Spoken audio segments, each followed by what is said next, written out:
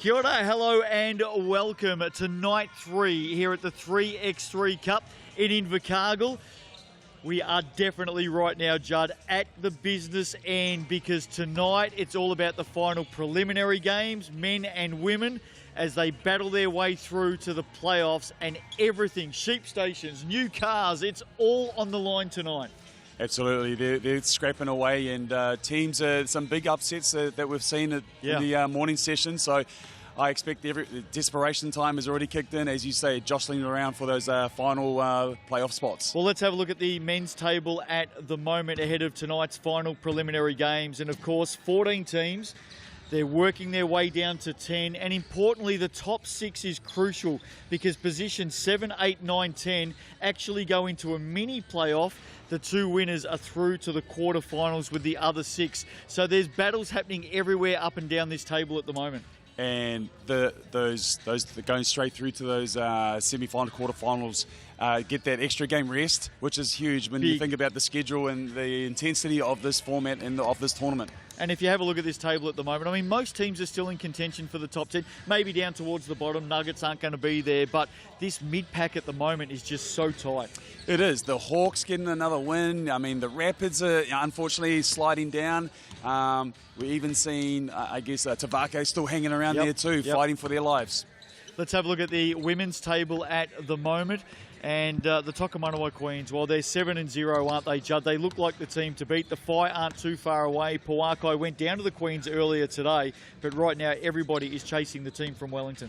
That's right, and I think the Waikato Wizards are probably the next team that's sitting there threatening those top 3. Everybody else, scrapping away to make those playoff spots. Before we get into the action tonight, of course, big talking points again will be the internationals, Tall Blacks and Tall Ferns up against the Australian Kangaroos. And after last night's action, midway point, the Kiwis are leading the Trans-Tasman's best of 8, 3-1 in both the men and the women. It's exciting times. It is. You know, the experience of the New Zealand men's team really coming into play, getting hot from behind the arc as well, led by Nico McCullough in Game 4 where he got 3 from 3. We saw some serious physicality in the internationals last night, both men and women. Do you expect to see the same tonight? Absolutely. It may even go, if it can, go up to another level too with the intensity. Australians, look for them to make some improvements. I think they'll learn a lot from Game 4, in particular with the men, and expect them to be better today. Let's get into it, shall we, Judd? It is night number 3, the final preliminary games in the 3x3 Cup for the men and the women, and of course, the internationals, the Kiwis, up against the Aussies. Enjoy. So we arrive at night number 3, Judd Flavel, here at ILT Stadium at Southland in Invercargill. Jets and the Hawks to do battle first up this evening, and it is an action-packed schedule. New Zealand and Australia men about to play after this one as well, first of their 2 games tonight. And there's a lot to look forward to. Absolutely. You know, we talk about desperation, business, end of the tournament, teams fighting for those last playoff spots. These first 2 teams we're looking at right now, the Jets looking pretty comfortable at second spot at the moment. 8-3, yeah. And the Hawks making their way up. You know, they young team, as we spoke about on day 1, grown in confidence, finding a little bit of rhythm here and momentum, which is all, as we know in sport, very important. And they currently sit in the all-important top 10, the Hawks. They've found a bit of form in the last couple of sessions, but they do have the likes of the Bulls, the Rapids, and Tavake, maybe even Waikato Uni breathing down their neck at the moment. What about the Jets? Let's have a talk about them. Campbell Scott, Jackson Stent, Liam Judd, Simon Lafale. Liam Judd has been a bit of a highlight reel so far here at the 3x3 Cup. Palmerston North at the moment, the Green Army up there, we know how passionate they are about their basketball, Judd, and they'd be getting pretty excited right now. Yeah, we sort of looked at this team on day 1, and they had all the makings of being a great 3x3 team. They like the size that they have. They can hurt you on the boards. They hurt teams on offensive rebounds and putbacks. They also can get hot from the outside. Liam Judd in particular, Campbell Scott. But the surprise one has been Jackson Stent from the outside the arc. So, yeah, this is a team that can get it done. They are sitting there. That's why they're at 8-3. So, Of course, the Rams are at the top there, but the Jets are breathing right down their neck. Two courts in action, of course, through every session here at the 3x3 Cup. We're on Sky Sport 4 tonight. All the action from Court 2 is on Sky Sport 2. And hello and welcome to all of our viewers globally, right around the world, being beamed to you through FIBA YouTube. Hope you're well.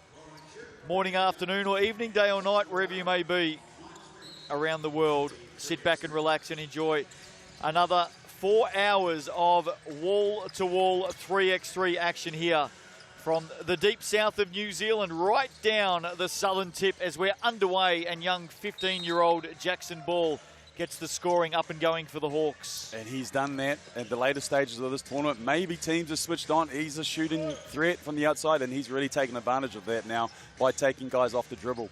He's actually hit 3 game winners through this competition, so Mr. Clutch at the moment, Jackson Ball, and there he goes again past Liam Judd. And again, just Liam Judd playing towards the scout at the start of the week. That would have been, get up and in, but Jackson's showing more than that. He's just not just a shooter. So really, he's probably, doing a lot of the damage here with the Hawks team. Very young team. Smiler there also, very young, 16 years old. So these guys are making a great run at this last playoff positions.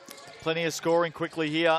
Hawks lead 3-2 over the Jets. Smiler through traffic, and not a lot of defense being played at the moment, must be said, which is a bit of an oddity given what we've seen so far in the 3x3 Cup. It's been grindy stuff, some exciting results.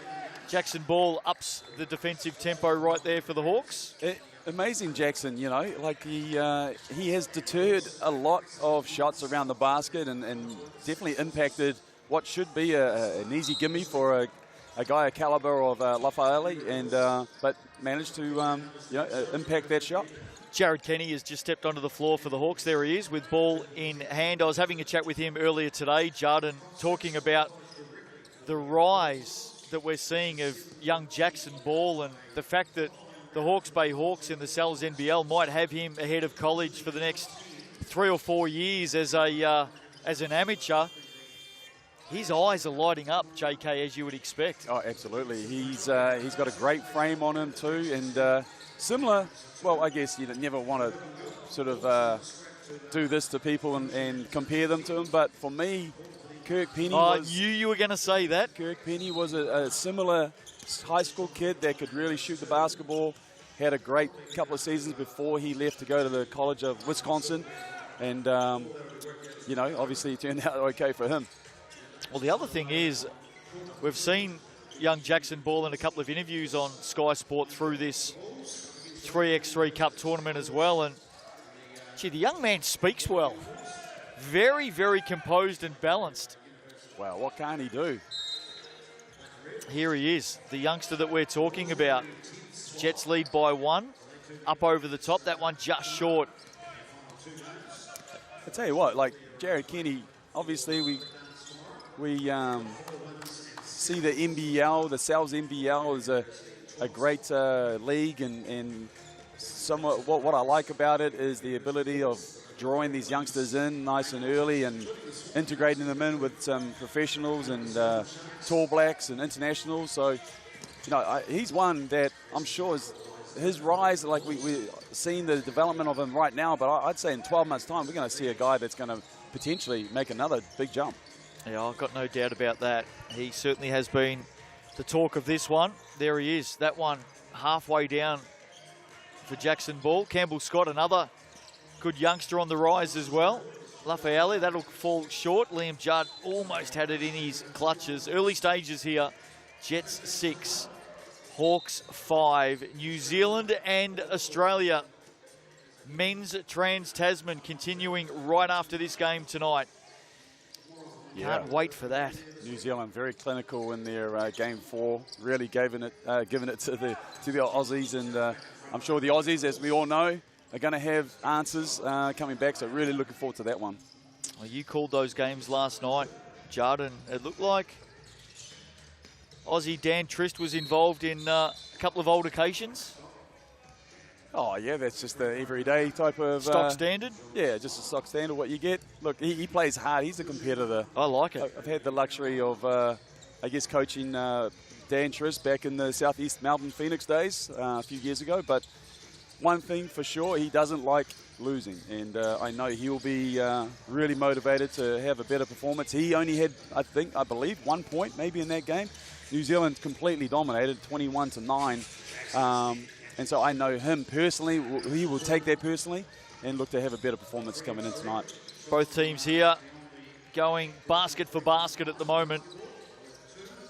9 apiece. Jackson Stent steps outside. Jackson Stent is really showing that he is very capable from beyond the arc. I've been impressed with his relocation beyond the arc in that sort of transition from defense to offense. And you can see him, he's really trying to establish that shooting from there outside threat already. We got to see a bit of him through the Sal's NBL season. Jackson Stent in new colours, of course. Was with the Rams and moved to the Jets. Probably got himself in foul trouble a little bit too much through the Sal's NBL season, and that may have diminished his opportunities from time to time. Yeah, Jackson, he plays that role where he's trying to, I guess, get under some of the opponent's skin, and it's for him, everybody has a role to play out there, whether you're a shooter, whether you're a rebounder, whatever you're doing, but he takes it upon himself to really, I guess, try to impact the opponent's ability, and whether or not it's an import or a very handy tall black player. So somebody that knows his role and is very accepting of that. Well, let's talk a little bit more about this wider Jets team. They have come here with a very athletic team that can play inside and out, and they've matched up pretty well through the 3x3 Cup so far. As we said, an 8-3 record, and they look like they're going to be right there at the business end. Rams still the team to beat, but there's a lot of people impressed with this team in green. Well, I guess if you were going to start up a 3x3 team, you go, right, what do we need? You want shooting. You want to take advantage of their 2-point line, double the points. You want guys that can put the ball on the floor and attack closeouts. Defensively, you want some size, you want some length, you want to be able to be versatile, a lot of switching. And you look at this team, when they walked in the building from day one, you're like, hey, this is the team that you look at and say 3x3 basketball, this is what it looks like. I reckon there'll be a few invitations around Palmerston North doing the rounds at the moment, maybe for a 3x3 party Saturday night. Tune into Sky Sport and see if this green machine can get up. They love a winner up there. Imagine that. Students will be going crazy too. Kobe Kara, nice basket. Got caught up in a collision with Jackson Stent, but importantly, number advantage here for the Jets. Can they make the Hawks pay? They can't. I don't think Kara had any other choice. He just took that one. Jackson got flying down with the rebound and landed on top of him. The Hawks clear out. They let young Jackson Ball go to work over Campbell Scott. Oh. Look at that from the young man. Had nothing to work with there, and the shot clock winding down, did a great job. Scott now on the move against Ball. Nice finish by Campbell Scott. Yep, Campbell Scott, as we've talked about before, had a great season with the Jets. Looking forward to seeing what he brings to the Sal's NBL next season. Yeah, I think he's one to watch for sure. Great defensive play there too. Liam Judd to Campbell Scott, wide open for two. Come on, Campbell. That one goes down. Tied up at 13 apiece. Good contest. Foul there. That won't count for Jared. Smart foul. We see the players that have really grown, I guess, to understanding the way to utilize these fouls. He was half beat there, automatically wrapped him up before he could get into that shooting motion. And talking about that, understanding the fouls, that was one of the areas I felt like the Australians, the men's team, they could really take a lot of learning from, and they allowed too many easy baskets just to be, I guess, challenged, but not enough. And so, looking back at the film, I'm sure they've made had a discussion about that. Good setup there, Campbell Scott to Liam Judd. Adds one for the Jets. They lead by that basket. Ball firing away. Liam Judd now with a little bit of space. Does he step back? Oh, he nice, may get the handoff. Yep. Read from Kenny. And he'll finish. So Jets by 2. About to heat up in the dying stages of this opening game tonight here in Invercargill. Liam Judd hands it off. Campbell Scott on the step back. Tough shot as the shot clock wound down. And a foul against Simon Raphael, if nothing more than to get a whistle and stop the game, allow some subs to come in. Yep, smart foul. You got 3 fouls to give now, so, 2.5 minutes to go. They're still in a good position. Let's see what the Hawks run here of the set. Hawks still in contention for the top 10 at the moment. A win here would be handy. It would be very handy for them. Judd weaving some magic up high. Can't finish. Kenny quickly out. Look out. Smiler on the drive. Jackson Stant. Can't believe he left Jackson Ball right then. And very, big bullet. very lucky not to be punished for it. He may get 2 of his own back. He does. And the Jets lead by 4 with that. Ball on the move. Look at the speed of the young man. Hey, count it. Oh, come on. Count it. Look at Jared Kenny. He wants it. He was surely up in the motion of shooting. There's the Stent 2. Jared Kenny's having a laugh about it now. He may have been facing us and when he was shooting, but he was going upwards, wasn't he? I like it. I'm going to count that every day of the week, if nothing more for the highlight. Here's Smiler. Kenny. Catch, turn, shoot, make, JK. Jared Kenny turning off his left shoulder. That's his signature shot right there. That and in the corner. Margin to 2, make it 4 as Campbell Scott nails it for the Jets. And all of a sudden, the team in green getting very, very close to win number 9. And, just how quickly the Jets can put points on the board. Those 2-pointers, the threat from the outside as we talked about. Kenny. Up over the top, nails it. They're still in it, the Hawks. Yep, absolutely. 19-17, 1:22 to play. Campbell Scott can finish it from outside. He prefers to go inside to the basket for the 1. Has it knocked out of his hand. Jets keep it 2 on the shot clock. They got 1 foul to give too, so. Liam Judd sitting. Jackson Stent's got to go. Ball with the block. Hawks alive. Got to move. Jared Kenny knows it. Looks good. Is good. Tied up 19 apiece. We have a ball game. Another tight one. Campbell Scott for the win. Clutch stuff from Campbell Scott.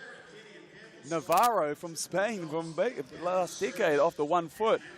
Here it is. GJ Gardner-Holmes replay. And with that, the Jets get win number 9. Just goes to show that outside shooting. Real issues can cause real issues because you got to make the decision. They can hurt you in a number of ways, this team. A real threat. Well, Campbell Scott with the game winner, and here he is with Cat Jones. Well done, Campbell Scott. Ice in your veins. How do you feel after that shot? Yeah, pretty good. It got a bit close there at the end, so kind of just, hope for the best and put it up late shot clock, so yeah. No bad shots on 3x3. Now, you guys have had a great run. You're heading into the kind of business end of the tournament. I know that you've got, 1 or 2 more games left? One more game tonight? I'm glad you know. And then looking forward to tomorrow.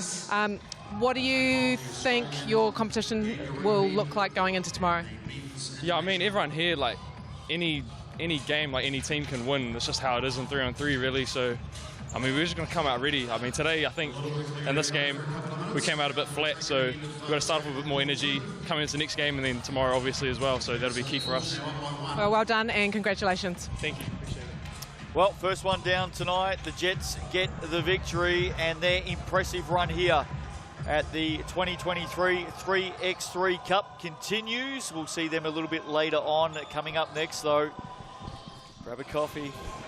Strap yourselves in. It is going to be on for young and old. The Kiwis and the Aussie Trans-Tasman rivalry about to heat up right here in Invercargill. We'll see you on the other side of the break.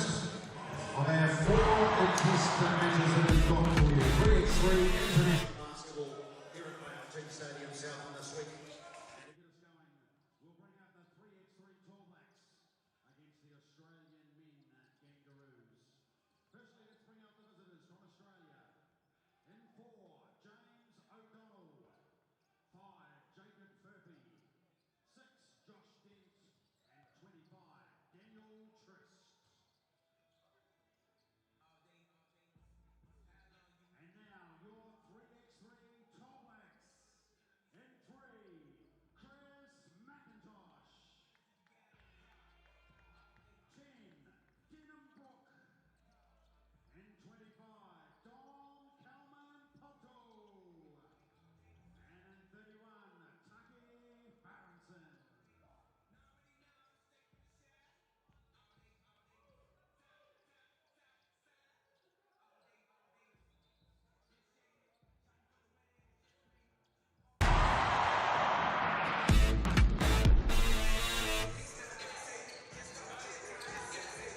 Welcome back to Invercargill. Justin Nelson and Judd Flavel with you this evening.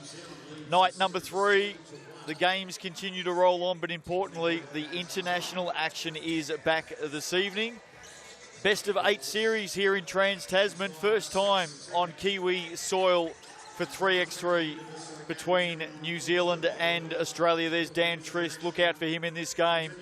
But at the moment, Judd, halfway down, 4 games played. It is the team in black, the New Zealanders, leading the series 3-1. Yeah, and I wouldn't say to be expected, but I guess just highlighting their experience that they have and chemistry that they've had. A lot of these guys have played together before. The Aussies on the other side, still, I guess, getting to know each other and I think getting to know the little nuances of the game with 3x3.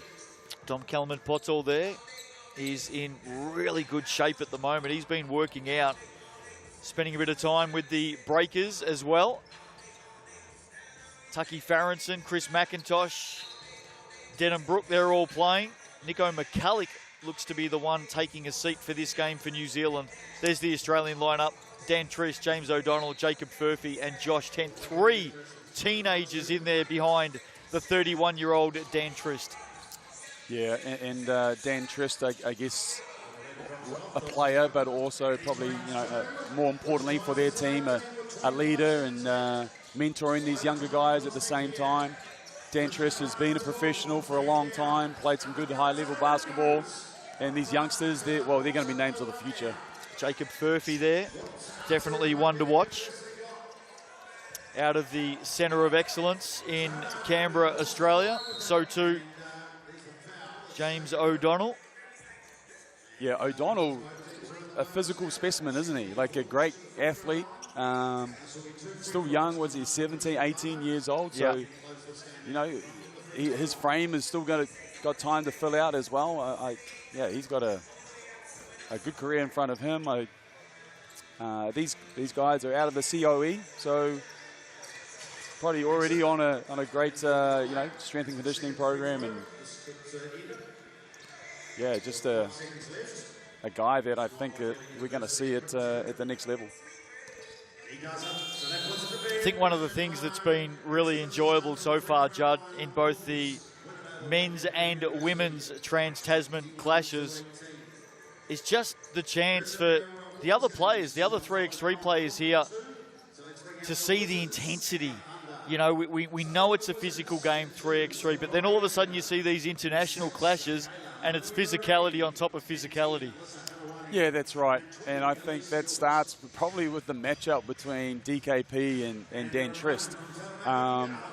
They've been, I guess, 2 guys that are known to play a physical game, even in the regular traditional 5-on-5. But here in this setting, those are the 2 that like to bang bodies and use that to their advantage. But I also, want to see some skill level here where we can see the athleticism and look at the skill levels and admire that as well.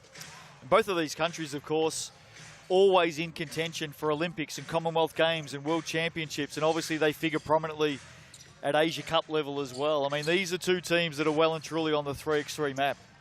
Yeah, that's right. I mean, New Zealand, these guys are, tours overseas. Ty Wynyard currently playing in China. It's a career that you can make. Underway, New Zealand with the opening shot of the game off the hand of Denham Brook. Denham Brook can hit that too. He's a very good spot-up shooter from the outside. Foul there underneath. Chris McIntosh grappling with James O'Donnell.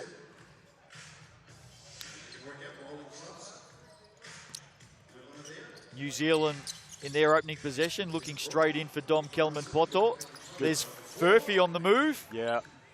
Good screen from Dan Trist, really cleaned up his man. Opening points to Australia tonight. They lead by 2. Farrenson down low. Kelman-Potol banging bodies with Dan Trist. Expect to see a lot of that. What a finish by DKP. He is one of the best in the business. You think you've got him pinned under the backboard. You think you've got it done enough, and he comes up on the other side, somehow finds an angle. Well, you and I, when we left the stadium last night, we were actually talking about Dom Kelman-Potol and whether he's one of the best in New Zealand, or not whether, we believe he's one of the best in New Zealand. Just block to block underneath the basket, working in and around the backboard, and we just saw that on display right then. He's a tough matchup one-on-one down there. He can go through you, he can go around you, and then he's crafty enough to know where to position the basketball and looking to get those scores. Australia looking to use that height mismatch inside, and they do in the end. O'Donnell with the score. McIntosh just looking to draw that delay of game. Australia lead 3-1 early stages, game 5 of the Trans-Tasman. Tucky Farrenson all the way to the hoop, gets one back. Yeah, he lifted Furphy off his feet there. Got to stay disciplined. Great pass, Furphy to O'Donnell inside. Another basket for James O'Donnell. Here's McIntosh. Dent wraps him up. Foul is called. Josh Dent just looking at the officials and claiming it was a clean take. There's the O'Donnell finish. Good start for the Aussies. Up 4-2. Yeah, they'll be happy with this after last night. Yep, the fact that they struggled to score last night, so... Farrenson from the corner, leaning back on the 2. And that's what he can do. Oh, this is going to be a 3-second count. Trist unable to take it cleanly. And as a big looking for as anybody looking for that step over inside the paint, you've got to be so quick to make sure you've got that ball. Otherwise, you've got to get outside that paint. Because by the time you make that catch, the refs for sure are going to call that 3 seconds. O'Donnell looking to go straight at the cup, all the way off. Good finish. The restart, and he does. He's doing quite well so far. Yeah, I mean, how tall is he? 6'9", 6'10". Just having that extra length over top of Denham. Farrenson receives from Kelman Poto. Rebound flying up, Denham Brook. Denham Brook, very good offensive rebounder. Dumps it down for Kelman Poto. Back. And he can stroke that. For Brook. That won't go down. Trist with the rebound. 7:45 to play. Australia leading this one by 1. Game 5 of the Trans-Tasman. Josh Dent in and out. Good slip there from O'Donnell. Just put the confusion there with the 2 defenders. DKP going to work. Foul called. This is one area I think O'Donnell, I was talking about this last game, just making that adjustment. Dom makes that post move. He's probably seen that spinner half a dozen times at least over the last few games. Got to make sure he makes the adjustment. McIntosh loves a downtown bomb. Just like that, adds 2, and the Kiwis take the lead. Now he's got some work ahead of him. Massive mismatch inside. McIntosh nearly did enough. Yeah. Late call there on the foul. Yep. He does so well, undersized. He's given up a lot of height, a lot of weight here. But one thing that he does extremely well is he moves his feet. He hits hard on one side. He knows the spin's coming, and he meets it on the other side with a really good hit, enough to just keep the big man off balance enough so he doesn't go straight up for the finish. Great slip, great cut from Denham Brook. Nice pass from McIntosh, was it? Again, giving up size inside. This Watch time him meet the spin. On O'Donnell. Oh, okay. I haven't seen... Holding foul called there. Yeah. McIntosh, look at that for a pass to Denham Brook. I actually agree with the call from Mel. It's just one of those rare calls that we don't usually see. 7-5. Oh, yep. There we go. Now we're starting to see Australia starting to figure some things out. You know, O'Donnell has been very active, slipping the screens, rolling, getting out nice and early, putting a lot of pressure on the switches. Timeout here, 6:51 to play. New Zealand lead Australia 7-6. Delay of game warning against the Australians. So next time for them, it will be a technical foul. Dom Kelman Poto having plenty to say there in the New Zealand camp. Game on. This is what they do well. McIntosh in particular, when he makes that catch under the basket, you know, to clear it out, he'll actually go and initiate that contact and make it, I guess, seem like he's been obstructed and not able to get out to the clearance spot and putting pressure on the refs to make a call. Back Great underway. great. Kelman Poto handing it over to McIntosh. Now again, some holding going on off the ball here, Judd. This time, Farrenson and O'Donnell wrapping up and tangling. That was a great set there. Great flip screen to free up the shooter there from New Zealand. A foul was called on Farrenson, so an Australian ball. O'Donnell to get us started. They immediately look for the switch, Trist and Dent. And some confusion there for the Aussies. So the men in black get it back. Good size on the court right now, isn't it? Like both teams. How tall is Furphy? He might be 6'5", 6'6", you know, and plus on the court, O'Donnell, sorry, with 6'9", Trish 6'9". Well, the two smaller guards, Dent and McIntosh, sitting. Yep. So plenty of height, as you said, out there. Oh, look out. Kelman Poto can land the two. Beautiful. A lot of space there for Kelman Poto, who receives inside, lays it off, getting up. Denham Brooks slams it down for another point for the Kiwis. They lead 10-6. Can the Aussies respond? Yes, they can. Denham Brook with a great follow cut. Saw the double team, which is a rarity in 3x3 basketball. Tris coming down. Would have been better just to give up a foul in that situation. Real tough to get a double team and get away with that one in 3x3. And a misplaced pass from New Zealand. They turn it over to Australia, trailing by 3, the Aussies. Dent to Furphy, short on the iron. McIntosh drags it in, immediately goes into attack mode, trying to blow past Trist, and doesn't finish though. Yep, Trist just there close enough just to worry him out of that shot. Here is Dan Trist, banging bodies with Denham Brook, flicks it up and in. Nice basket. Finish, yeah. Denham Brook did well, just had him going back away from the basket, but Trist up to the challenge. GJ Gardner-Holmes replay. Well, that's just tough stuff. Dan Trist, the 31-year-old. He does have a soft touch, and that's about his range with that nice little jump hook there, or runner from that position.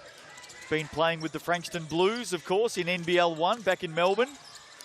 Yes, had a season with the New Zealand Breakers there too. Yeah, he did. Foul there on Trist, who takes a break now along with Denham Brook.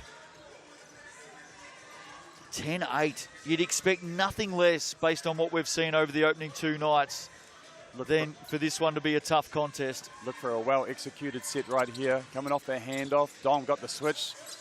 It's going to go downstairs and a quick spin baseline.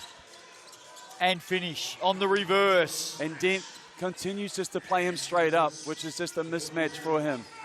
Maybe a mismatch here as well, as O'Donnell gets the jump over McIntosh. The difference was, though, McIntosh had him 8 feet away from the basket. Dent, the way he's playing him, laying his body onto him, he's allowing Dom to get the spin and get what he wants. Got to make the adjustment there, young fella. Aussies grab the loose ball off. Furphy's got some space here. Can he make New Zealand pay? No. Farronson, rebound. They reset the Kiwis. They're up by 3. Kelman Poto wants it down low. That's a hard one to take in. Just take one dribble down to low. It's almost a lost art, this post-feeding game. And so much is about... Got to get the angles. Yeah, absolutely. Old school. Get in between the basket, line up the basket, post player, and the ball. Turnover there for New Zealand. Good hands. Farronson knocks it away from Dent. 4:46 to play. Question for you. Is the post-game going to make a comeback in terms of everything's gone to ball screen space, playing with a lot of drive and kick? Do you see this post-game coming back anytime soon? If you got a good post player, yes. Yeah. I agree. You got to play to your strengths. Denham Brook inside. Clearly got a knock there. He'll head to the TAB and have a look from the stripe. 11-9. I think it's always about, you're right, the strengths that you have, and certainly if you've got a good post play. We see it in the Cells NBL with Dom Kelman Poto. We've seen it for years and years. His ability off the post, twist and turn, dribble the baseline, work block to block, get into a great position. His ability to actually reach back in from underneath the backboard and finish is quite unique. And if you've got a player like that, you're going to feed him all day long. Yeah, he's a tough one to scout, but an easy one. Once he makes the catch, you know what he wants to do. He wants that spin, but just which hand is he going to finish with? He can finish with either hand. Ty Wynyard, another one, very effective in that. Oh, go ahead, Tristy, throw it down. And did. Margin of 2. Yeah, you're right on Wynyard. Foul there, called against the Australians. What we are starting to see evolve more and more in global basketball is the big fellas are definitely able to spread the floor, step out and hit those long shots. That's been the biggest, I guess, transformation in the game. We've seen bigs that traditionally would run straight line to the basket. Now again, the rebound and advancing the basketball, and the guards are running to the corners, giving them some space to work with. Oh, Chris McIntosh. What a finish by the New Zealand guard there. Huge effort, off balance. Yeah, tough shot. And they're the sort of baskets in international 3x3 Trans-Tasman rivalry. These are the sorts of baskets that can win games. Yeah, that's right. I mean, the defense did everything possible. The little things like that make a difference. Dent now against McIntosh. Can't get it to go. Good defense, Chris McIntosh. O'Donnell tried to roll that time again, but New Zealand stayed with their own, didn't switch. Didn't allow him to get that clean roll to the basket. Reaching in, O'Donnell with the foul. I just wonder if the New Zealand team, when Aussie started the game, they got some clear rolls to the basket and were able to get easy scores. I wonder if New Zealand in their timeout made the adjustment and said, hey, for now, right now, do we make the change and stay with until they start hitting bodies? Always a game of basketball where adjustments are made on the fly. Coming up next on Sky Sport 4, night number 3 at the 3x3 Cup. Back into the men's 3x3 Cup competition, the Rapids and the Whai. Now, the Whai are running really red hot at the moment in the 3x3 Cup competition. Not so much the Rapids, more on that shortly. They have quickly gone downhill after day one. Rapids, we're looking fantastic on day one. Everybody talking about them, including myself.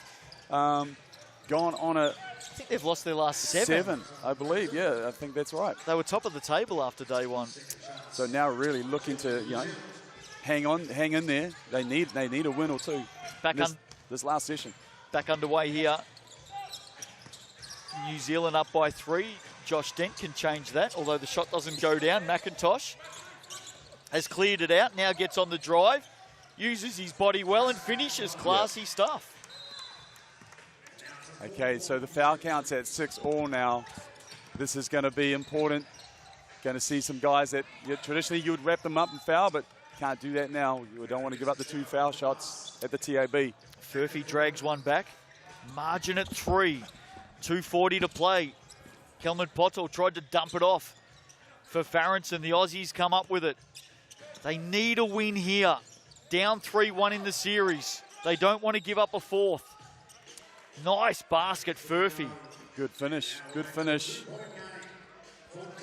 Back to 2. Smart, McIntosh inside Farrington. Yeah. Hesitation was wonderful. Yeah, they're really picking on Dent down low underneath. Dent misses from outside. You're better off as a smaller guard to play behind and make him catch it in front. Play behind, force that catch to be caught up high, so where the offense needs to catch it and make a dribble or two. All the while, seconds are ticking away, and the refs are, as we talk about, they're quick on the 3-second count. So rather than playing in front and giving up the lobs. Josh Dent called for the foul there. New Zealand has called a timeout. They lead by 3. They win this one now, New Zealand. They go to a 4-1 lead with 3 games to go, and you would think have 1 foot firmly planted in the winner's circle for this best of 8 Trans-Tasman series. Yeah, that puts them in a great position. A long time to go, still 2 minutes, but that would put them in the driver's seat for sure. You mentioned that foul trouble, and it's about to play out for the Australians now with Dom Kelman Poto at the TAB for 2. Tall Ferns and the Kangaroos, women's 3x3 internationals not too far away over on court 2. All of that action going to start on Sky Sport 2 in about 10 minutes time. Here's Kelman Poto, knows these rings really well. Oh, look at that, Denham Brook. Just outworking him. 16-12 to New Zealand. Trist tried to thread it through to O'Donnell. Foul called. Foul. Is that going to send him to the TAB? It will, yep. So Farrington heading there. Trist, when he blew by his man, he just You know, that little interior pass, very rarely you're going to get away with that strike zone pass. It's got to be upstairs to, was it O'Donnell there waiting for the ball? Yep. Yeah, that's an easy one. Throw it upstairs for the big man, or at the very least down below with the bounce pass. Oh, Farrenson's missed both from the TAB, but he's gone and got it. We've seen 4 missed foul shots. Dumps it inside. Brooke, really well done. So too, O'Donnell with the block. Yep. Saving the bacon there for the Australians. That's that length we were talking about. Denham will meet that upstairs. And does. Slaps it away. New Zealand back in possession. Farrenson, Brooke. Shot clock at 4. McIntosh fires away from deep. Doesn't get it to go. Loose ball picked up. Farrenson tried to flick it off the foot of Dent. The Aussies have got it. Look out, Furphy. Wide open for 2. No.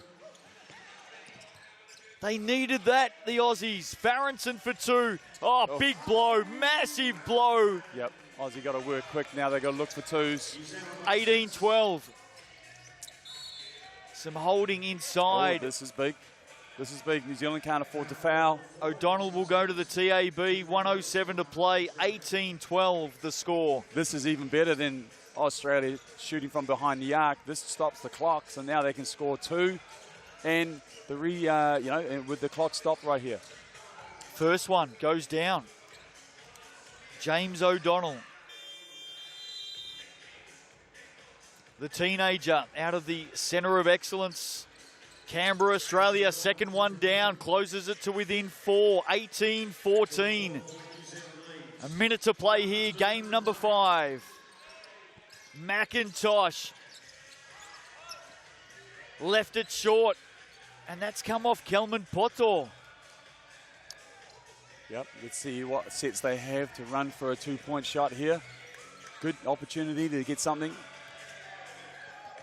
Dan Trist back into the action. Furphy and Brooke are sitting, respectively, for their teams. Dent. Oh, they're looking for the roll again. Farrenson stays with him like he did last time. O'Donnell off the glass. Good to go. Back to 3. Plenty of time for Australia.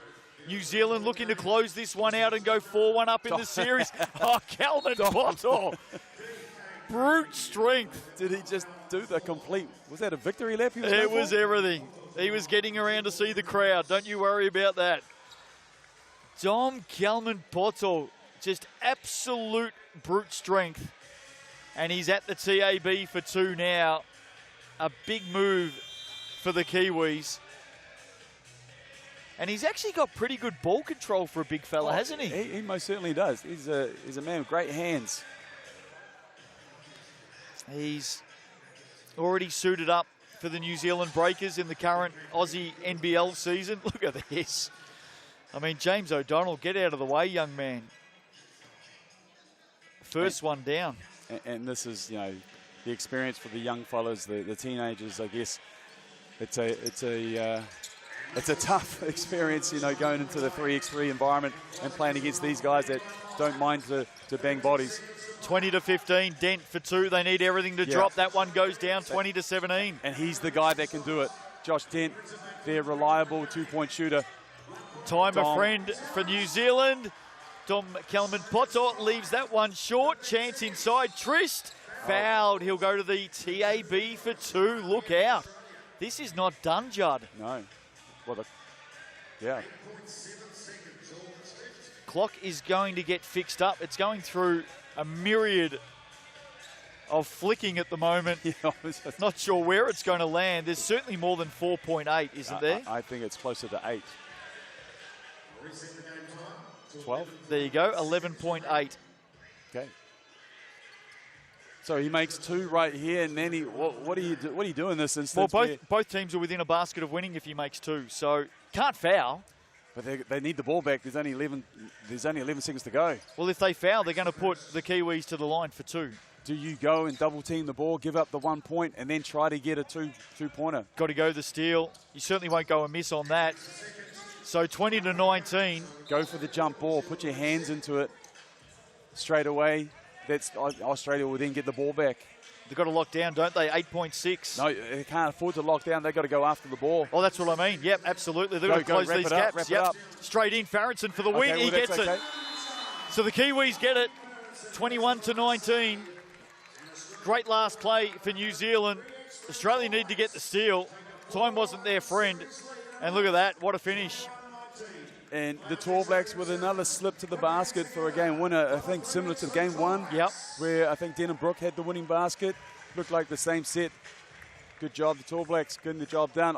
Amazing fight back from Australia. I thought they were not even, they were really behind. And well, it was 20 to 15. That's right.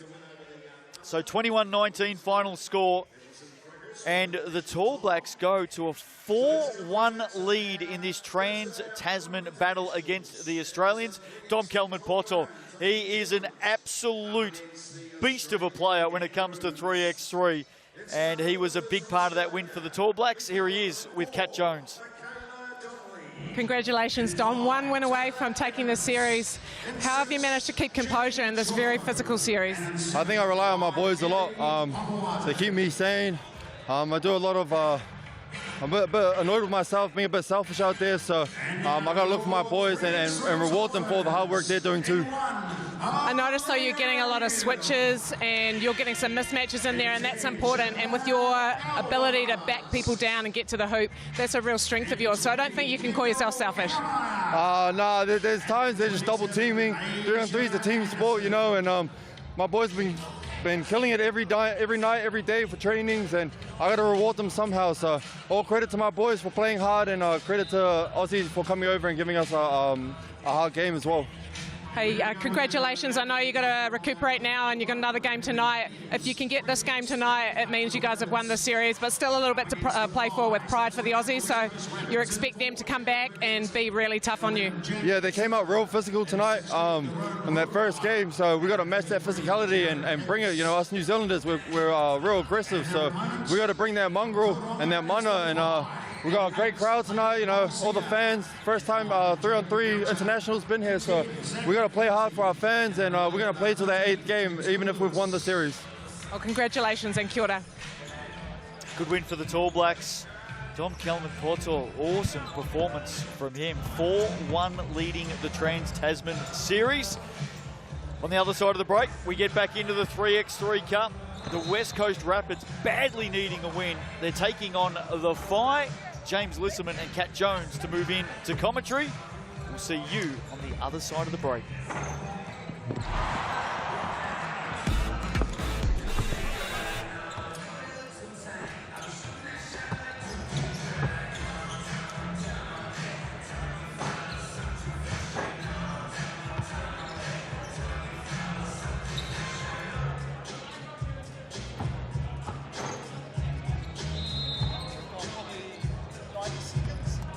So just like the All Blacks, the 12 in their series, after the opening couple of nights by 3-1. Jackie Trotter lays it in for Australia to defend a 1-0 lead.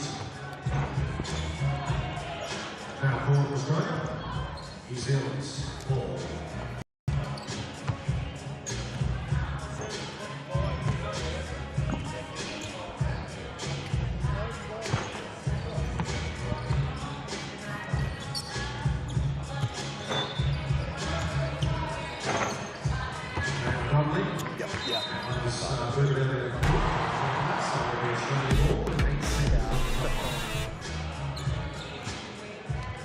Kia ora, welcome back to Sky Sports Sport. James Lisserman along with Cat Jones here.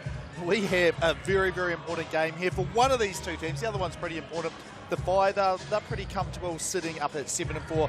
Rapids 4-8 though, Cat.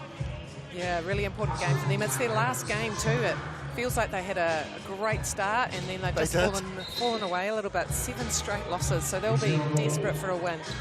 So the teams are about ready to check the ball as soon as we give the OK signal. Here we go. We're going to start this game off. It's going to be Pave Momosea starting for the Whai in their dark uniforms with Tatui Lewis and Zach McKenzie. They're going up against Jerome Rokawa, Jared Hibbs and Jared Burnett.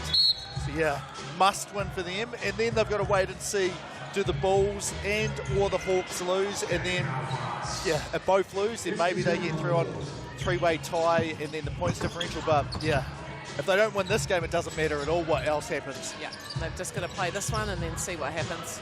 So Pave Mom was a bit too strong. Rokawa and Tatui Lewis a battle for the rebound there. And I just think the Whai have been on a roll. They've won 3 in a row today. This is their 4th, and they just seem to have gone from strength to strength. Yeah, I'm almost surprised to see that they've dropped 4 games. Like the way that they've played at the start of the competition as well. Just, you know, you can always play a team which is on just an absolute heater as Momosea gets to the rim there. Burnett tries to answer, draws the first foul of the game.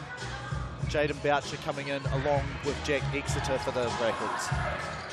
Yeah, the Whai, just the way they move, I think both men's and women's Whai team are just very athletic, very fit teams. Move really well without the ball, and they're always cutting. They're going straight from offense to defense. Their transitions impeccable. Yeah, well, the Whai are my pick on the women's side. That's who I think has impressed me the most, and I would not be surprised to see them lift the 3x3 Cup.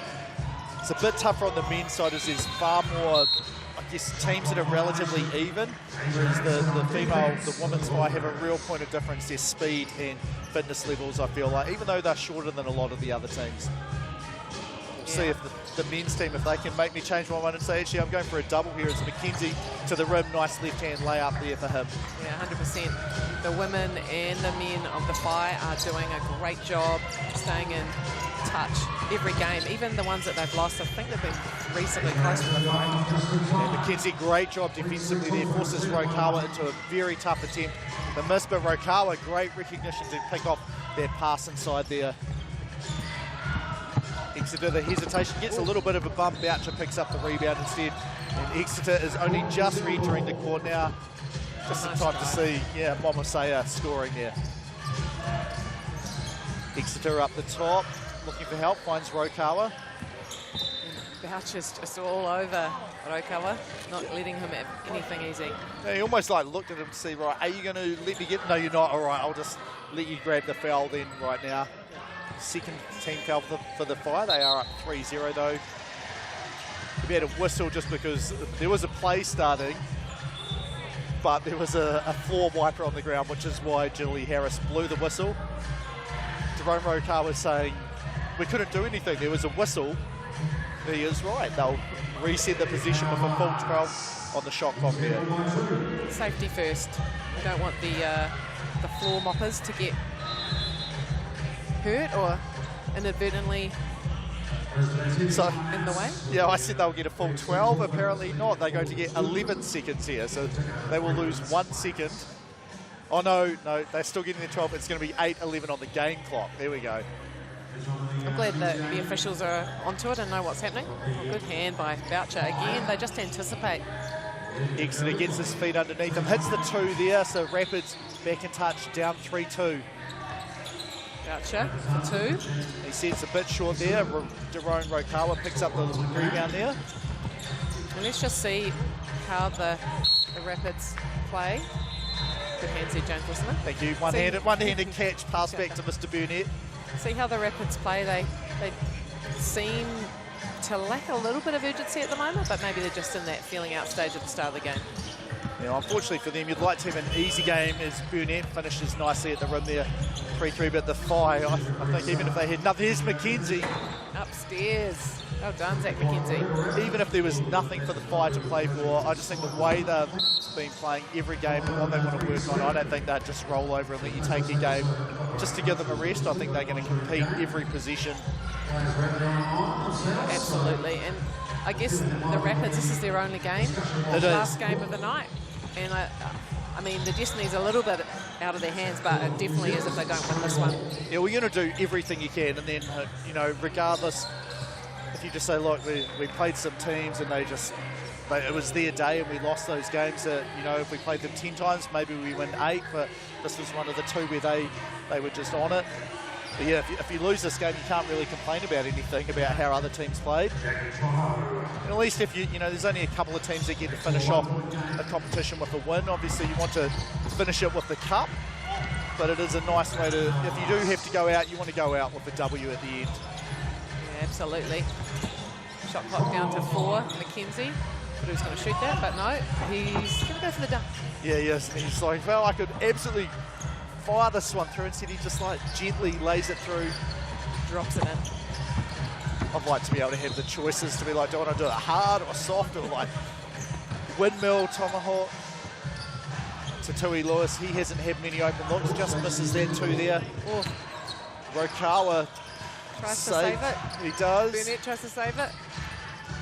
But Boucher picked off the angle there. There's to Tui Lewis. Nice inside hand layup for him. It's the first open look that Rokawa's had with someone running out at him as I speak, but Males manages to nail that one. Yeah, he was #1 in scoring after day one.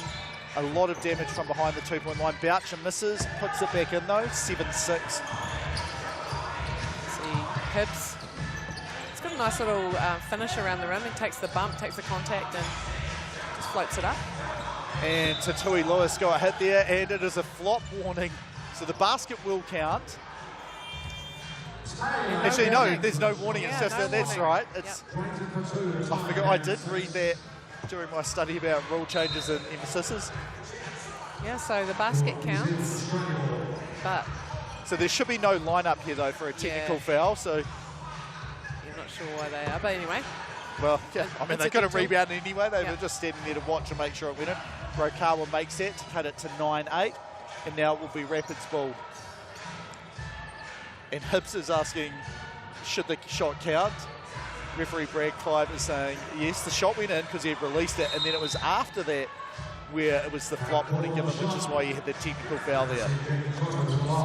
so Rapids with the possession. Rokawa up fake. Step back, he's well defended by Tatui Lewis just off the front of the rim, and ball pinballs around back to Rokawa. Burnett for two. And that gives the Rapids the lead now, up 10-9. Lewis, can he answer? Not this time. Burnett, little hezzy, back against Lewis. Nice, he gets him back with the inside head. Marcia puts Rokawa on skates and finishes at the rim. And I think we'll get a delay of game warning here. It is, yeah. Momoy Saya there. Those two know each other from Lincoln University. See the nice little skip through finish there. Rapids with a 1-point lead here in their white uniforms against the Fire and Dark. Exeter lost the ball as it was tipped by McKenzie there. Rapids with 7 on the shot clock. Good chest, good pass there from the floor sweeper. Yeah. Just hoping for a contract. Well, Burnett says, this is what you have to do to get a contract. Shoots it deep to Momoy Saya, just drops it in. Rapids got the slim lead, but again, just with the defensive ability of the Whai and their switching defense. Exeter, tough shot there, no good. You heard the buzzer go off. Momoy Saya with the rebound. Ball is. Forces that, yeah. So one thing the Rapids have done, they've actually kind of, the Whai haven't been able to run their sets of movement as efficiently as normal. And I haven't been paying a whole lot of attention to other Rapids doing something differently. Well, there's one thing. Yeah. You can do just hold someone and Yeah. not let them get through. And they're only on the one team foul now, so yeah, they can afford to be a little bit more physical. 5 minutes to go in the game. Momoy Saya calls for set number 1 for them. Boucher sets the pin down to Tui Lewis and then straight back into a ball screen for him. Hibbs Yeah, good. defending. Yeah, that was a good job there. Oh. Momoy Saya again is able to skip to the rim. They're just biting, aren't they, the Rapids on that 2-point shot. But hey, as we know, the 2-point shot is a lethal weapon. So you'd rather give up the one than an open 2-pointer. Burnett's just saying, I was actually hit that time and I was watching him and I agree with him. He was hit on that one there. And again, the floor, yeah, they're like, any chance we get, we are going to run out there and try and tidy up the court. So 13-12 here, Rapids, a slim 1-point lead. McKenzie gets bumped out, has to dribble all the way through. Momoy Saya step back 2 this time. And that's why they've been closing out on pace. So 14-13 now, Rokawa. There was a whistle on the other court, forced him to freeze. 2 no good, McKenzie the rebound. Momoy Saya calls for the flare, slipped, he shoots another 2. Good awareness by Tatui Lewis to hit the open shooter, just made one. And McKenzie tidies up, so all of a sudden, Whai up by 2. Yeah, McKenzie a little bit of a grimace. I wonder if he has a little bit of cramping there. The Rapids, yeah, like, I'm not sure who the foul's on. I'm judging it's Tatui Lewis. Unfortunate. Yeah. It's just one of the ball was there, and both guys have a look at this. Just, yeah, I mean, it's. I think referee Gilly Harris is right. If you're forced to give a foul on that much contact, it probably is. No, actually, he's got the ball in the top, so it was on Burnett. defense, yeah. Oh, great hands by Burnett, disrupting.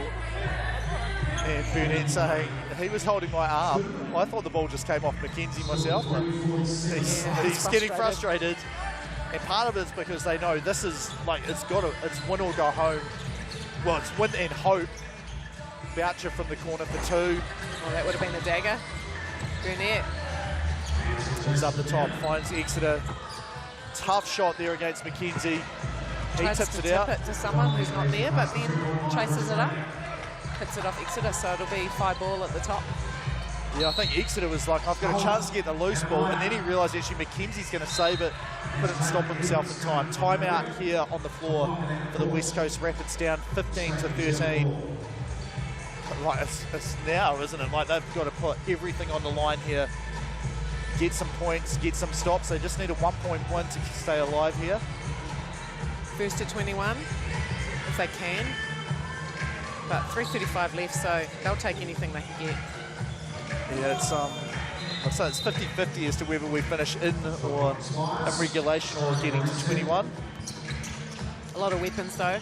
Oh, great screen by Boucher. Yeah, well, that's awesome action there from the Fine. You can see they've had 4 practices before the competition started, which may be the most in the competition for any of the teams with their actual players. The Rapids have had about the same, but Rokawa a very late addition to their squad. And you see there the practices just getting the timing on a relatively complex set like that down. Terry Lewis just tips the ball Yeah, out. he's lucky there because don't they have the delay of game warning as well? So Yeah. if the check wasn't good enough, that would have been another technical foul. Burnett looking for basket. Step through. Tough angle there, gets his own miss though. Easier shot that time, 14-17, 3:08 to play. And Rapids have got fouls to give too, so you'd expect that they would not let that one go, and they do. Boucher makes the bucket there, 14-18, under 3 to play now. Things are not looking great for the Rapids at the moment. They just need some shots to drop. They do. Burnett there saying the shot clock's only on 11. And there we go. Now he has the extra second. They need to be going pretty quickly, but there's no point going shorter than you have to. There's one of those fouls to give that you thought might happen. Boucher. Also, Mackenzie's giving a thumbs up. You guys can stay there. You're doing well. Hibbs on the bench next time as well. Yeah, I noticed they tend to stay with this group, the Rapids. It's probably their best scoring. Oh, actually, I don't know. Yeah, this is probably the Rapids' best scoring lineup. Hibbs gives them a bit of muscle, though. Fortunately, they will not be happy with that defensive effort. Tafe Momosia with an open 2 puts the Whai 1 point away. Yeah, it's looking like well, they're going to need an absolutely awesome finish here. Good back cut. Exeter, I think he's blocked by Mackenzie, and then they both hit the ground. Exeter back up first, and Tatui Lewis draws the foul. Burnett. And yeah, it looks like, yeah, Exeter's like, he was just off camera, like his arms just like, I think it's slipping, like the body language slipping away from them. There's no point giving up now though, like, you know, you never know what might happen here, but it's going to be if the Rapids can come through here, it's going to be a very exciting finish. It surely is. Especially with Whai possession right here. They could nail it. There's the screen and then the flare back to Tui Lewis down to Zach Mackenzie. This is a battle. He gets blocked by Exeter. Good job defensively, Burnett out to Exeter. So they're going to need some 2s in a hurry here. Go to the rim. I don't think that's what they need. And Exeter screens Rokawa and Mackenzie. Exclamation finish there. The Fire sent the Rapids into the spectator seats there. And we'll have a very quick chat to one of the players. We'll let Judd Flammel choose whoever he'd like. Momoisea had a lot of buckets at the start. Mackenzie gets the exclamation finish there, but pretty comprehensive one there for the Mid-Northern Fire. Yeah, 4-0 just today. Yeah, it's the handsome man, Mr. Momoisea, going away with Judd Flavel. So we'll hear for him in a moment. Coming up after his interview, we've got the Rams against the Bulls, two teams which will be feeling pretty good. But anyway, first we're going to have a listen to Paith Momoisea with Judd Flavel. Paith, you guys are on fire right now. Your 4th win today.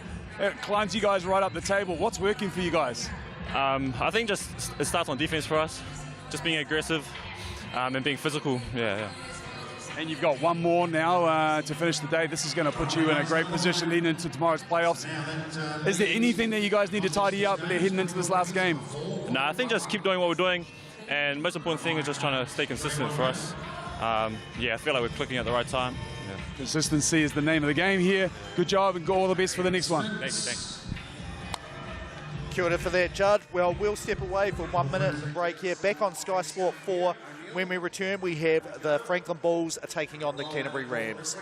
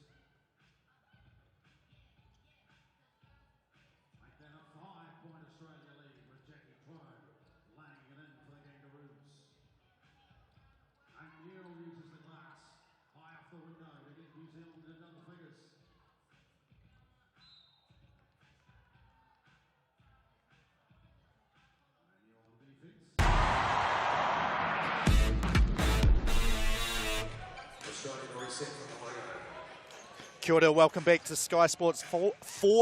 James Lisserman along with Kat Jones. Coin toss is just happening on court between the Canterbury Rams in their red uniforms, and they're going up against the Franklin Bulls. Franklin Bulls 5 and 7, I think. And did you say they're in 9th place at the moment, Yeah, Kat? they sure are. Yeah, they've had a game first up tonight, and they got the win. So, yeah, they have improved from 10th to 9th, and they face the Rams, who...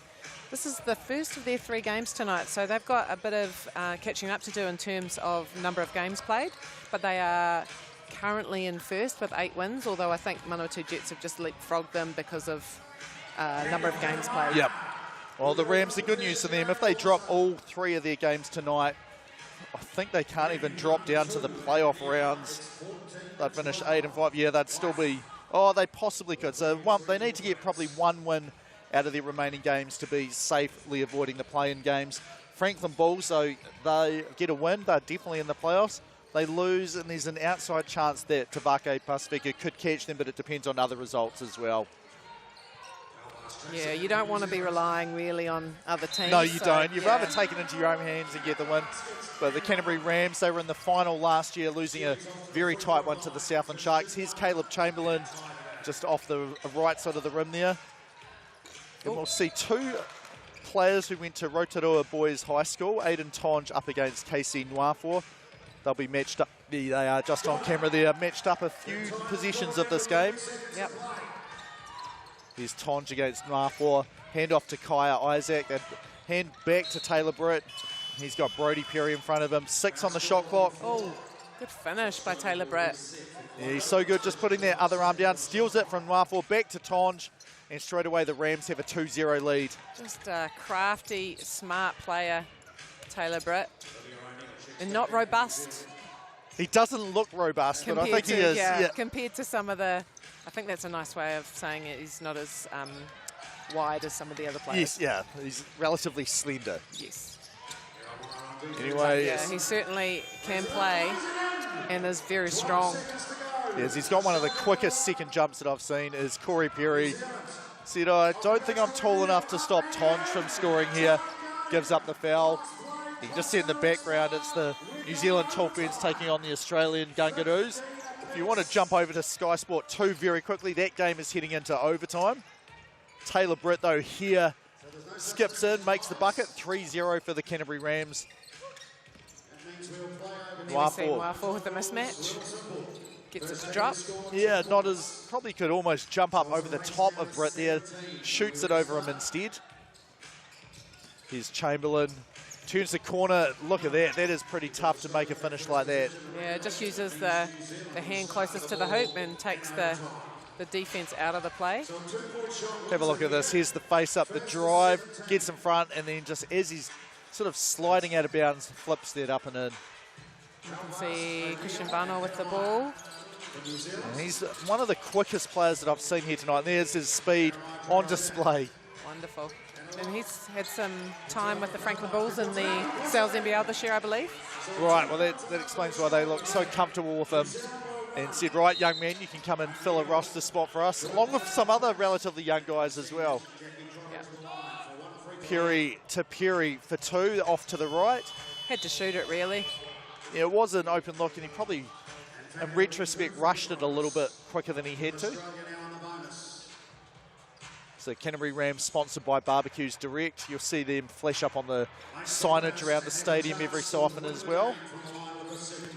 Ton spins to the baseline, back to Kaya Isaac for two. And I was going to say, Nwafo gets the rebound, but he didn't. Tonge tipped it away, ends up in Isaac's hands for an easy bucket.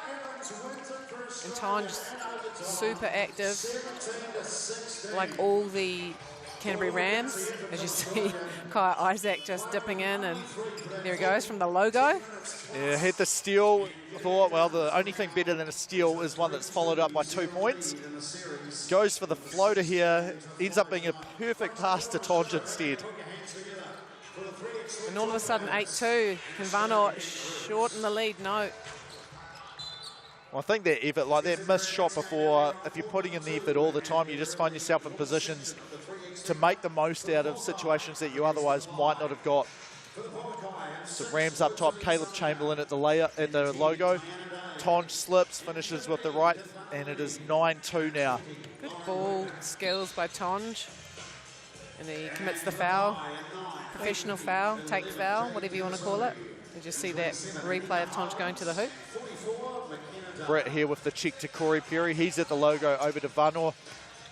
Faces up. He's got him past Isaac, who was like, I was trying to foul him. Well, it's 1 point regardless. Okay, Chamberlain, look at this. There we go. There we go. Goes upstairs. I've seen him throw down more impressive ones than that. So on the Caleb Chamberlain Mr. Plays of the Week scale for highlights, I'll give that about a 3, I think, for him. So if you're watching this late, out of 10. If you're watching this later, Caleb, I expect more. I know you've got more in you. He's probably just aware that yesterday we had to change courts. Oh, that's true. Yeah. So he's doing it for everyone, right? Yeah. Try not to be selfish.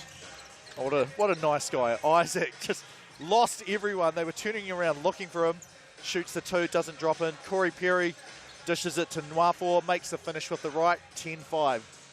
Haven't seen a KC dunk this tournament yet. He's had some nice ones as well. Yeah. He's a believer, and if you get near the rim and you're up high, power it down. Excellent. Well, let's hope we get to see some of that before this game is over. 11-5, though, not looking too promising in the early stages for the Bulls. No, Taylor Britt at the free throw line, ready to shoot one as well. 12-5 the score now. Nwafo says, you take it. Perry says, no, you take it. So Nwafo does take it.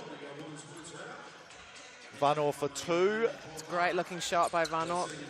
Yeah, it looked good the whole way through. I didn't want to jinx him as Britt is thrown out of bounds there. Perry helps him up along with Tonge.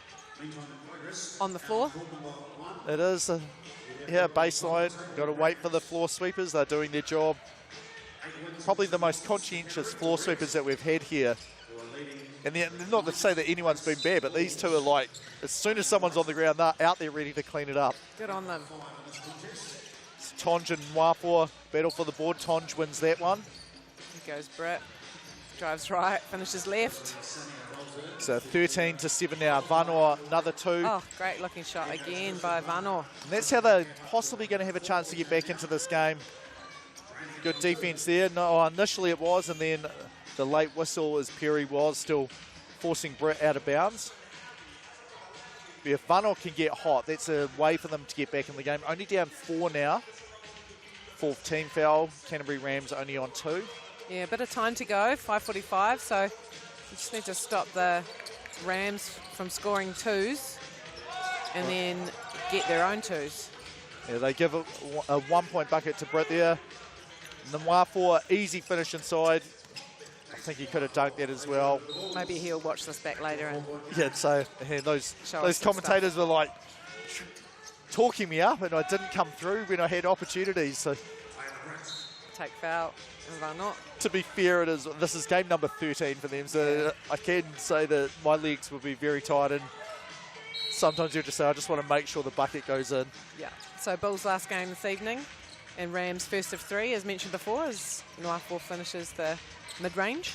So 15-11, they do need to get a stop. Good hands there. Tonge, though, so smart. Almost loses it. That makes the defense get out of position, and he has a chance to score at the rim. Varnot probing. The, Oh, good tip. yeah, almost the running hook shot. He's open for 2. Nwafo's hit a couple of these. Back iron there. Vanor with the rebound. And Chamberlain straight out on him with a hand in his face. Oh, and if that went... Yeah, no whistle there. He was looking for one. Tonge to Isaac. Yeah, if that shot had got in, that might have been the shot of the tournament. Although, nice shot there. We have some Isaac. very impressive game winners. Isaac hits the 2. Rams on 18 now. Bulls tipped out of bounds. We'll stay with the Franklin Bulls in white. No, I've seen a great trick shot, hook shot, circus shot by Kavana Lena today, Okay. which I was very impressed with. So she's got my pick at the moment. Do you know if it's on the 3x3, the BBNZ 3x3 Instagram? Surely. And if it isn't, I'm sure it will be. Because that's, I don't know if I've got the time after we finish tonight to go through all the games and find one that Kat Jones was commentating and Kavana Lenny was playing to find the shot. So fingers crossed that highlight is recorded and shared and made so much easier for people like me to find it. There has been some pretty cool stuff. The dunk last night, Yeah, that Tyrone was McLennan, that one amazing. is well worth watching if you haven't seen anything there. Here's Corey Perry, the hezzy, goes past, can't make the bucket there. 11-18, still the score. Britt to Tonge in the low post. Perry is... Doing his best. yes. And he says, hey, undersized. Casey Nwafo, would you like to guard another player off the same high school as you? Thank you very much. And he switches on to Taylor Britt. Oh. Chamberlain was open for a second. Perry just got back in time to knock it out of bounds. Apparently out of bounds off Chamberlain, so even better, but they are still 7 points away with the Rams only 3 from icing the game. And 8 on the shot clock. Looking for Varnot. Oh, Chamberlain just about. And he knocked it from behind. Here's Corey Perry, spin. This is going to be a circus shot, just about. Uh-oh. Yeah, Isaac, I'm surprised he didn't just launch there. Finds Britt instead. He's going through, left-hand finish. Oh, and a turnover. And Chamberlain Now. there smartly just sealed off the lane there for his teammate to score. One away for the Rams. Varnot looking. Casey Nwafo, the 2 no good. Britt, ball is tipped, goes to Isaac. 1 point away, 3.5 to play. I think the barbecue's direct. Canterbury Rams are going to get it. Taylor Britt for 2. Game over, and they get 22 points there as well. So ideal finish for the Canterbury Rams. 22-11, which means the Bulls are going to have to wait and see, are they in? Or do they end up getting knocked out? We said the game winner there for Taylor Britt. Judd Flavel giving him a little bit of an embrace here as he's going to ask him about the game. Of course, his head coach with the 5-on-5 Canterbury Rams, and he knows, they both know a thing about a championship. Here's Judd Flavel along with Taylor Britt. Brett, super excited to join me here with the interview, but look like you're finding your mojo there, getting back to Taylor Britt, attacking the heat on the rim. Yeah, a few left-hand layups is always good. But big shout out to Alan Wemmoff and the Wemmoffs at Barbecue Direct.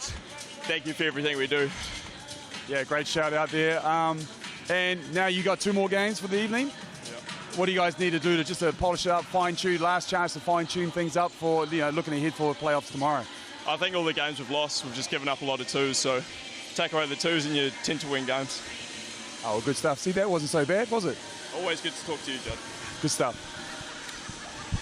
Kia ora, thank you very much for that. So coming up after the break, after the Rams, they added another one to their ledger there, 9-2, looking well on the way to a sort of top 2 or 3 or first finish there in the regular rounds. So they'll be going through to the quarterfinals. After the break, though, we have the Nuggets, who will be mainly playing for pride here 2 games later tonight, and then the 6-5 Wellington Saints, who they still want to move up out of that play-in spot and get into the quarterfinals. James Lissaman and Kat Jones will be back in 1 minute's time here on Sky Sport 4.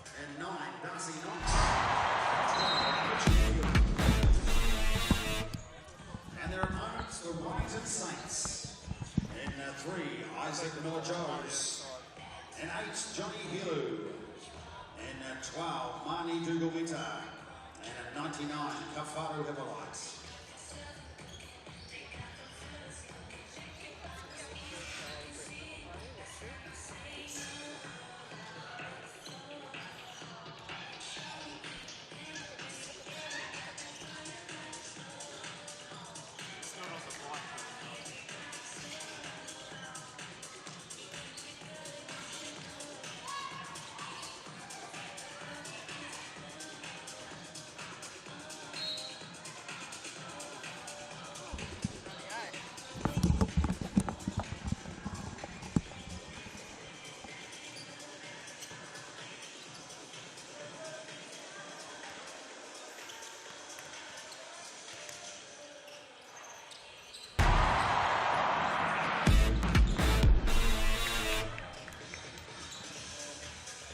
Kia ora, welcome back to Sky Sports 4. James Lissaman along with Kat Jones. Coming up for us in a couple of minutes, we have the Otago Nuggets. Not a healthy record, 1-10 here, so playing for pride at this point of the competition against the Wellington Saints, who are trying to get a win to avoid having to play in the play-in games and go straight to the quarterfinals. However, I would recommend right now switch over to Sky Sport 2. The mainland Pauakai are in a 1-point game against the mid-northern Whai. On the women's side, you can see them in the background there, and then come back to us to watch this game, as you've probably got time to do both. Kat, what do you reckon is going to happen there? The Nuggets will want to finish the tournament off knowing that they gave their all and played well, but the Saints, they want to win a game and avoid playing an extra one tomorrow. Yeah, 100%. The Nuggets haven't actually called a lot of their games, but again, they do have talent. They've got Hewen, who can launch the 2 and has been pretty successful. Caleb Smile and Mike Rusk, Darcy Knox with some NBL experience. And the Saints have actually called a couple of their games in the last sort of 1.5 sessions. And Mani Dugumita is very intense and locked in, really wants to win. It feels like he's just got a passion about him, and he's really wanting to push his team. So Johnny Hilu, Isaac Miller-Jones and Kafaru Hippolyte rounding out the team. But, yeah, I don't know. I feel like the safe money is with the Saints. But, you know, a team like the Nuggets is dangerous because they're there to disrupt things for others. Yeah, no, I mean, the Saints, you look at their lineup, good balance, good size. Like, Isaac Miller-Jones is, like, one of the best bigs here at this competition, able to put it on the floor. And he's thrown down some big dunks as well. But yeah, you're right, Mani Dugumita, sort of the leader of the team, and you're almost surprised when you see they've somehow lost 5 games. Like, you know, if you're like lining up rosters, you say this is a good-looking roster, and it doesn't actually matter how many games you would lose in the opening rounds as long as you get the 3 or 4 wins in a row at the end and walk away with the 3x3 Cup. Yeah, I agree. I think the Nuggets got nothing to lose here. And this is their second to last game. Yep. And again, the Saints, they've got a couple more games to play. So yeah, again, I mean, their destiny's in their own hands, and they'll want to move up the ladder at the moment, currently sitting in 7th. Taranaki Airs are just above them, and Giants again as well. Right, Let's see what happens. Yeah, we're about to check the ball, begin the game. It's going to be the Nuggets in their gold uniforms taking on the Saints in blue. Here's Mike Rusk. He started off 3 from 3 behind the arc in the last game I did of theirs. Instead it goes to Knox, open 2, no good. Dugumita to Miller-Jones. Oh, I think we are going to have, I thought we might have something spectacular, but that's okay. A layup. The Saints will take that one. Yeah, and he scored it. And then Darcy Knox, so open for 2 again. Can't make that. And yeah, the Nuggets are giving up quite a bit of size no matter who's going to be guarding Miller Joes. Like the best matchup for him is probably sitting on the bench in terms of Caleb Smiler. Mike Rusk hits the deep 2 there. So yeah, exactly what we thought. The Nuggets are not going to lie down and just say, right, we're out of it, we're giving up. They're going to do everything they can to get a steal a win here. Ball gets tipped straight to Hewen, up 3-1 now. Yeah. Quick start from the Nuggets. Done, Mani Dougal-Meter. Yeah, I think he took a moment to measure up the body mass of him and Mike Rusk and said, all right, here's the angle I'm going to go to. As Knox, finish. Yeah, he slides in and gets that one to drop, 4-2. Oh, yeah, and Miller Joes just using his bulk but can't get it to go, and I think that should be off Darcy Knox. I don't know. Yeah, pointed that way. Yeah, you're right. It is still Saints ball. It's hard for me to know when you get possession of it and start to clear which way the pointing means. Smiler into the game along with Sione Helu. Miller Joes faces up and very capable of putting it on the floor. The ball got tipped there. It's not going to count. It's a foul on the floor. Another quick sub. Players will be using their subs quite a lot in the later stages. I mean, this is game 12 and 12 of 13. 13 yeah, for every team on the men's side. The women's teams, they play 9 games in their pool play before progressing to their play-ins. Caleb Smiler for 2, just off the back iron. Miller Joes with the rebound. Hand off. Yeah, Hippolyte driving baseline. He gets caught, gives it up to Helu. 4 on the shot clock. Floater bounces out. Miller Joes, strong rebound. And is tied up. I think he is tied up. It's a good job by Smiler and Knox just to put the pressure on there. And Dougal-Meter back into the game. You can see that. I love it. 2 thumbs up from Darcy Knox. Saying that was a good play, right, refs? Referees, yeah, it was. We're giving you a tie ball here. Double dribble. Oh, no. That basket won't count. Hewen was just asking his teammate, what was that call? Yeah. It's hard to see actually on the other side, but Regan Ashley, the coin official, had a great view. He's joined by Brad Clive on the baseline. Here's Dougal-Meter. Crosses the ball over, just doesn't get it to drop. So things are going the Nuggets' way here. The Saints have had a number of looks at the rim. Hewen just too strong. Oh, and Johnny on the spot, but yeah, look like, finish it. Yeah, Rusk did a great job just to battle for the rebound. I thought Hewen was going to have just a walk-in layup because of it. I think maybe, yeah, just slipped out of his hands. Thinking about shooting it before he caught it. There's that offensive foul we've been seeing a lot of. Yeah, I mean, if you're going to roll, it's got to be against a switched defense, not against your own defender. Well, actually, I suppose just do it and don't get called for a foul, maybe. Yeah, Knox for 2, hits it. So Nuggets up 6 points to 2 now. Miller Joes crosses over, and look at that hand strength there. Count the basket. Hewen was reaching in, did foul him. He goes to the TAB line to shoot one. Have a look at this on the ground. Just so strong to go up and still get that shot on the rim and in. Good finish. Yeah, I think that's the thing. Players will often go for those jump balls as well. So you'll see a lot of the, you know, if you leave the ball exposed, it will get ripped. Yeah, good hands from Hewen. Along the baseline, finds a relocating Knox for 2, just off to the right. Miller Joes the rebound, his team down 6-4. He finds Johnny Helu, pull up 2 for him. Gets that to drop in, 6-6. Both teams tied now. Darcy Knox, why not? Off the rim, Helu picks up the rebound. Miller Joes, up fake, here we go. Oh, he got fouled, makes the bucket though. Great finish, again. Just sizes up the option, 1 dribble from the from the outside arc and gets to the rim. Yeah, and I think he was going to hammer that one down. The foul kind of forced him into a 360, throwing it over his head. Chance for a 2-point play, which will put the Saints up by 2 if he makes it. And he does do exactly that. Mike Rusk to the rim, drops it in. 8-7 the score now. Mani Dougal-Meter faced up against Knox. Between 2 defenders. And it's something I've noticed a lot, which is what I've been telling my kids, the inside hand finish to sort of get it up quicker and away from the defense. I mean, you really want to be able to finish with both hands around the rim. What a shot there from Rusk as well. Turnaround jumper. Dougal Meter for 2. Makes that one. So the Saints, they were down by a bit. Now they've suddenly pulled ahead by 3. Smiler, a little bit too much of a lean back there. There we go. Our floor sweeper's perfect chest pass. Yeah, he understands the assignment. Get it back to the official as efficiently as possible. Dougal Meter, the nice little floater there off the window. 4-point lead. Yep, Mitch Hewen now.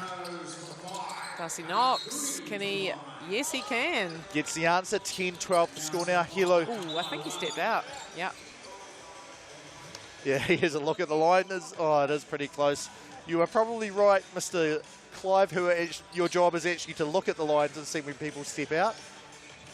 So Saints up by 2 here. Nuggets have a chance to tie it up. Hewen open 2. Oh, nice looking shot there. And that's what we've been talking about, that shot by Hewen. Yeah, he was leading up in the top 10 of scoring after day 1. I can't remember where he is on day 2. But very good shooting ability from the young man from the Otago Nuggets. Michael Rusk for 2. A little bit long.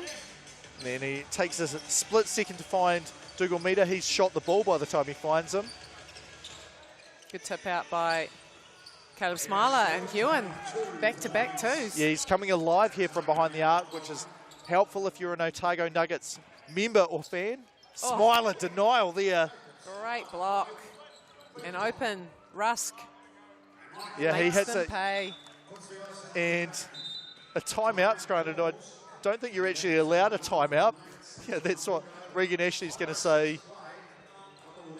Unless there was something to check with the score bench as well. But yeah, Helu was in a bind there. Hewen had just hit his last 2 twos, was open on the the right-hand wing for them. Or Rusk wide open. He picked, I'm going to stay with Hewen, don't let him get 3 in a row. It still might have been, there may have been no right decision. Yeah. But Rusk, he was up for the task and hits the 2-pointer, so puts them up by 3 now, 15-12, 5 minutes to go. So Nuggets got gifted that timeout there, down 3. The Saints got given that timeout there. The turnover, though, here's Rusk.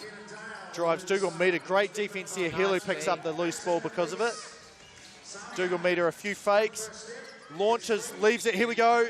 Oh, 3 seconds. Basket. Oh, unfortunate. Way to stay with it, Nuggets. Yeah. Miller Joe says, I stepped out, though. It's not his job to check. Well, it is his job to check his feet. It's also Brad Clive's job to check his feet. Darcy Knox. Oh. Dougal Meter, 2-hand steal. He and takes a shot. The shot misses there. Kawharu Hippolyte back to Dougal Meter. Another chance just off the rim. Oh, and he's chasing hard. They both go sliding out of court, and a foul called on Dougal Meter. Yeah, you love the hustle. It was. The sign hit the deck there. I didn't realise he actually hit Hewen as well, as they both looked like they were just sprinting for it, and then Hewen stopped. Dougal Meter kept going. Only 2 and 3 team fouls respectively, though. Oh, tough looking shot there by Hewen over the taller Miller Joes. So 16-12 now. This will be good for the Nuggets. Miller Joes finds Dougal Meter straight to the rim, drops it in with the left. Knocks back to Hewen here. Oh, good hands, Miller Joes, but Hewen somehow keeps it in. Here's Smiler. Yeah, down by 4 on the clock there. 2 doesn't drop in. Miller Joes with the rebound. An exciting game over on court 2 right now. Well, we did tell people to go and watch that. You can probably hear it in the background. And there may have been a game winner over there. Foulers on the ground for us over on our court, though. Yeah, and it's, 16-13? Is that the fourth team foul on the Nuggets? So a couple of fouls to give. And they'll want to keep this slim advantage. Hippolyte shows the ball, turns around and banks in the hook shot there. Rusk. Turns the corner, finds Knox for 2. Just off the rim. That looked like it was going to go in. Helu calls for the ball screen. Hippolyte slips it. Helu, the step back 2 off the rim. Rusk, the rebound, needs to clear this though. Uh-oh. He's open for 2 for a moment. Off to the left, Hilu the rebound. I thought the Saints had made a defensive error there, leaving that 2-point shot open. Oh, unfortunately for Darcy Knox, goes for the steal and it bobbles around and gets to Miller Joes. And he's been pretty good. There's the foul there from Hilu. Team foul number 3 for the Saints. Lead is only 1 point for the Nuggets, 16-15. Hewen will have the ball at the top here. Anyone's game still at this point. Sure is. 4-3 foul count. Good defense from Dougal Meter. Gets attacked again. Rusk this time, though, able to drop it in over the top. That's hard, isn't it? You do an awesome job on D, and then about half a second later, you have to do it immediately again. Yeah. Dougal Meter. Good finish with the right there over the top of Rusk. So still a 1-point game, yeah. Hewen on Joes, Miller Joes, sorry.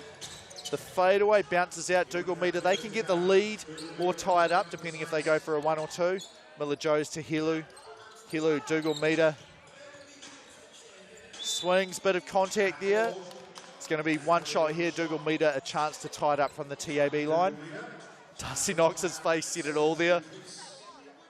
See that replay? Yeah, I mean, I've seen that called a foul. I've seen it let go sometimes. So in 3x3 anyway, 5 on 5, always a foul. Always, yeah. Dougal Meter ties the game up 17-17. Hewen here finds Smiler. Drives, kicks. Darcy Knox for 2. Can't get it to go. Yeah, again, they've had pretty good looks here, just haven't been able to convert on a few of them, which has let the Saints come back into this one. Dougal Meter asking for the foul. Hippolyte. That's good, strong defense there from Hewen. Double tap out to Hewen. And that was going to be tough. Finish. The circus shot. Dougal Meter for 2. Well, this is, the tempo is picking up. Both teams just struggling to score. Hilu gives up the foul there to get Miller Joes back into the game. Rusk as well for Knox. And I think they've just put the foul on the wrong side. That should have gone against the Saints. Yeah, Put that on the Nuggets. So team fouls should actually be 5-4 at the moment here. Yep. Yeah, they're fixing it up now. Yep. So it should be 5-5 now, I'm thinking.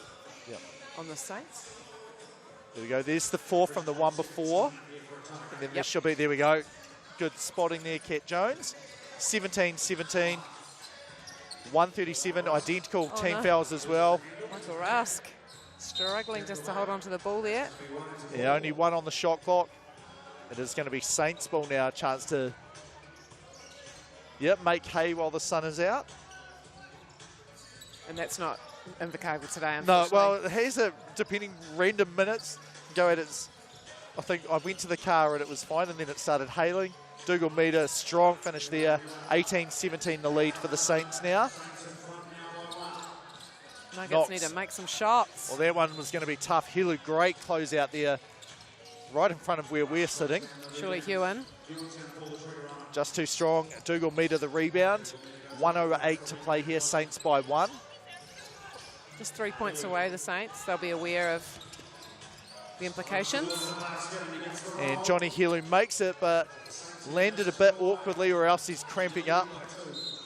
And then the take foul there from Miller Joes to allow Hilu to sub out. They've taken that foul away from the previous. I think that should have been their 6th. Yeah. Oh well. Maybe there was a mistake earlier that we missed. Knox open for 2 for a moment, just off the edge of the rim. Miller Joes the rebound here. And you expect the Saints just to hold the ball and make a play. 3 seconds on the shot clock, though. Dougal Meter goes for the W there. Can't get it. Rusk to tie the game. Too strong. Oh, good challenge by the young man. Yeah, but but Miller Joes is just bigger. Yeah, almost a foot bigger. Probably definitely a foot if you take the standing reach between the two. Dougal Meter no good. Hippolyte the rebound. Miller Joes gets them to jump. Foul is on the ground, though. 12.7 seconds, though. So you can't get a steal here. It's going to have to be a tie-up or a turnover. I suppose you could... Smiler back in. I mean, a shot from the Saints. Yeah, you can just use the clock here, shoot it at the end. If it's high enough, then time will run out. I thought Smiler had forced a turnover. They're double teaming. They want Dougal Meter to pass, and the shot clock has expired. Yeah, so 0.8. But smart play, they're down. Yeah, so that is going to be correct. 0.8. Well, it was 0.7 officially, but I'd say 0.8 is close enough. Although that puts a lot of pressure on 1.8. Look, puts a lot of pressure on the Nuggets here. They're going to have to get a shot off very, very quickly. Well, it needs to be a 2 as well. I mean, Miller-Joe's, I suppose you don't want to foul here because the feeling is they are probably going to shoot really quickly.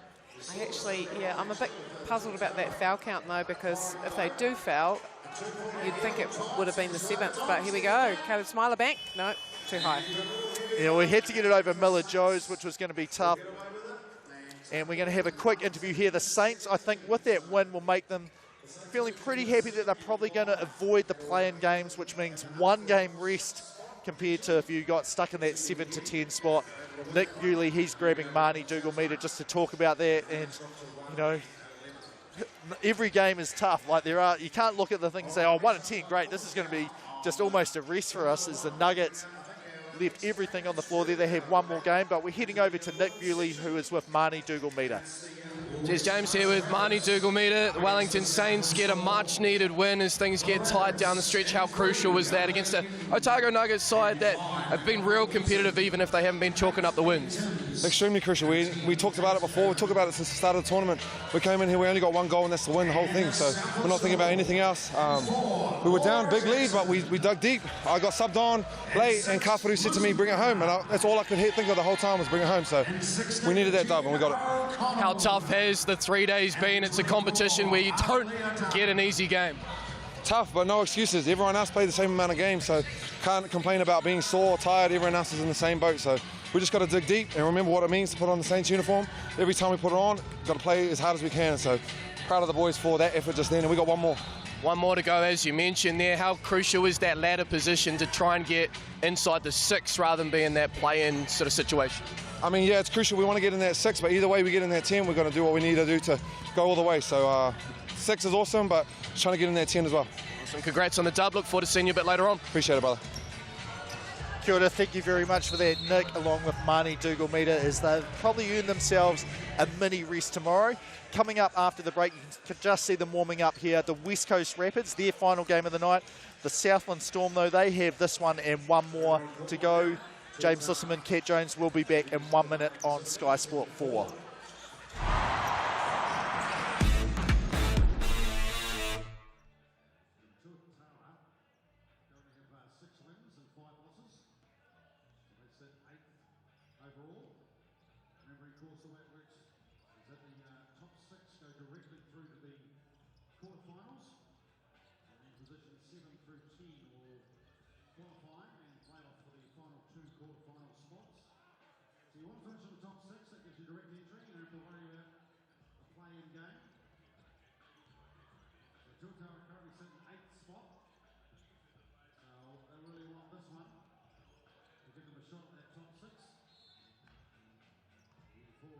Tavake, they currently sit in 12th spot, 3 wins and 8 losses.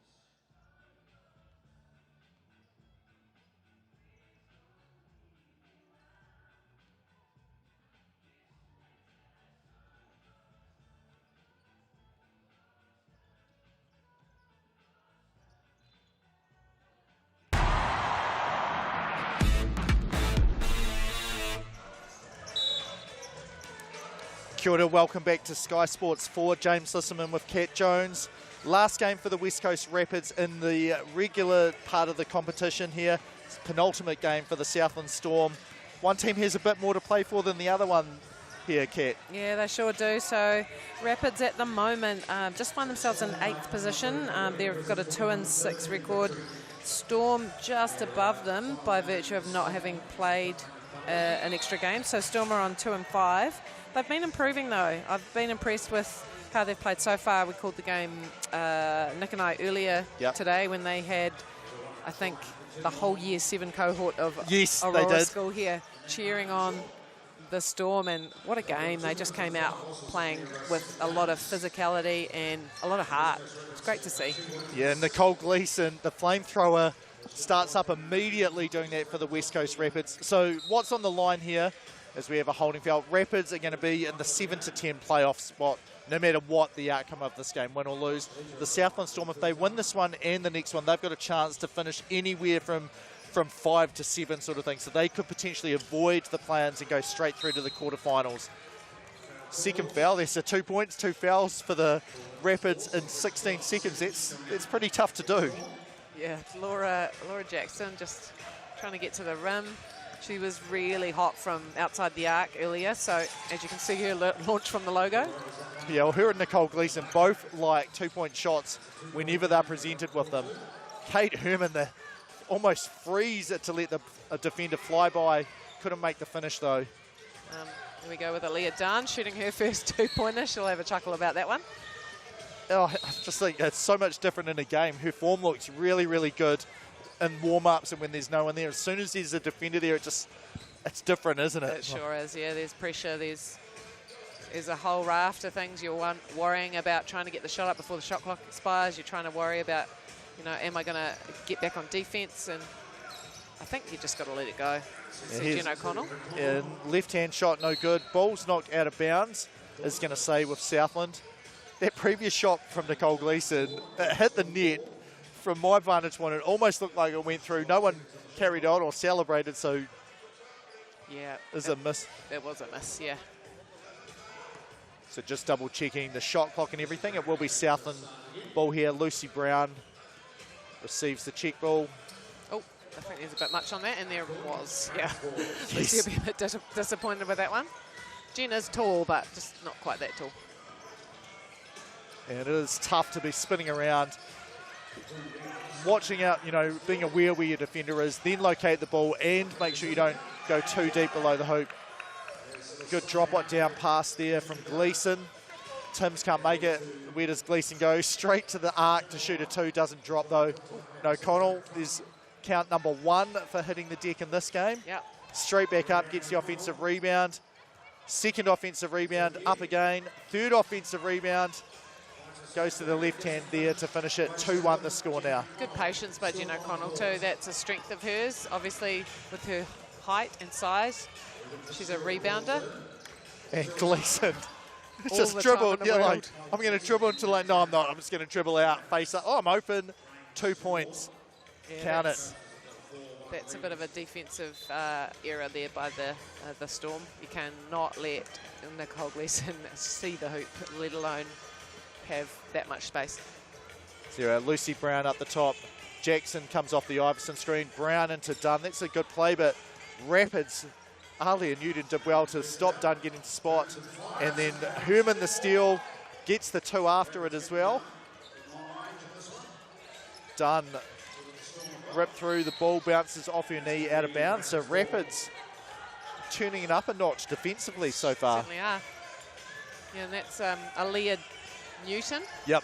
Versus Aaliyah Newton and Aaliyah Dunn. Yes, both spelt the same. Yeah. One has the longer name, like the famous singer. And Gleeson, 3 2-point buckets in this game now. And Laura Jackson answers with the bank. Yeah, this is my home stadium. Herman takes a bit of a bump, finds Gleeson. Jackson is right there to stop the 2. Newton. Good defense by O'Connell. She's on the deck. And that's a shot clock violation. It is.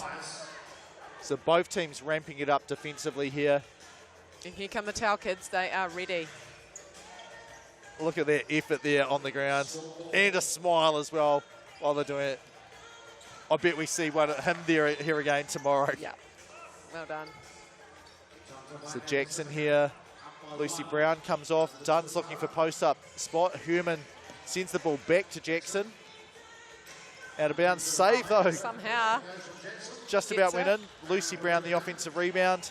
Good pass out to Jackson for the shot. No good. And another save there. Herman to the ground. No foul. So it's play on here. Maddie Timms on the drive. That's that off, sort of being closest to the hoop. You want to avoid contact. Doesn't get that one to go. Lucy Brown, no good. Timms, the pinball. Alia Newton. Oh, and the block by Lucy Brown.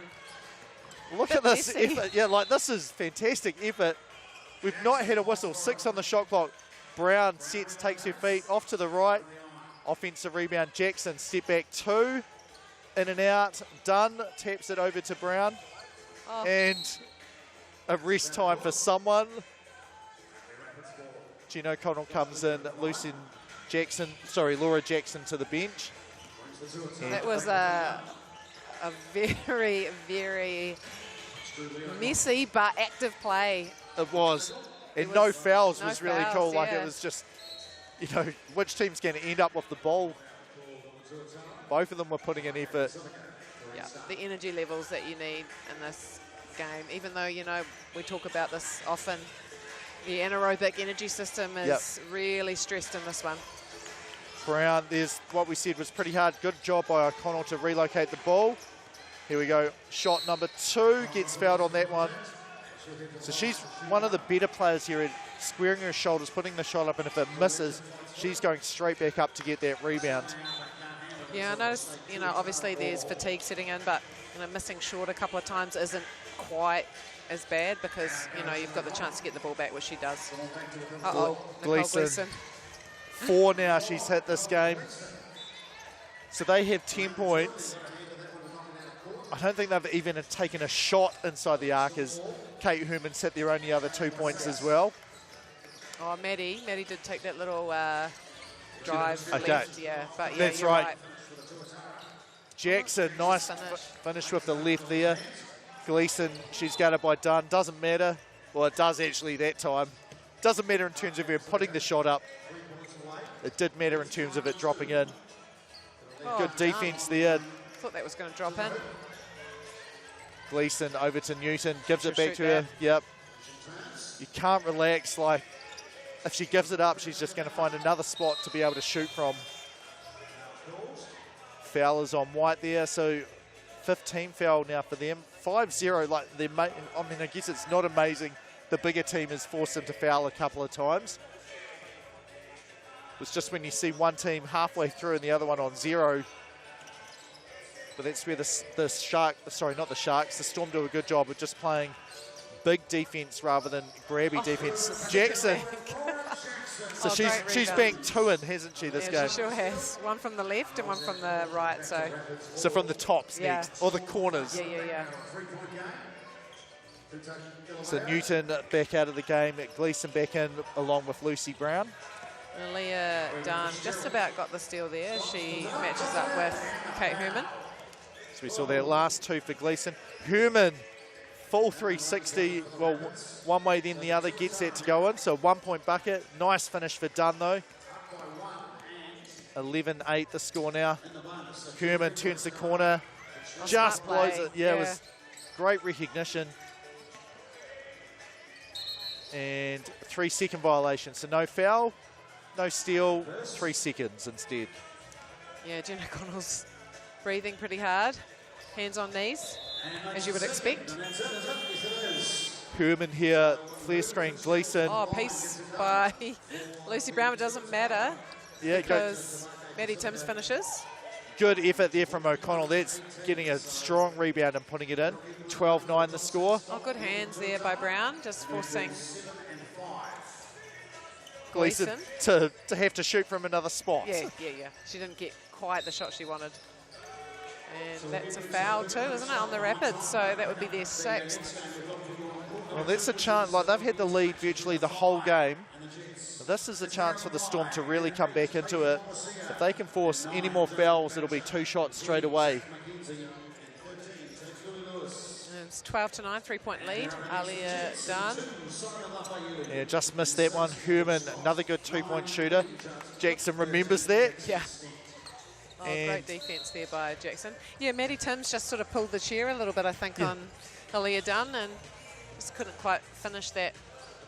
Now, she's impressed me with how she plays. Like, not a primary offensive option when you've got Nicole Gleeson shooting it a lot and then Kate Herman, but she'll shoot it when she's meant to. It's made some good rolls to the basket, catch and finish. They almost beat the Queens last night. Sure did. And her finishing around the rim was a big part of that. Smart play there on defense too there by Maddie Timms, just being aware that there was a short shot clock. And the Storm turn it over. New appearance over in Colorado at the moment. Possibly not watching this one given the time over there at the moment. At least not live, like they can watch it tomorrow for them. Or I guess it'll be the same day, Friday there in the States. Jackson misses that one, but Jen O'Connell's into everything. She's had a short break on the bench, and again, she's into it. Yeah. Mismatch. Kicks it out to Dunn. That looks pretty good. Oh. In and out. Just about got the rebound. Gleeson has it. Newton drives in. Oh, good block there by the shortest player on the court. Yeah, I think it was because Dunn got her hand in as well, just to disrupt the timing there a little bit. Herman's waiting for the check ball. 7 on the shot clock here. Drives into the paint. Oh, Step nice through. Yeah, it was good, just patience there to make sure she was open. Dunn in the corner. So it's a 14-9 lead at the moment. Storm going with their twin towers. Yeah, Maddie Timms just gets the block there. I could not see, given all the bodies there, who actually had the ball or not. Timms the tip out over to Herman, gets Lucy Brown to jump. The 2 off to the left. O'Connell, big rebound. Well, the Storm are going to need to score pretty soon now. 3:15 to go. And on cue, nice roll to the hoop by Jen O'Connell. Yeah, good pass there from Dunn to lead her into that shot. Gleeson, step back, 1-point shot, falls short. Tim stood on the line before she hit that, so it'll be Storm ball. And Dunn is calling for the timeout. They're only down 4 now, 3 minutes to play. Have a massive foul advantage Yeah, they too. sure do. But have a look at that. Jen O'Connell is saying, I'm using this timeout to get as much oxygen in as I possibly can.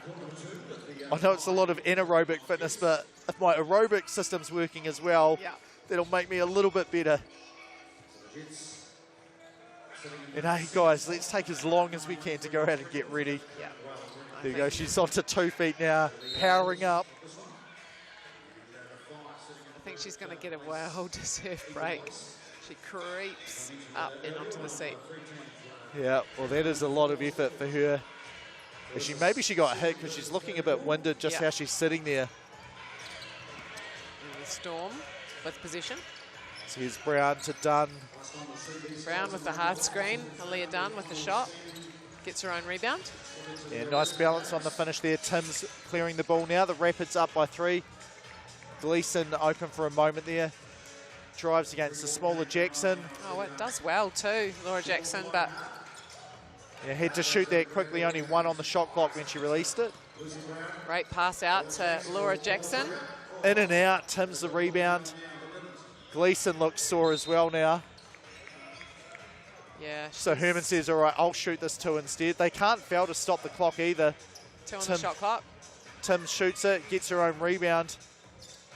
Oh, and the block. The But block, Kate Herman, it bounces in, yeah, 15-11.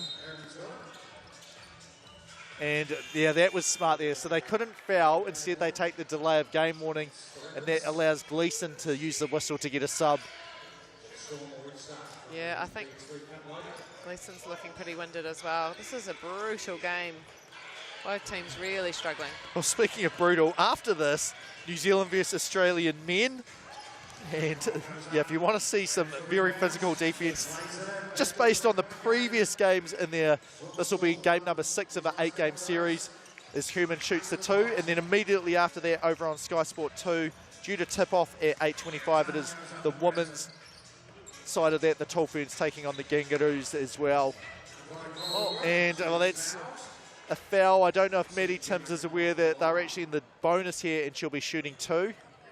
She's just looked up now and been like, oh, yeah. Okay. She certainly wasn't going to let Jen Connell have an and one, that's for sure. I mean, the only way we could say that this was actually a good decision, and like, look here, they've actually moved over to the correct side of the court. Coach Sam Watkins will be happy with that improvement to be able to box out Dunn on the second free throw. Yeah. And they'll look to get the ball out quick out of this. So Connell makes both of them. 15-14 the score here. Timms clears it with Herman. She has O'Connell. Well, yeah, good job moving her feet to stay in front and staying down. Herman, I think that was tipped there. Doesn't matter. Shot clock violation if they didn't get the catch. O'Connell, I think that might be off Jackson's hand. It is. It's a good job by Newton to get involved in that. Gleeson back into the game along with Brown. It'll be Kate Herman up the top here. Yeah. 1 point lead for the Rapids. 1:21 to go, so a little bit of time left. Here we are. Gleeson comes off the flare, then the down screen from Maddie Timms. Herman Yep, that's grabbed, yep. Only foul number 1 for the Storm. So, I mean, given a minute 12, they could pretty much grab every time they felt like they were in danger of a drive. Problem is they need to get at least one possession back themselves. See the Tau kids there doing a great job again. So, chance for overtime. Gleeson finds the slipping Herman this time, steps through, draws the foul, will be shooting one. Normally it's Timms that'll have that role there, I think. They saw Ali Adam was going to be the matchup on her, so went with the smaller player doing that. It's a bit of scoreboard pressure if Herman can make this one, and she does. It's a 2 point lead for the Rapids here. 16-14. Dunn finds Brown. 1 minute, yeah. Oh, And goodness. Jackson, went for another bank. That one didn't go in. You could hear O'Connell counting down the shot clock for them. Herman, strong take through. Oh, Missed can't it though. get Here we are, Brown. She was thinking about the shot before she caught it. Jackson's open, lets this one fly off to the right. And Done great badly. effort by Timms there. And she shoots says, I'm it. going to take a 2 because of it. Brown the rebound, 30 seconds left here. 2 points the margin for the Storm. Done. No movement happening. A handoff for Brown. And she takes a 1 point bucket as Timms hits the ground. Gleeson, no rush to pick it up. 14 on the clock as she did. So about a 2 or 3 second differential. Oh, good hands there. Well, you can't foul. Now you need to get a shot clock violation. Gleeson for 2. Misses it. Timms a big rebound here. Gleeson throws it up, misses it, but no time left. This shot won't count. In and out anyway. The Rapids hang on to win. They have a good finish there and will be feeling good as they go into the play-in section. The Storm as well. With that loss, they'll be seeing them possibly in the play-in section. We've got to see how the other matchups go. Exciting finish there though. It sure was. Yeah, just a little bit of luck, I think, sometimes. Sometimes you have to make your own luck. But, yeah, the ball just got tipped away from the Storm, and they had a couple of good looks, but just couldn't convert. They did. And Maya Williamson, she's got Kate Herman over with her now to talk about the win. Good win there, leads you to 3 and 6 now. So obviously you had a couple of tough wins, but you got away with one there. How are we feeling after that one? Pretty tired. It took a lot out of us having to mark the 2 bigs. We're definitely undersized in that area, but got it done. What worked well for you there to get the dub? Shooting at the start worked really well with our new move that we added in, so that was pretty good. Awesome. And what are you taking in tomorrow to try and get a playoff win, clinch a playoff spot? Just keep going through what we've been practicing and don't fall back to any bad habits, really. Good luck for tomorrow. Thank you. Kia ora, thank you very much for that, Maya. So, stepping away after the break, you can see them on the screen there, the New Zealand Tall Blacks. They're going up against the Australian Kangaroos. Game number 6, commentary team change. Nick Bewley and Maya Jones will be here with you on Sky Sports 4 in 1 minute's time.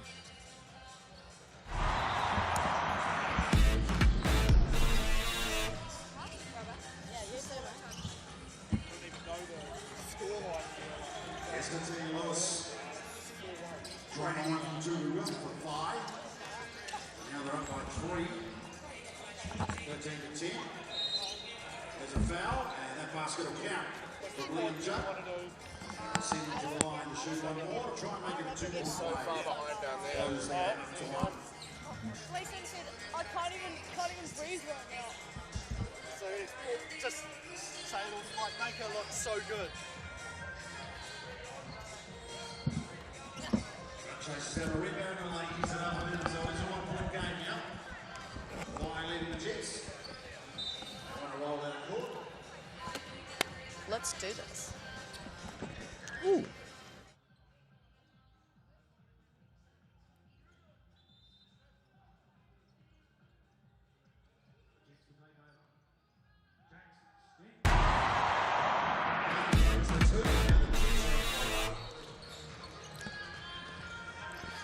Welcome back to ILT Stadium Southland Invercargill. Sky Sports coverage of the 3x3 Trans-Tasman International Series concludes. Game 2 of the evening, Game 6 of the series, New Zealand against Australia. Australia with possession, New Zealand with a 4-1 series lead. Nick Bewley here for the call with Maya Williamson alongside as Australia. Nice set off the start. O'Donnell opens the Kangaroos account. Yeah, I'm excited for this one. I'm yet to call one of these games. This is my first one. New Zealand have been killing it in this series. Yeah, so earlier this evening, a tight one, which has been the theme of this series by and large. They won Game 5, 21-19.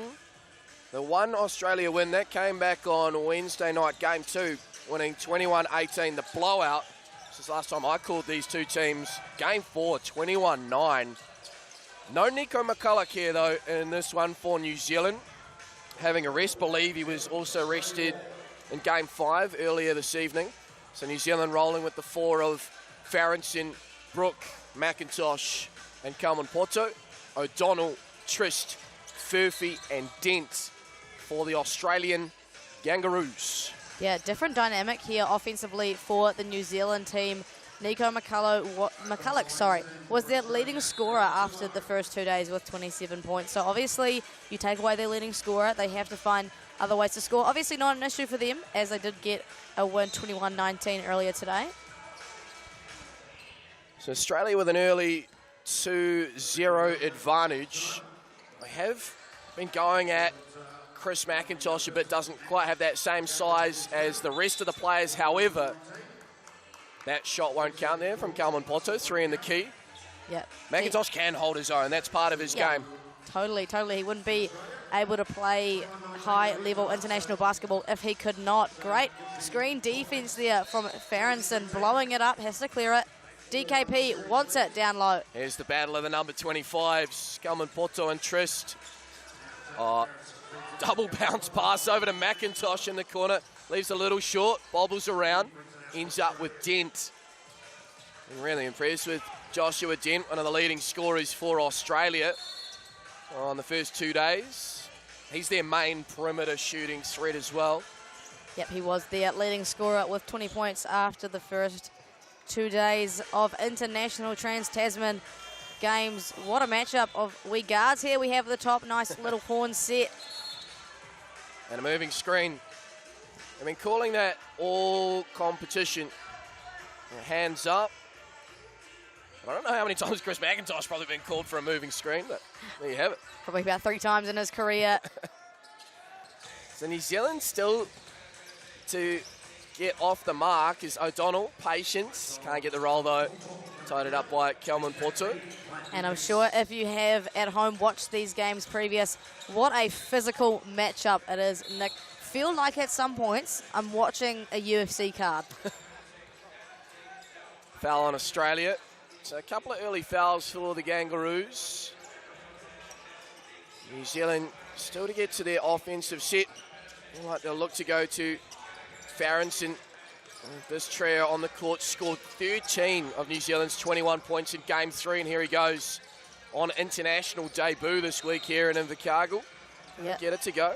New Zealand will not be happy going 2 minutes scoreless. They've had a few good looks, but a couple of unforced errors as well, with shot clock violations, 3 seconds in the key, an offensive foul as well. They will be wanting to clean things up.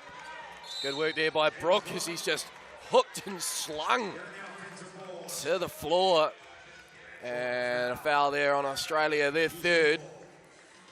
We did see in the first 2 days, my games 1 to 4, fair amount of physicality that tempers were simmering to the point of boiling point. Didn't quite go over, but there's certainly feeling, as there is any time New Zealand suit up against Australia at any sport.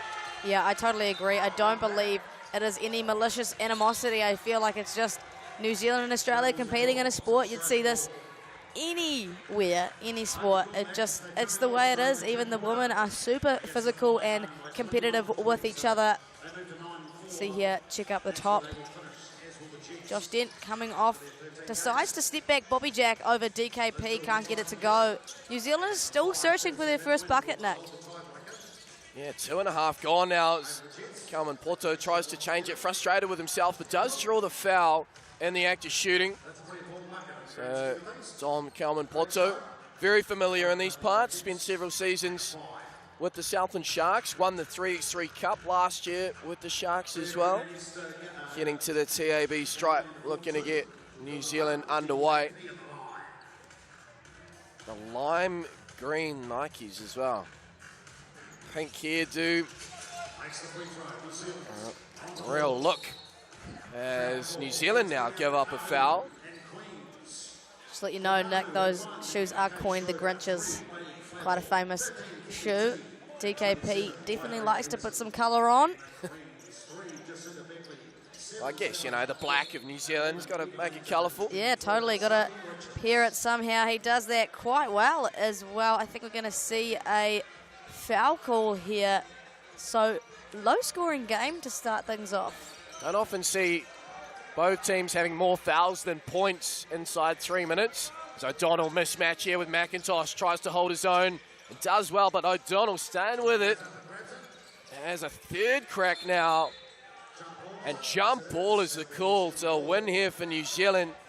The defensive team gets possession off the jump ball call. Yeah, Chris McIntosh really holding his own down there. Small in stature, but does a good job being physical. And coin official Brad Clive allowing a lot of physicality. There he is, Taki Farrington gets the 2 ball to drop here. And New Zealand in front for the first time in this one as that comes off the foot of Brooke. And it'll be a reset, fresh 12 seconds for the Kangaroos. Couple of unforced errors here for the New Zealand side. Obviously, they're quite fatigued, and the dynamic has completely changed with no Nico McCulloch. Just clarification there, the last shot the Farrington make was a 1, so we have a 2-all scoreline. Good spotting there by our scorer's bench. So it's back to 2-all. Yeah, low-scoring game, Nick. Only 2 points apiece after 3 and some change. We are in a media timeout at the Mo as per FIBA rules. Obviously use that time hoping to get into a nice offensive set here. Australia obviously wanting to find some kind of consistent scoring method. Haven't had a lot of success thus far. A little bit of confusion from the coin officials regarding whose ball it is. It will be Australia possession. Yeah, it was the kickball from Brooke was the last possession. Good crowd in here at ILT Stadium, Southland and Invercargill. Penultimate day of 3x3 Cup action in the deep south. And hail and perhaps a little bit of snow earlier today. It's cool outdoors, but starting to heat up in here as DKP adds 1. New Zealand are now officially 3-2 to the good as Trist gets to work down low and puts it up and in. Daniel Trist spent time with the Breakers during the COVID years. Is that Brook 2 away to the right? Yeah, both teams definitely favouring a post-up at the moment. The 2 ball not going down favourably. As I say that, commentator's curious. Hits. Trist gets 1 to go. Obviously, ball's trying to go in the hands of DKP. Denham Brook with an easy bunny there. Trist does have that in his bag, and that just creates doubt in the New Zealand defence. Is O'Donnell now. James O'Donnell loops it up and in to put Australia 6-4 in front. McIntosh now responds. The offense beginning to flow. 6 each. We see the media timeout, a helpful one. Offensive foul called here. Moving screen, Chris McIntosh does a good job to sell that one to referee Hamish Dow. 5 team fouls, 2 for the Australian Kangaroos. Just 1 more to give. And then free throws from here on in for the Tall Blacks 3x3 side. Looking to go back in front. There's that spin move. That is the DKP trademark. And you'd think by now, Maya, 6 games into this 8-game international series, Australia would be aware of it. Still can't stop it. I mean, yeah, you can be aware of it all you like, but the strength of DKP is hard to match. Doing a really good job at setting these on balls and then sealing low. Chris McIntosh finding him easily. Couldn't get that one to go. But Good they rebound, get the though. O board. DKP, can he do it from the outside as well? He can. He can do it all. Blows a couple of kisses as well. Afterwards, New Zealand out to a 3-point lead. Here's Dent driving around Farrington. Looks to finish with the left. Gets the roll. Wants it to count. It's waved away. But a foul on the floor. New Zealand's fourth as we take another look.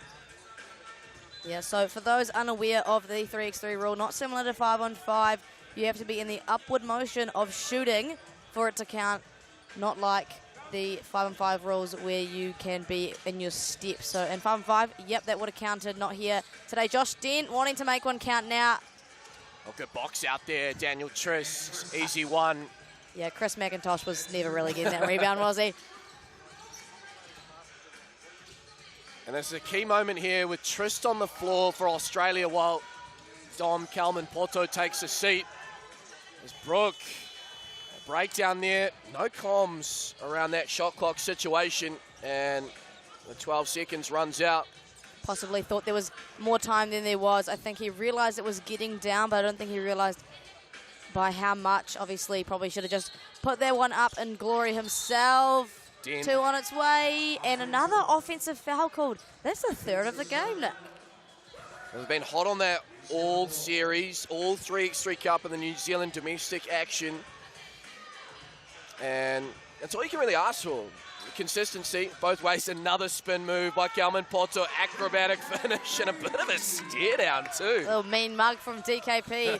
He is just unstoppable. Just able to absorb so much contact and finish so easily.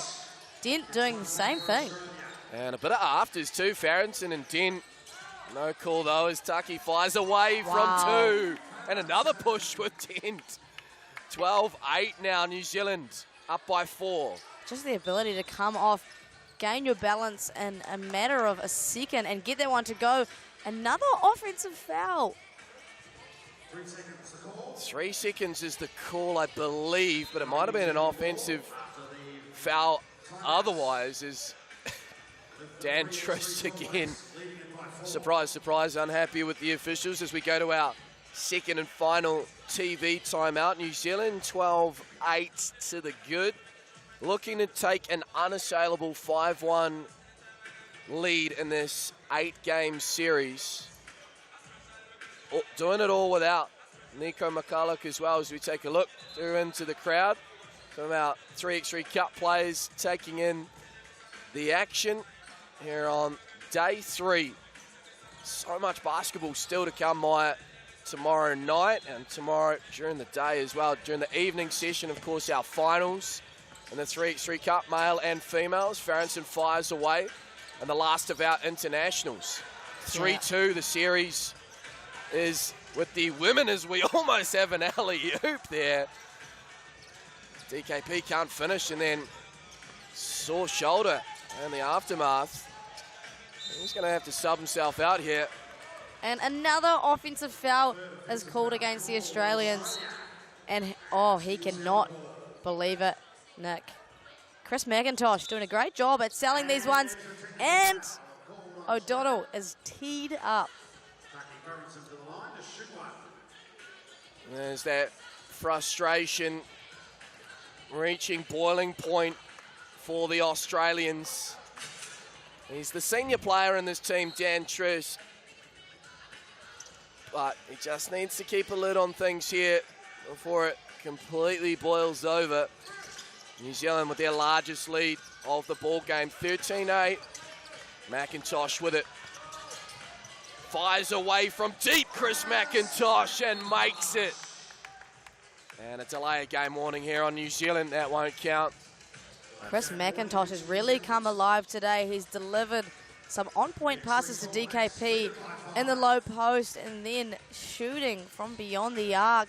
I believe the points haven't been added. They should be at 15 now. Should be 15-8. Yep, the score is correct now. One more there for the Kangaroos, courtesy of Tris. DKP is owning it Reaches today. into his bag and they're too small. Too small. The smack talk goes crazy. These guys are not friends. It's New Zealand v Australia, Maya, between these lines. Chris McIntosh, though, what a game. Stepping up. for the Tall Blacks 3x3 side, 18-9 now. They won 21-9 in Game 4, and they're looking at a similar scoreline here in Game 6 as McIntosh runs into a brick wall there, and Dan Trist resets. Calman Porto stays with it, ends up in the lap of Trist. And the Aussies, can they get something to go? No, they can't. Brooke now.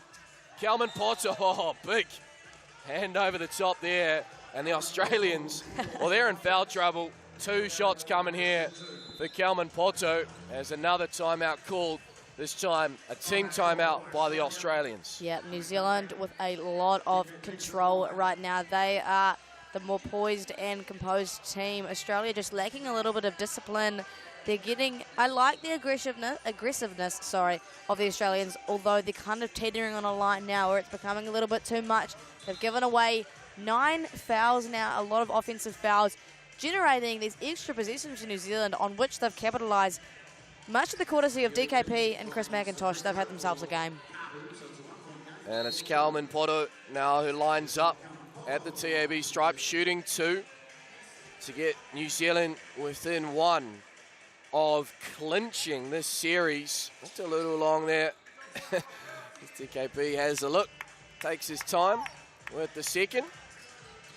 And change in lineup too for the Australians on this second free throw. Yeah, interesting. Stacked it on one side. Not something we always see in 3x3, 2 on the same free throw line. That is silky smooth there for DKP. 2 points away now from a finish. Here's the Aussies through O'Donnell. They fight for it, and fair bit of contact there. And Calman Porto acknowledging it's a little bit overzealous. Yeah, interesting. He went to apologise to O'Donnell. O'Donnell not wanting a piece of it.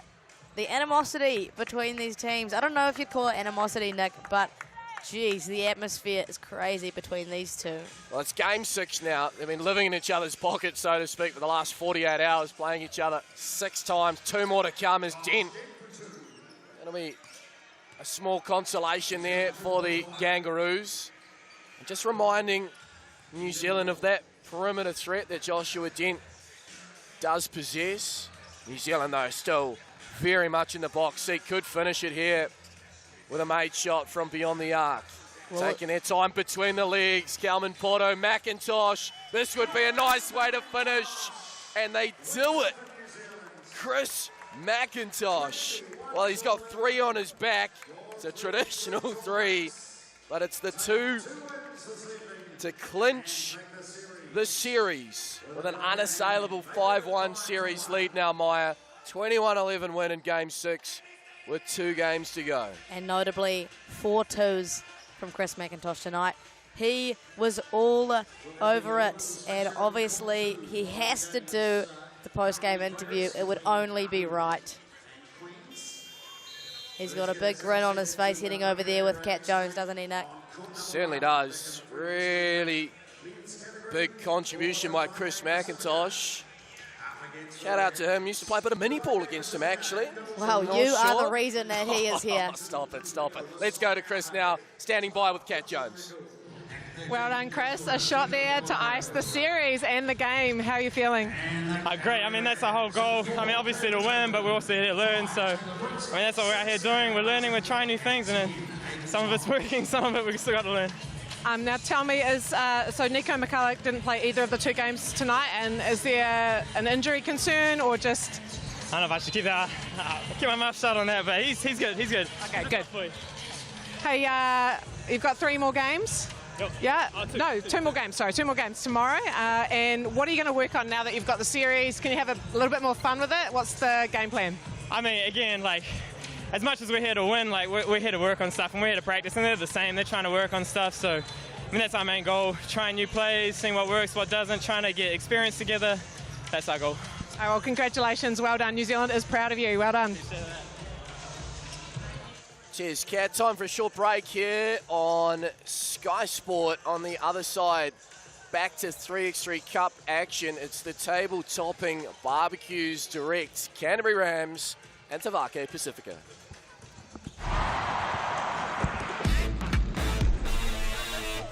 What a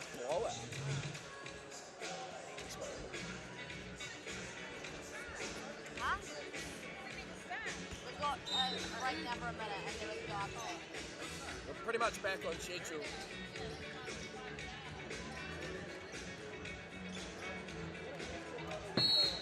One minute.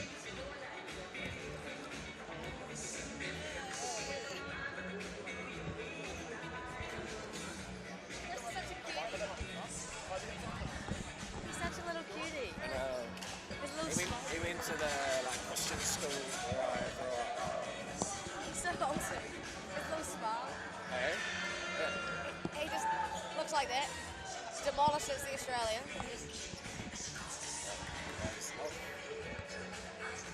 I knew that they've dropped one game.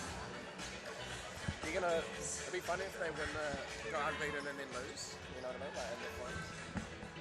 When am I on next?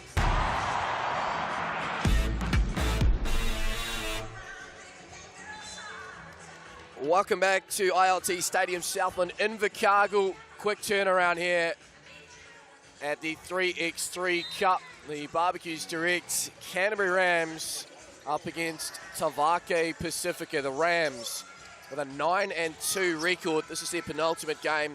The last game for Tavake Pacifica, who sadly they've been entertaining, but they're out of the playoff picture. Sitting in 12th position, can only finish as high as 11th from here. They have a 3-win, 9-loss record. Yeah, I have felt sorry for the Tavake Pacifica team. They have had a multitude of close games that have been 1 to 2 point finishes that could have really gone either way. And unfortunately, like you've said, they've been eliminated. Put your feet up, pack your bags, boys.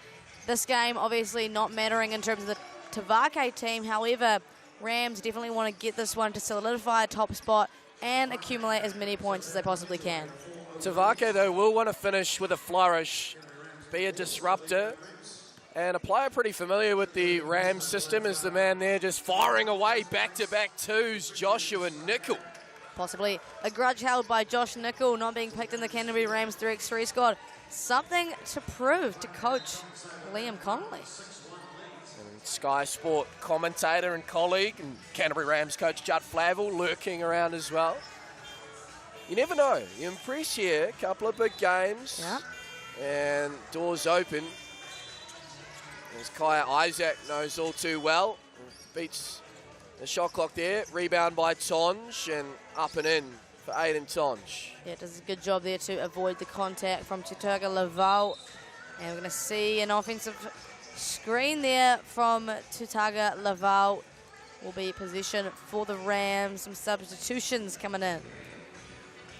So Rams possession, Caleb Chamberlain in as Tonge takes a seat. Tutaga Laval. And here's Britt now getting to the left, and interesting. You don't see that all too often, trying to finish with the offhand right. Oh, nice move. Nickel there, Tutaga Laval. Leosonga Ape, and that won't count. Foul, on the floor. He has been really monumental for this Tavake team. 10th scorer overall in the men's competition. Obviously, he had a really good first day, slowed down a little bit in day 2. However, still been pretty hard to guard from Tavake. Here's Nickel, catches Tonge, and he goes the take foul routes. Yeah, so take foul, okay at this point. Obviously, you don't want to give up too many of those. However, you'll be diving deep into a foul count. They're safe for now, though. So the top 10 is set in the men's side. Can't change. So the teams who are done or won't compete in the classification games tomorrow, the West Coast Rapids, Tavake Pacifica, Waikato University, and the Otago Nuggets. But still, as you mentioned, my seeding's on offer here. The Rams with a 9-2 record. They'll want to get top spot. Got a game to come as well later in the evening against the Taranaki Ears. And seedings can be important in terms of matchups, of course. You know, want to get the easier games. And those knockout fixtures is back-to-back steals. Nickel, and he'll pull up from the corner. Almost drains another. That with Tonge now. And Britt catches Lil Songe Ape behind the back. Razzle dazzle. Taylor Britt Highlight play right there. They're back within 2. Another highlight play pass from Josh Nickel, but McLennan sells it, misses the bunny. The Rams are suddenly back within 1. Really hard to keep this Rams team down. So well drilled and in sync as McLennan gets the move on Tonge, but stays with it, Aiden Tonge, and clears out. Ball movement, extra pass, Isaac catches McLennan in the air and makes him pay in all of a sudden. The Rams back in front. Yeah, Kaya Isaac, high IQ player. You got to mention the ball movement there from 3 high caliber 3x3 players. Kaya Isaac utilizing a shot fake. It is raining 2s now for the Rams side. Taylor Britt gets one of his own. And McLennan, oh, he's done really well there. Well out of bounds in the air. And then just launches it back into the shin of Aiden Tonge. So Tavake have a timeout, and they'll have 5 seconds to play with on the next possession.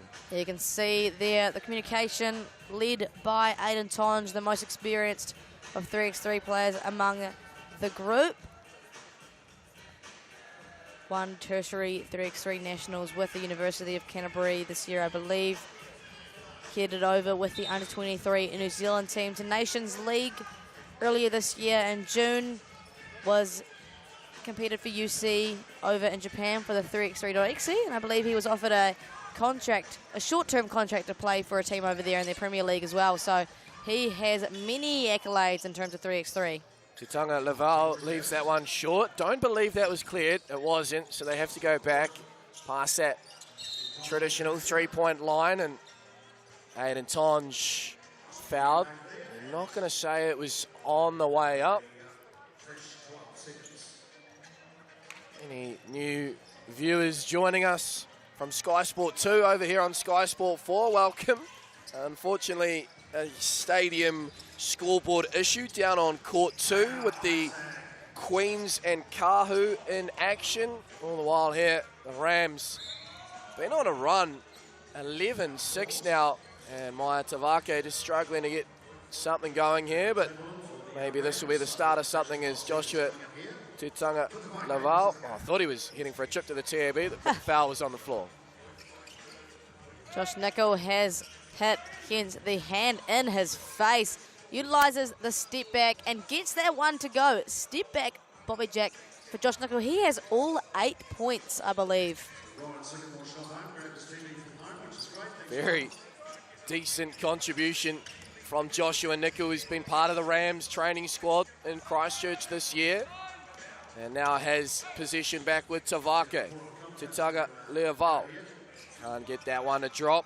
Isaac tidies. Just so composed and structured, this Rams team. If in doubt, go to Taylor Britt. Can't get that one to fall. Nice move. Rams still with a 3-point lead. Nothing too comfortable here. Nickel, heat check. Oh, wasn't far away. So much composure here. Taylor Britt, great find in the corner. Caleb Chamberlain looking for one of his own. All air on that one.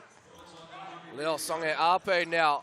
Can't get that one to drop. It's just got a little bit ragged here as we're waiting for a make. And gets back to Tutunga Laval, crossover, and gets the move on Isaac. Finishes with the left. And finally, a player not named Nickel on the score sheet for Tavake. Yeah, only a 2-point deficit, so nothing comfortable for Rams. They got out a little bit with a multitude of 2s from beyond the arc, thanks to Taylor and Kaya. Josh can't connect on that one. We have a foul call here down low against the Rams, I believe. Finally, an opportunity for subs to come in. Was a long passage of play there without a whistle. McLennan and Tonge back into the ball game. Here is Tyrone McLennan with it now, who has the honour of the dunk that forced the rim to be, well, re-altered back into position late on day 2. It's got to be some sort of bragging right? 100%. I dunked it so hard the game had to go to another court. I don't think many players here can say something along those lines. Certainly one to put on the CV. Definitely a relatable experience for us, eh? It just happens all the time to me. Real frustrating stuff. Yeah, I can picture that in like the trampoline league or something. It's not even a thing, Nick. It's such a cheap shot, mate. I got Nick with a few. Finally. I mean, it's about 10-1, I think, the score tonight. I'm on the board. He's on the board, but he is down. I'm down big. Down big. Kaya Isaac. Tell you what, I was Tumbling. expecting Tavake to be down big here, but kudos to them. Quitting is not in their DNA. This is their last game. They're out of the playoff picture as McLennan takes a blow to the face. Chamberlain makes, and we're going to have a whistle to allow subs to come in, and the moppers are out as well. McLennan is going to take a seat eventually, as is Kaya Isaac. Rams, 3 points to the good. And, oh goodness gracious me, down in court two, the scoreboard sorted. But now a delay with a injured Tokomanoa Queens player after a head clash. So, fair bit happening there, but a fair bit happening here on court 1, 2. Caleb Chamberlain cocks it back and slams it. He is an athlete, can't contest straight away, but boy oh boy can that boy dunk the ball. Have seen plenty of that in the Canterbury Premier competition, and we've seen plenty of that this year in the Souths NBL. Taylor Britt gets a lefty and what? What are you talking about? I've never seen Taylor Britt get to the left. Yeah, not his favourite hand, you know, he just does it every now and then. Enjoyed it too with Josh Nickel in his face as Britt drains the free throw from the TAB. Rams 4 points ahead here. As Leo Songe Ape, a little bit off here in this final game, has really carried the load offensively for this Tavake team, as Britt, again, silky smooth finish at the basket. Tutanga Laval behind the back, and he'll finish with the left. Yeah, nice finish there. Recognises the strength mismatch that comes with Kaya Isaac. Taylor Britt looking to dance here. Blows by with a crossover. Almost gets the finish. Would have been athletic. The deficit only at 4. Just had confirmation too. If the Rams win this one with a game to spare, they can't be topped in the #1 seed. So they'll be wanting to get the job done here and then perhaps can relax a little against Taranaki. But Joshua Nickel isn't allowing the Rams to relax. What was that, 5 made shots from deep? Josh Nickel. With a hand in the face from Caleb Chamberlain as well, with those long arms. Taylor Britt looks for one of his own. Caleb Chamberlain chases the offensive board, can't generate the extra possession. Oh, I believe actually possession will stay. Yeah, off the foot of Nickel. The last of our international action as well here on day 3 over on Sky Sport 2. The New Zealand women taking on the Australian Kangaroos. Game 6 of their series. New Zealand lead 3 games to 2. Australia with an impressive win, Maya. We called that one earlier this evening with just the 3 players as Chamberlain drains a deep shot. Yeah, that was an exciting overtime thriller. Great to see them warming up over on Sky Sport 2. Lauren Hippolyte joins them back, but no Bride Kennedy Hopewate, who's sick tonight. Nice finish there by McLennan, spinning and putting it up and in with the right. So a 3-point ball game here, 1:42 on the clock. Can the Rams get the job done? Good hand there by Nickel, and then off the 1 foot, almost rattles in. Now back with Tavake. Yeah, they're staying around. They're staying in it. Only 3 points down. Obviously, we are getting close to either 10 minutes or 21, whatever one comes first. Aiden Tonge will rip and go and draws the foul. Still another one to give. Yeah, fouls to give here. That's just the 5th on Tavake. Still another one as another timeout is called. Starting to wonder if it's Drew Leo time. It's been a little bit quiet, but can really only need 1 shot.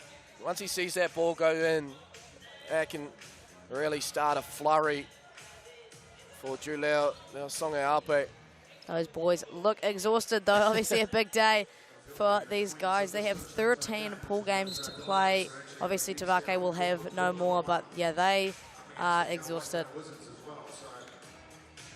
With the Rams, who lead by 3, Britt, Isaac, and Tonj on the floor for the Rams. McLennan, Leo Songe Alpe, and Tutanga Laval for Tavake. Here is Britt, and gets to the left, just hangs, glides through the air. Taylor Britt, match point now for the Rams. Made shot from deep will do it. As Tutanga Laval tries to finish. Yeah, huge rebound there for Kai Isaac. Withstands a lot of contact. Taylor Britt for the W. So the Rams assured top position here in the 3x3 Cup with a game to play. 21-15 winners. But a shout out to Tavake Pacifica. That's their competition done. Real entertainers in this tournament, and could have very easily, Maya, been in the playoff picture if it wasn't for a couple of those heartbreaking losses. I think back to the overtime against, well, they beat Waikato Uni in overtime, but felt like 2 or 3 losses by 1 or 2 points. As we send it down to Kat Jones, she's got Caleb Chamberlain. And Caleb on the win, that takes you clear to the top of the table, so I'm pretty sure that even regardless of what happens next, your lead is insurmountable. How does it feel to go through as the first seed? Yeah, it feels good. It was good to get a few wins today. It's a big day. Still got one more, but you know, it was a big day, but it was good to get it done. And tell me a little bit about the leadership group that you have with your team, the likes of Aiden Tonj, Taylor Britt, yourself as a young player. How does that help you to be successful? Yeah, no, it's great having those guys. They teach me a lot, help me out every game. You know, obviously I'm still learning and they've got a lot of experience, so it's great having them on the squad. And finally, just the last kind of shout out, anyone that you want to give a quick shout out to or say thank you to? Barbecue Direct, they help us out a lot. We really appreciate it. And yeah, thank you. Congratulations. Cheers, Kat. Time for a short break here on Sky Sport. As Myers has pointed out, given they're behind schedule on court term, we had that delay, and we're pretty much on schedule here on court 1. The Tokomanua Queens with the quickest turnaround of all time at the 3x3 Cup coming up next. They're taking on the Waikato Wizards.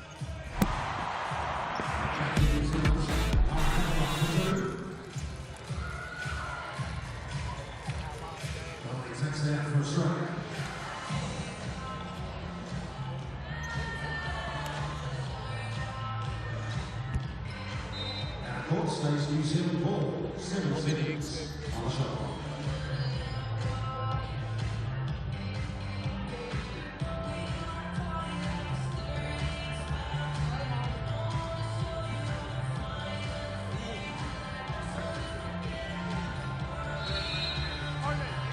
Now call the shipping power blast. Make a move to the left.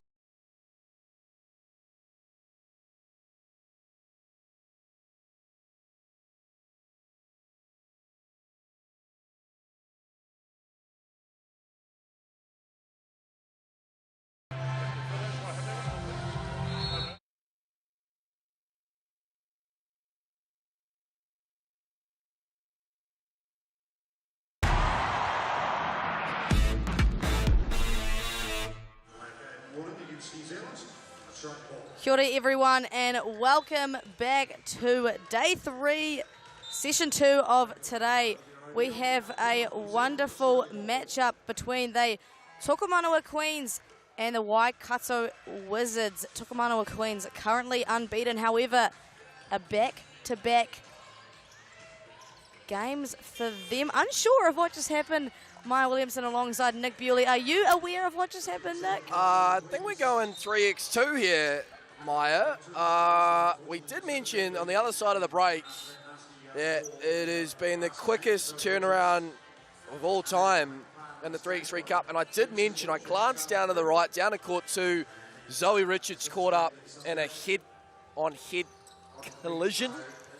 And she is not here. However, the Queens, rather than rolling with Beck, Langton and Beckley all at the same time, curiously running with 2. They are in a pretty good spot. Yeah, and I believe even if they do drop this game, I feel like they may be able to remain in that number 1 spot.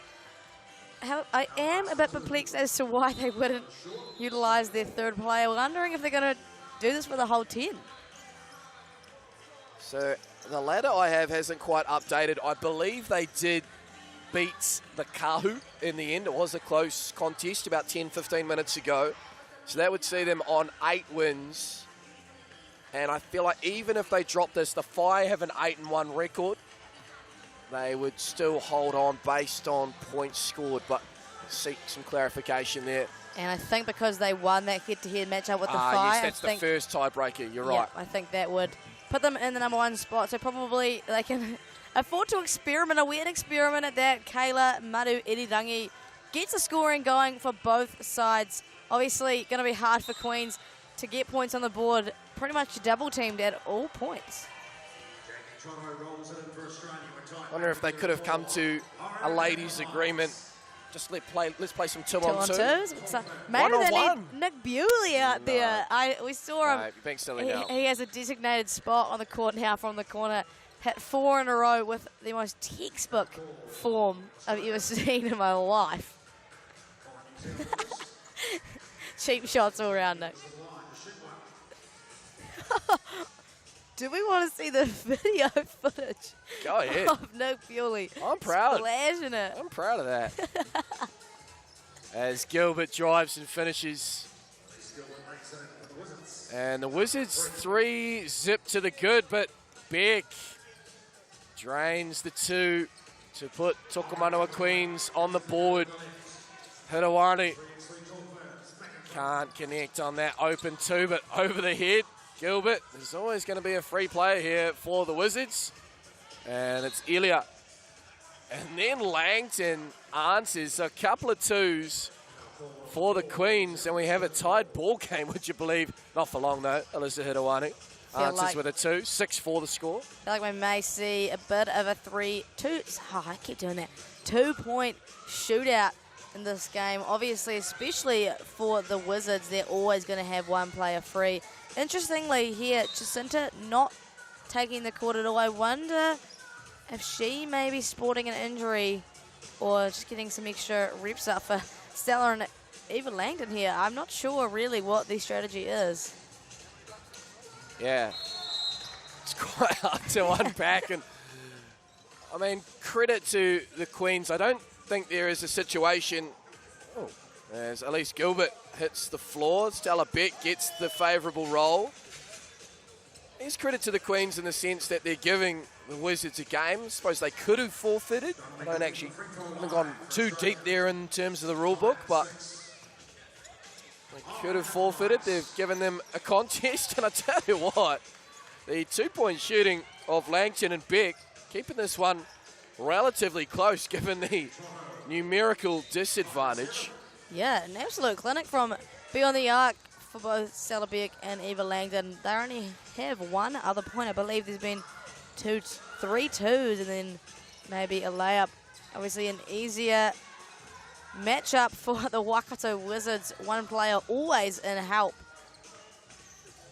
Stella Beck lets another one go. I believe that's her 3rd. Well, the Queens might be down a queen, but they're just down by 1. This is quite remarkable. This Wizards team, we should say, Maya, I believe 3rd, if not 4th on the ladder, 3rd, with a 6-2 win-loss record. So this is a very good 3x3 side, but it's almost like they don't quite know what system to run. You don't usually double team in 3x3.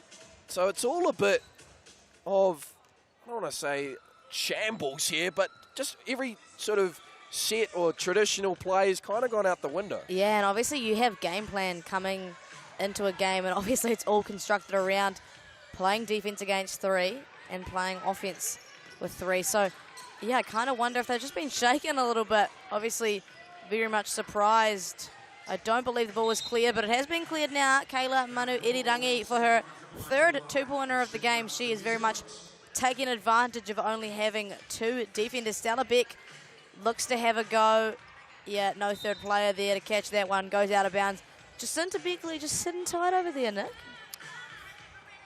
Yeah. So again, maybe 2 injury concerns for the Queens. No Zoe Richards.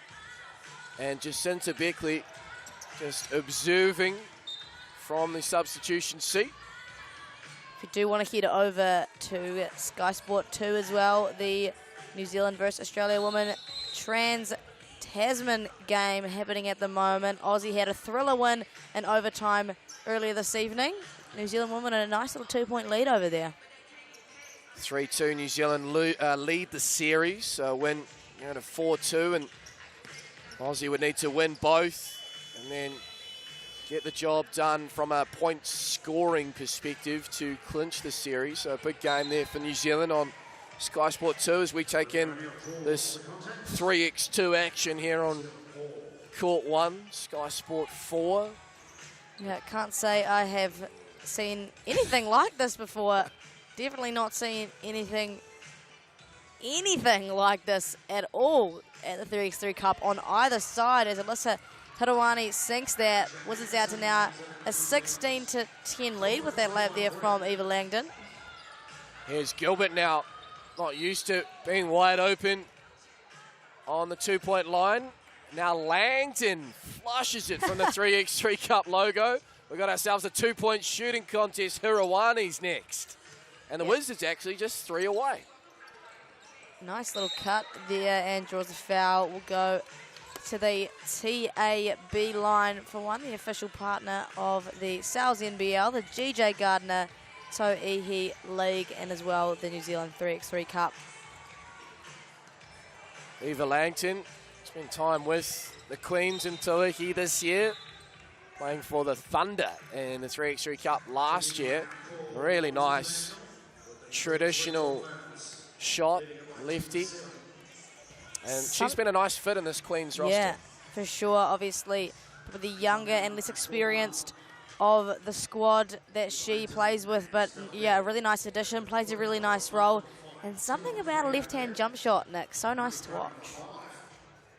Timeout called here, understandably. Jacinta Beckley is up off her seat. Will she come into the game? We'll find out shortly. So this immaterial in a way for the Wizards too, although the Pakai do still have a game to play. That would be against the Storm. So in fact, not immaterial. The Wizards here with a win would clinch the 3rd seed. The Pakai, irrespective of their game against the Storm, would stay in the 4th spot. Yep, and obviously Queens don't mind too much Pakai having that 4th spot, hence why they don't really need the win in this one. Wizards just 1 point away from a W. Eva Langdon closes the gap to 6 now, however, no margin of error, and it's going to be pretty easy for Wizards to get their last point. 2 players wide open under the basket. Very rarely do you see that. And the Waikato Wizards get the job done in a strange old game, 21-14 against the Queens. Okay. Can you get one from each? And we are going, we're going to interview a player from both sides just because we are curious the reasoning behind that. Yeah, so we missed the game down on court 2 just previously. We saw the Zoe Richards head knock issue, which is why she didn't play. We're unsure as to why we didn't see Jacinta Beckley, but we just witnessed a interesting old 3x2 game taken out 21-14 by the Waikato Wizards, who lock up the 3rd spot as we send it down to Kat Jones. She's got Kayla Manu Irarangi. Kia ora, Kayla, welcome. Now, that was a weird one. I think we both agree, having that sort of person on the sub-bench not coming into the game and only playing with 2, the Queens. What was your take on it? Oh, unfortunately, yeah, they've faced injuries, so there wasn't much we could do. It was a 3-on-2 situation, almost like a bit of a shell drill. So, yeah, we had to play 3-on-2 the whole game. It was a bit, didn't know how hard to go, but, you know, we still need to work on our stuff, get some 2s, whatever. But, yeah, it was pretty pretty different game to play in. Yeah, 100%. But hey, a win's a win, and you'll take that going forward. Now, talk to me a little bit about your young players in the team and the experience that you bring as well. You've been playing at the collegiate level, I guess, and you've got Tarai Elia, who's another experienced player. But what about your younger players? Yeah, we have Elise Gilbert coming in. She came in a day before the tournament, so she's really stood up. She's had some experience at NZ level, so she's nothing to lose as a young player. She soaks it up, really receptive, and we have, like Tarai Sadler, she's a gun. She's an old girl, but she's fit as a fiddle, and Lila, she's very experienced. She's done a bit of coaching too. So we're just fortunate to be healthy at the moment and to be able to come into finals day feeling good. Yeah. Yeah, 100%. It's all about feeling good on the final day. So good luck and well done for today. Thank you.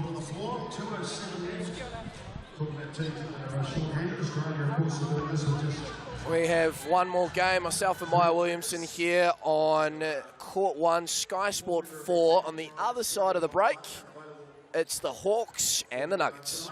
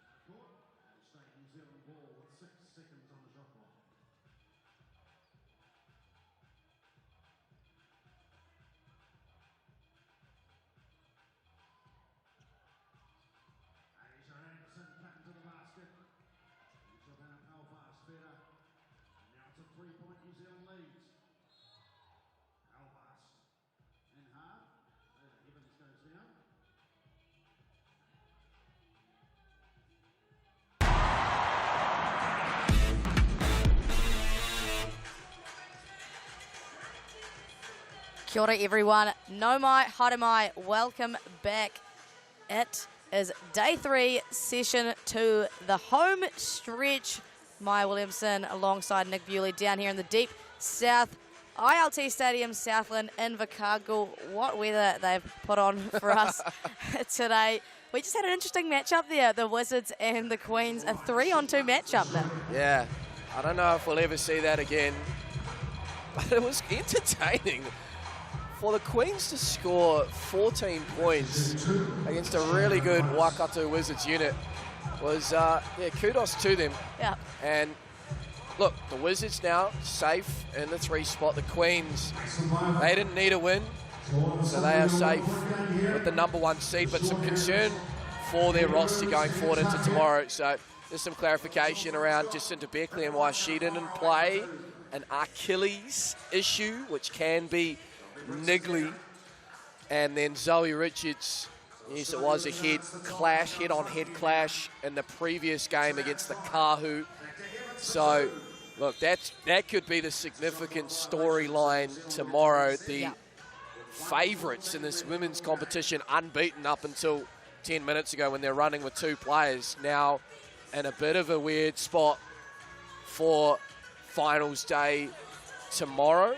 So we will wait, and we will hope that, of course, Jacinta Beckley in particular, at least they get 3 out there. Yeah, absolutely. Even if Zoe Richards is ruled out, we're hoping Jacinta Beckley can play through the injured Achilles. I believe the rules are you cannot bring in an injury replacement in the playoffs.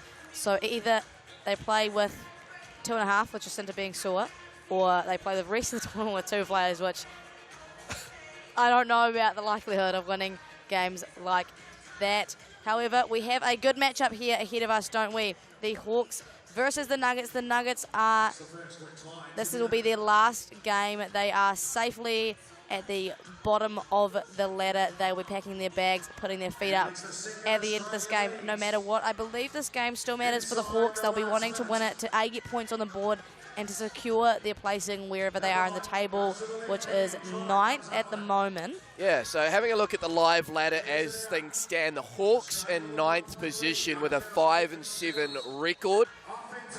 and they can't finish any higher than 9th.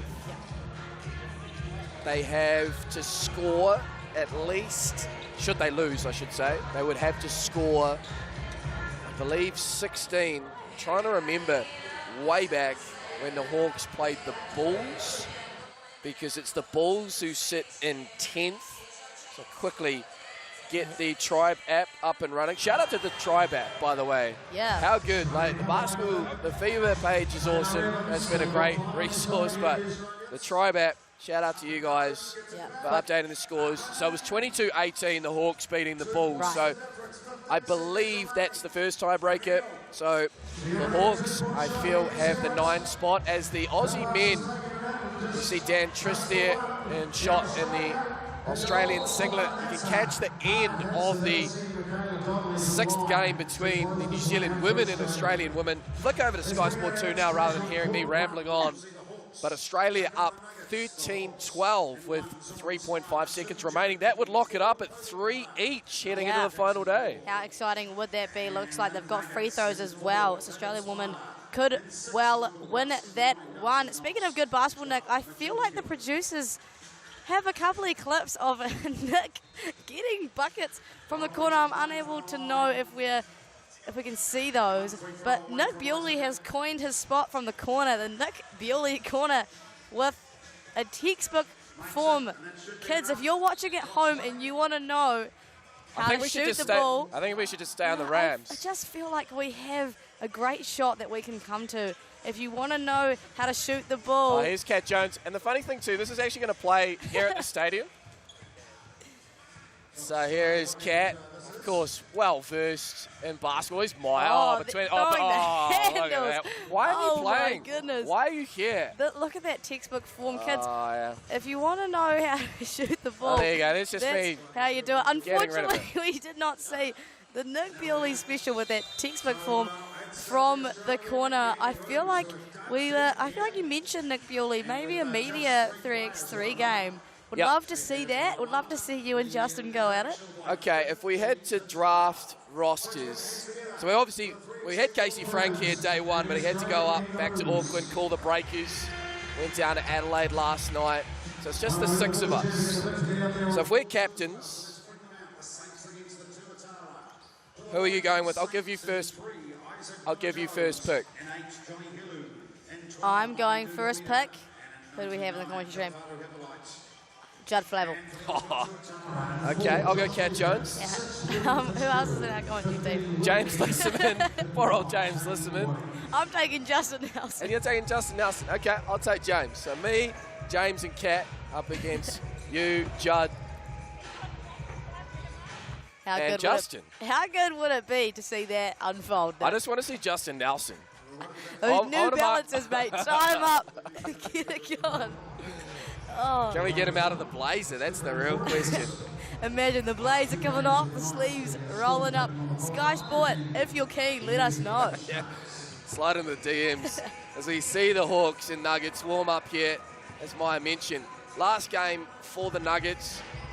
Been a tough old ride for them, but I'll tell you, there's maybe one missing piece away from having a pretty competitive roster here, whether it's a traditional big or another perimeter shooting threat. They've been in a lot of games, but just haven't been able to get across the line. Yeah, you see them there. Mike Russ, Caleb Smiler, Mitch Hewen, and Darcy Knox. Obviously a younger squad with Darcy Knox leading the way, and the Hawks have been a force to be reckoned with. Jackson Bull, Jared Kenny, Kobe Cutter, and Zora Smiler. Again, a similar dynamic. We've got Jared Kenny, the GM of the Hawks, a very experienced New Zealand player with a young squad. But Nick, who is the guy to watch from the Hawks? Well, he's been the talk of this tournament for mine. It's the first time I've come across the name Jackson Ball. I know you've seen him at age group representative levels. For those of you just tuning in and watching a Hawks game for the first time here, number 9, this kid, and I feel like I can call him a kid. He is a kid. He's 15 years old. Does he have a driver's license? I don't know. But he is driving this Hawks unit. He is leading the scoring. He has a deep bag for a player this young. 2-point shot, the floater game. here he is with it now. He is the real deal, and just remember the name. I feel like I don't want to get carried away, and you know, I feel like that's a classic, isn't it, in the States, where like they compare a player with someone, and then, you know, if they don't end up, you know, shaking out that way, it's like, oh, what a disappointment. But this kid, the real deal, born in 2008, just still, for me, someone turning 30 this year, I'm double his age, is just phenomenal. He can do things that many of us just dream of on the basketball court. He's 15 years old, Maya. I know, and what is so hopeful about his future as well is just his mature understanding of the game. You can have all the skill you like, but he has the brain to go along with it. He can shoot the ball like no other. He matches physicality of older guys, as I saw him matching up against Mani Dugomita with no issues, but his mature understanding of the game and high level IQ is what will be the #1 driving force between a bright future for this kid. There he is, Jackson Ball. For Hawks, 2 points to the good Jackson Ball. Mitch Ewan, a bright spot there for the Otago Nuggets. No, he's impressed a few here at ILT Stadium, Southland. Yeah, Nuggets have had a pretty tough run. Caleb Smiler connects to even things up. I feel like they have had the tail of the bottom four just has really been all the same. Not a lot of wins tallied on the table. However, they have had multiple close games. The Nuggets only falling short by 1 or 2 in multiple instances, which has made them in this unfortunate position. The Hawks, though, have been a surprise to us, haven't they? Yeah, well, as you mentioned, running with this young trio between Kara, Smiler and Ball, and then the GM, the vet, who just keeps giving back to New Zealand basketball at multiple levels, still doing his thing on the court.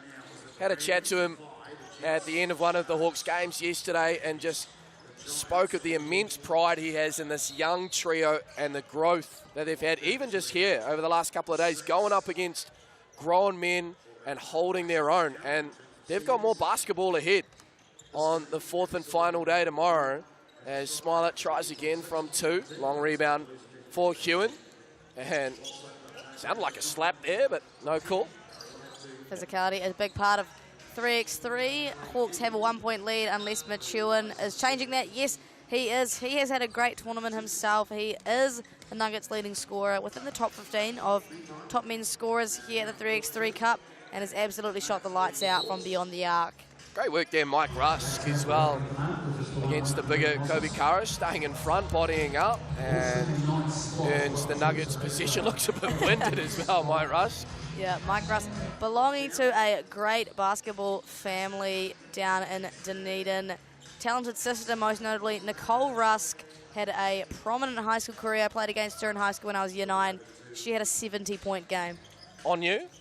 Because that would make sense. I was year 9, so I actually just sat on the bench the entire time. Okay. 70 points in a game, Nick. That family is talented. That is next level. And shout out to Mike's mum, I believe, here. Have I got that right? Have I got the connection right? Yeah, Angela. Doing an awesome job behind the camera. Some great snaps as Kobe Kara takes a hit to the mush. Yeah, big lead now for Nuggets, 5-9. Hawks not really getting a lot on the board. As I say that, Kobe Kara withstands an immense amount of contact to finish that one. 3-point deficit now. Here's Mitch Hewen. Hard to miss. Oh, nice spin move. Mitch Hewen. Tough. Really good finisher in and around the basket, and he's got that perimeter threat as well. As now Zoram Smiler with the drive. Yeah, Smiler, also a prominent last name in the New Zealand basketball community. We actually have Caleb Smiler on the opposing side. Sister Kaylee Smiler, relative Kaylee Smiler over playing for BYU in America. And then, of course, we have Ezra Smiler as well, who has been a huge part of New Zealand basketball, definitely played for some age group New Zealand teams. So, what a last name. And here's Kara now with the offhand. Officials letting a lot go until then. And might be the first team foul on the Hawks. Yes, it is. 10-7, the Nuggets lead. Looking to finish on a winning note. Just the one win from 12 so far. And this Hawks team, well, at the same time too, you've got to wonder how high the motivation levels are. They probably are aware of the situation. They know they're in the play-in. But I wonder who they'll play, because in a little while, in fact, right now, over on Sky Sport 2, teams 7 and 8 on the table, taking each other on, the Wellington Saints and the Auckland Tuatara. So that'll be an interesting matchup, the Hawks against one of those two sides for a spot in the quarterfinals. And it's looking like it's going to go the way of the Saints. They have a good lead. However, only a 5-point lead, but, you know, edging closer. As we see, a 6-point lead now for Nuggets. Could they finish their Invercargill trip on a win? That would be highly encouraging. Nick Bewley's going to step out of the commentary booth for 1 second to inquire about the results. Handoff here to Mitch Hewen. They have 7 seconds to work with it now. A lot of outside perimeter pressure from Kobe Cutter forces a step back. Bobby Jack from Caleb Smiler. Can't get it to go. Offensive board goes to the hands of Darcy Knox. Back with Hewen now. And just checking in with our stadium MC. Australian women did get the job done in the end in Game 6, 15 points to 12. So a 3-all series. Maya, that is going to be real fun tomorrow night. Game 7 and 8 to decide the series. The men, well, the New Zealand men in some ways can put the feet up. They'll want to finish with a flourish tomorrow, but a 5-1 unassailable series lead. Yeah, it's been a really, really cool opportunity to see the very first Trans-Tasman series between New Zealand and Australia. It's been absolutely riveting, all games being close and competitive, bar the 21-9 win from New Zealand over Australia men. But yeah, I've really enjoyed what I've seen, and the team's just getting better and better as they settle more into a 3x3 flow. And tomorrow night, like you say, going to be a huge one for the women. Darcy Knox connects with that one. 15-8 now. Jackson Bull. We've been hyping him up, and he's living up to the standards that we've set. He's not letting us down. Just a cool head too. An old head on young shoulders. Jackson Ball is Kara. No, just a little long. Tickles the twine.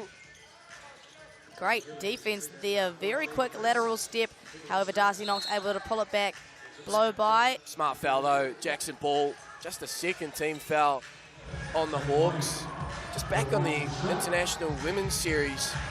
Australia winning both games tonight with just 3 players. Yeah. Even more impressive. And what is impressive about that, Nick, is that the person that they were missing, Bride Kennedy Hopewate, their leading scorer after 2 days. So their complete change in offensive dynamic. However, they managed to get the job done not once, but twice. Yeah. Credit to the Australian Kangaroos. How would you call it heading into the final day in that women's series? You're going to put your name on the line? Crikey, this man's putting me on the spot. Thanks, Nick. You know what? I'm just going to go one apiece. Yep. Let's end in a tie. I think New Zealand's not going to allow 3 wins in a row from Australia. However, I believe Australia now have what it takes to get a win themselves as well tomorrow. I feel like they're getting better as the tournament goes on. New Zealand having their moments, but yeah, it's too close to call, obviously. 3 each will be intriguing. That's during our night session tomorrow, as are the 3x3 Cup final. So much still to come here tomorrow. Just quietly, speaking of Trans-Tasman action, going away from basketball, but the Kiwis and the Kangaroos tomorrow night, I'll be taking that in. Maya's just looking at me like, what? Rugby league? What are you talking about? Yeah, can we not speak about rugby league on a basketball commentary? Like, come on, Nick. I'm just getting excited. I know you read the sport news for News Talk ZB. Thanks for that. Thanks for that. Thanks for the shout out. But no, I'm just saying, Trans-Tasman international sport, not much better. Oh, it's always great when New Zealand and Australia face off, no matter the sport. Netball and rugby, especially prominent matchups between New Zealand and Australia in that sense. And it's also not often that you see New Zealand consistently beat Australia in basketball. Obviously, Australia quite a strong international team. Caleb Smiler is making the Nuggets pay. They want to have a favoured exit. This ball now from near the logo. Jackson Ball showing his range as Mitch Hewen fires and misses. But the Nuggets in a good spot here to finish with a consolation win as a foul's called. Oh, it was a great find. Mitch Hewen was almost hoping not to have the whistle there. As we take a look at the replay, that was almost behind the logo from Jackson Ball. Behind the Maya Williamson logo, crikey. Hewen kicks it out to Knox, gets it back, gets the step on ball, and he'll add one there. So the Nuggets just 3 points away, and Jared Kenny not interested in coming back into this one, you feel. One of the young trio of Ball, Smiler, and Cutter to figure it out on their own. As Ball gets it now, quick release, but good close out there. I think Russ got a piece of it. Yep, was touched. That's the call by Jilly Harris. So it'll stay with the Hawks. Down on court 2, Sky Sport 2. Battle between 7 and 8. The Tuatara just 1 point down, 18-17 against the Wellington Saints. A couple of close finishes here late on day 3. Oh, we love to see it, and obviously that game going to determine who Hawks come against tomorrow. That's unless the Airs drop a game, and they do have the Canterbury Rams still to play. So a few permutations still to work out, but it might end up being the loser of this one who takes on the Hawks, the loser of the Saints Tuatara, sorry, who takes on the Hawks tomorrow in the play-in. It's always a nice little brain buster figuring out those deeper spots and who they're going to play. Obviously, the Rams safe and sound in their #1 spot. Expect nothing less from the Cantabrians. Darcy Knox. Darcy Knox puts the Nuggets a point away. Nuggets really want to finish with a win as Kara can't get that one to go. Here come the Nuggets. Rusk, will he answer? No, not on Kobe Kara's watch. Yeah, Kobe Kara wants to go the full way. However, I believe this game will go to the Nuggets, so they'll finish the tournament with a win. Jared Kenny bolted in his seat, giving the young guns a chance to have a nice little run to end their day 3 here in Deep South RT Stadium. What a stadium, Nick. Outstanding venue. The Velodrome, squash courts, plenty here from a sports and community standpoint. Just looking back at the Nuggets, their last win came back in their second game. That was against Waikato University. So it's been a 10-game losing skid. I hope for their sake, surely they're going to close it out. But credit to them, because you could easily drop head and know that, well, they know, of course, that their competition's over, but credit to them.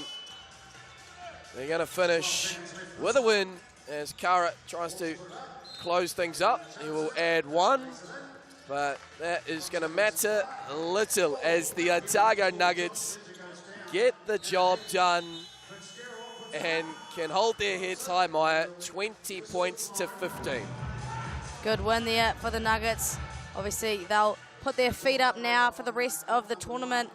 However, finishing on a win is always a good way to go out. I believe Judd Flavel going to grab Darcy Knox, the New Zealand veteran. We all know and love the name Darcy Knox. So just wait for Judd and Darcy to make their way over to interview spot as the Hawks conclude pool play. The Nuggets finish their tournament with a win. Let's send it to Judd, who's got Darcy Knox. You guys, you know, it's been a tough week for you guys, but you came out on top on that game. Talk us through that one. That one, just want to play together, have fun, get the ball moving, and just we've played 100% the whole tournament, so we're a bit unlucky with our size and just come out well for us that game. Yeah, I've watched you guys all week. You guys have battled hard. You've had some close losses there too. This, those could have gone either way. How proud of you of the young guys that you've had in this 3-on-3 format? Oh, I love these guys. Like they put their heart out there every single time. Can't fault the effort, so it's something we can't be too upset about. Our performances, regardless of the results, we can be pretty proud. And we've got a little bit of time, so I've got another question. What do you like about this 3x3 format? You know, it's completely different to the 5-on-5, traditional 5-on-5, but is there anything about this game that you think you can take into the 5-on-5 format? I think it's great for like the guys that we've got here, like the freedom that everyone has to be able to go and do their thing and just hoop. Whereas, you know, in NBL, you know, it's a lot more specific to your role. You know, things are a lot more defined. But in threes, you just got the freedom to go hoop and kind of, you know, be yourself, I guess. Exactly. Well, we appreciate your time and get a well-earned rest for tomorrow. Cheers, mate. Appreciate it. Cheers, Judd. Time for a break here on Sky Sport and a change in commentary on the other side.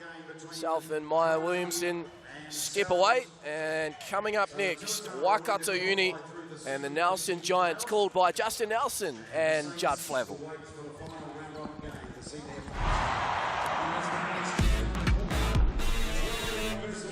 Against the Giants. Waikato University in 5, Jake Tavake. In 7, Tamari Van Linden. In 9, Daniel Johnson. And 11, Philip King. And for the Giants in 3, Ty Herbert. 4, Max Patterson. 7, Aston Inwood. And 8, Sam Gibson. And on court number 2, it's the Rams against the Ears. For the Rams in 4, Caleb Chamberlain. 5, Taylor Britt. 6, Taylor Isaac.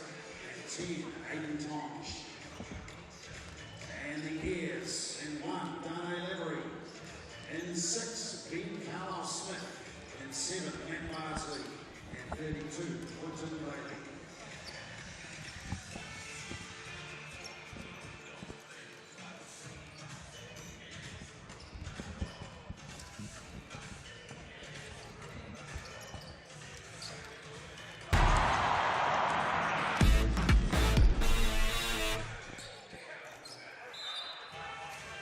Closing stages of night number 3 here at the 3x3 Cup. Justin Nelson, Judd Flavel with you. Not sure where James Lissaman is. He's probably down the other end working on court 2 at the moment here at ILT Stadium, Southland, Invercargill. I'm better looking than him anyway, Judd. Oh yeah, absolutely. you need some more pump up confidence. Oh, I think. thank you. Waikato Uni up against the Giants, second last game on the schedule tonight. He's a bit younger than me, it should be said. And the Giants will step out with 3 in this game. Sammy Dempster won't play. We can see him suited up in the background there, but he'll be planted to the bench. And there's the 2 lineups, King Dobson, Tofale, Van der Leden, and for the Giants, Dempster will sit this one out. Patterson, Inwood and Herbert. The Giants are headed to the playoffs. Waikato Uni, how are they placed at the moment, Judd? Any chance from here? Don't think so. No, it's not looking good for them. They're on 3 wins, 9 losses, but a win would take them to 4 wins, but it still keeps them out of the 10. Won't make it.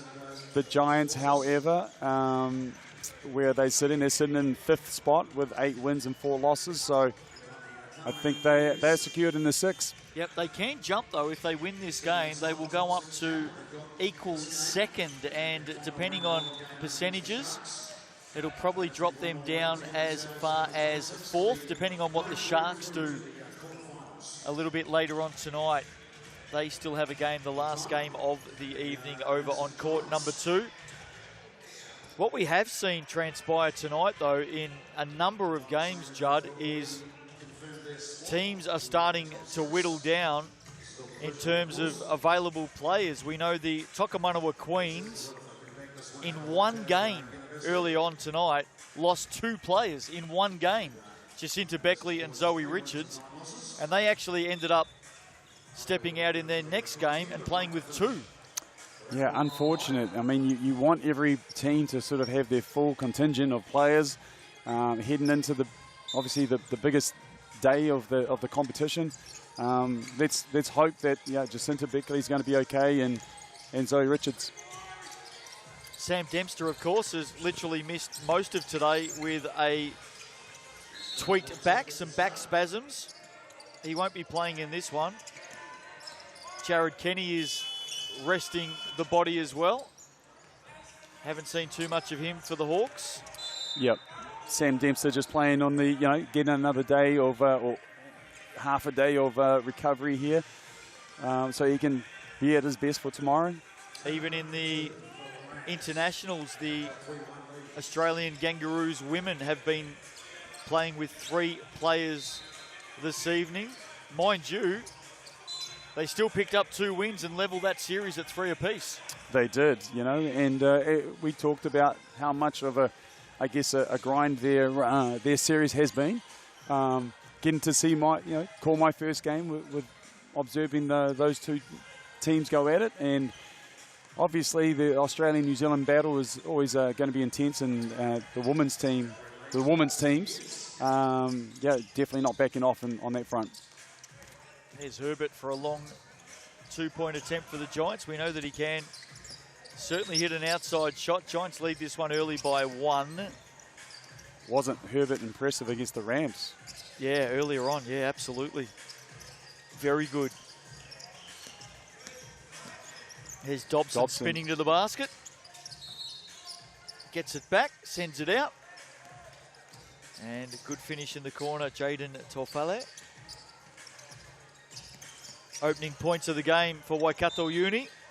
Their last game of the 2023 edition of the 3x3 Cup.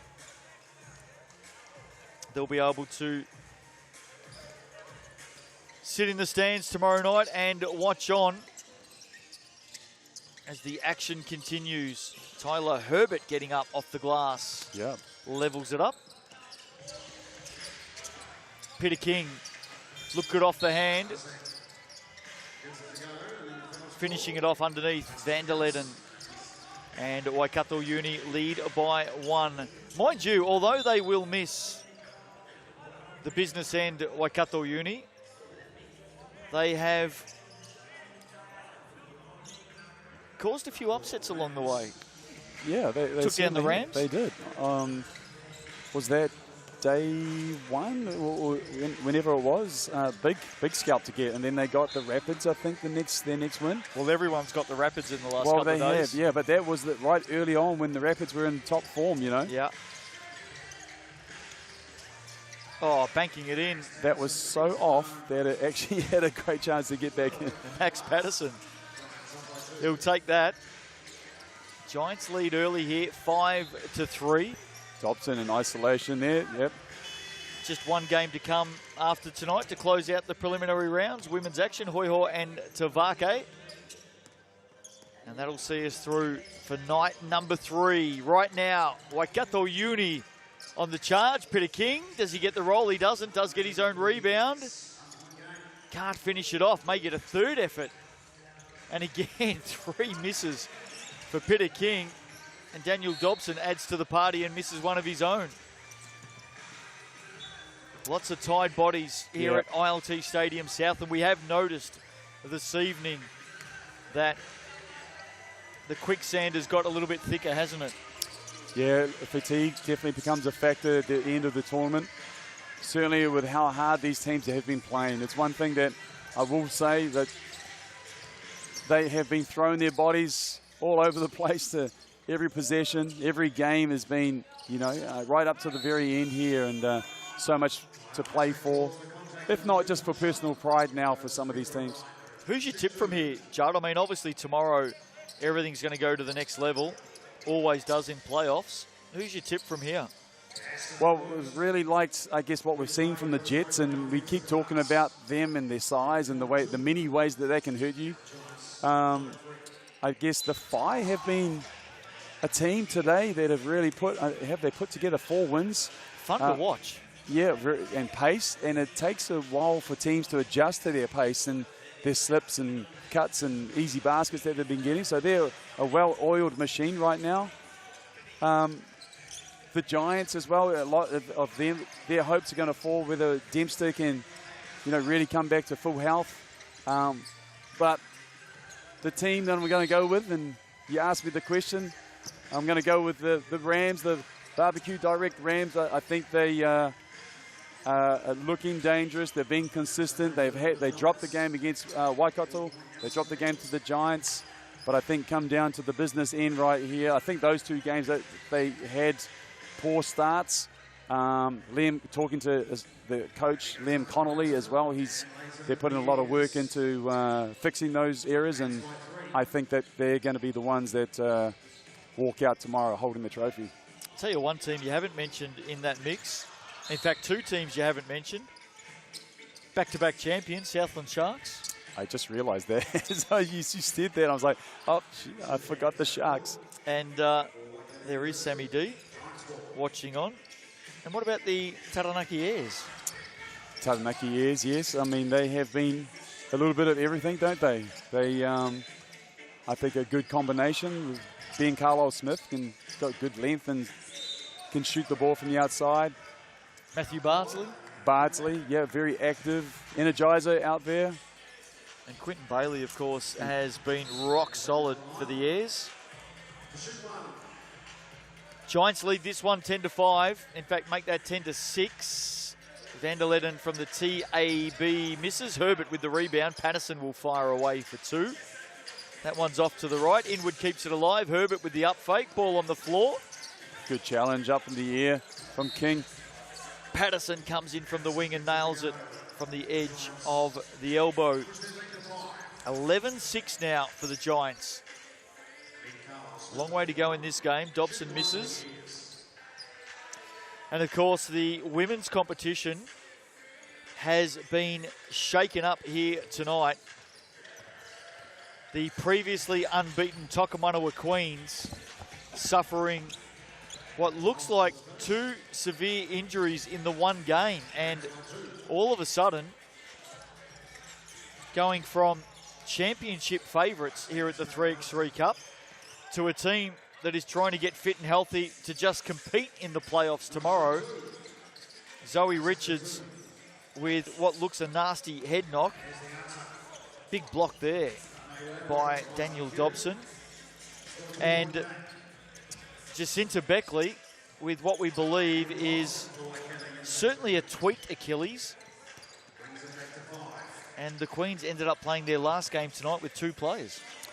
That definitely does change things if those two players are dealing with some injuries or maybe they're down to three players. Mind you, those two players, Stella Beck and Eva Langton, still scored about 14 or 15 points in that game. They can, but they're going to be coming up against some teams that are also finding their groove. The Whai have made, I guess, big steps up the ladder. They're sitting at 8-1. And playing an attractive style, I guess, with that brand of slipping and cutting, strong cutting game. So much like the men, the Waikato Wizards, 7-2. Yeah, they got that win, that last game against the Queens, when the Queens had two players on the floor. I think the final score there was 21-15 or thereabouts, but they did get that win against the Queens. And the mainland Polkai, I believe that they've got the goods. They're 5-3 right now, but a young squad, Lauren Whitaker, who will be heading to the States. But great young talent. Well, headed to a good program too, Judd. Oh, big shot there from Max Patterson. Headed to Gonzaga. Yeah, great college program, and obviously I'm a big fan of her, and I think that she can get there straight away and be a contributor. Also, Kiki, Kavana Lene has been super active from what I've seen, very athletic and all over the place. I really like the leadership that we've seen out of Rosalia with her leadership qualities that she's, with those youngsters, and I think this is a team that can really push those teams that are sitting up above them. Sammy Dempster, planted to the substitution chair, issuing some instructions to the Giants. They lead this one comfortably 16-8 now, and been really impressed with the Nelson Giants. Dempster, the elder statesman, has come here with 3 young players. It's a bit of a recipe amongst a few teams here, and it's worked pretty well. Yeah, this competition, we've seen a good mixture of leadership. Guys, vets, I guess, like Sammy Dempster, Jared Kenny, Quinton Bailey, Taylor Britt, guys that have been around the block for a while, and then mixing the younger guys that we're starting to see. My first look at a lot of these guys, and I've been really impressed, in a great way to blood them in, integrate them into this, setting and take them from what would be, otherwise we may not have seen them on the Sal's NBL, but I think them showcasing their stuff here probably has a lot of coaches looking at their names and possible as recruits for the Sal's NBL. Inwood converted in play, and then on that 7th foul is at the TAB for a couple, so extending the Giants' lead here, 18-8. Can add another one here, and all of a sudden the Giants are very, very close to closing this one out, 19-8. Waikato Uni about to exit the competition.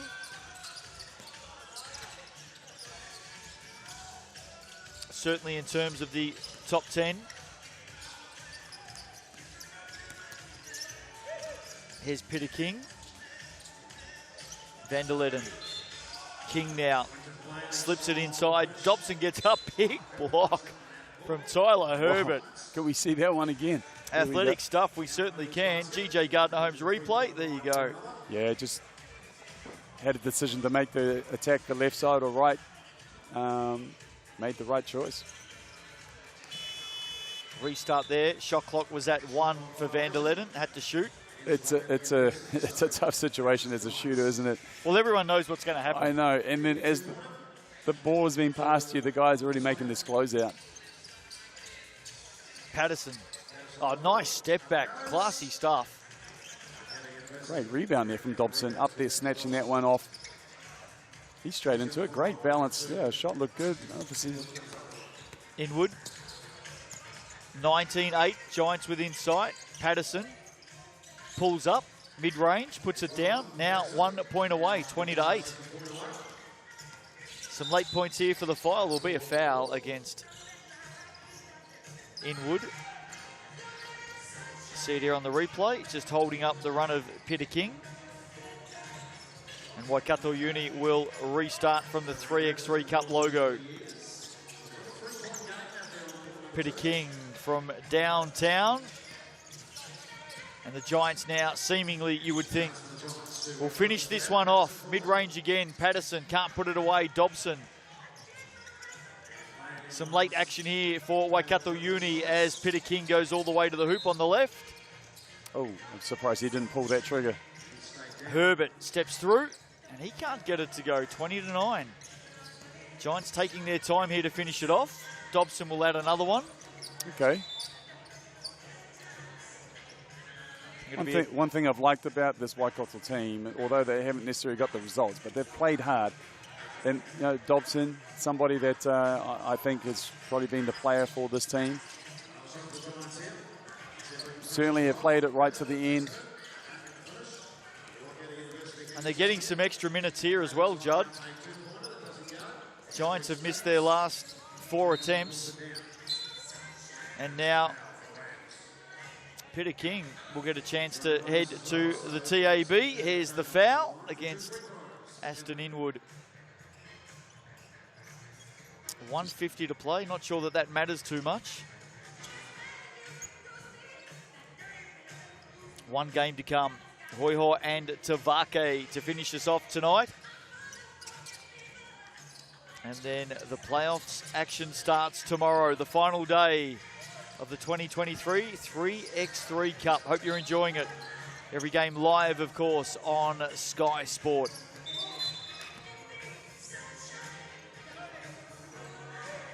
errant basketball from court number 2. Haven't seen that happen too many times, thankfully. What's the call here? Is it a shot clock violation?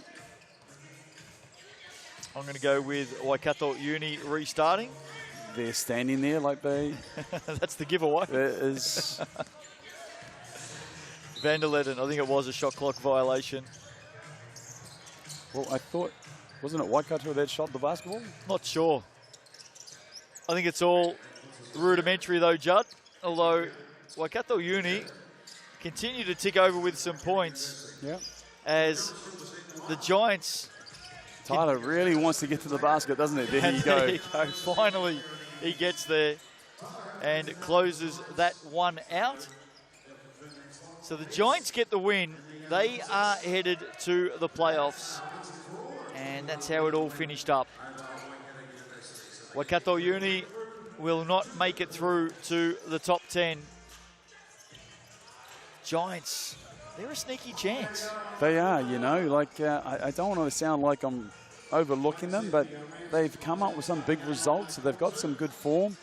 A lot will depend on Sammy Dempster. They've had a good day without Sammy D. They have. But, I mean, you know, this goes up another level tomorrow. It does, absolutely. And he's the man to take them. That's right. You know, and really impressed with his leadership as well. He's certainly somebody that you want in your corner. Leads from the front, on and off the court. Well, Tyler Herbert has certainly had a good campaign so far. Here he is with Nick Bewley. Cheers, Justin, here with Tyler Herbert, who just said as we were walking here to the interview spot, you are buggered. How about it? 5 games today, no Sam Dempster with back spasms, and you get 3 wins. Yeah, it's been a pretty big one, eh? Obviously, it's pretty unfortunate that Dempster went down, but, you know, we got to just push through and just keep going. We've done a bloody good job today of, you know, just working hard. Just because we're 1 man down doesn't mean, you know, it's any excuse to like let anything up. So, yeah, we're just going to keep on going, and tomorrow's a new day, and yeah, hopefully we'll take it home. And saying that is one positive of running with 3 is the continuity piece is there. You get a rhythm, you get a flow. It's the same trio all the time. Yeah, definitely. Like I played at, in high school with Aston and Max, so yeah, we all know how to, you know, play with each other. And, yeah, it just makes it a lot easier when you know. I'll let you go rest up, man. You're exhausted even talking to me here. Yeah, it's pretty rough. Thanks, bro. Put the feet up. See you tomorrow. Sounds good, man. Cheers. Thanks very much, Nick. So the Giants are through. 1 to go tonight before we turn the corner and head for home. Coming up after the break, Southern Hoiho take on Tavake Pacifica. Don't go away.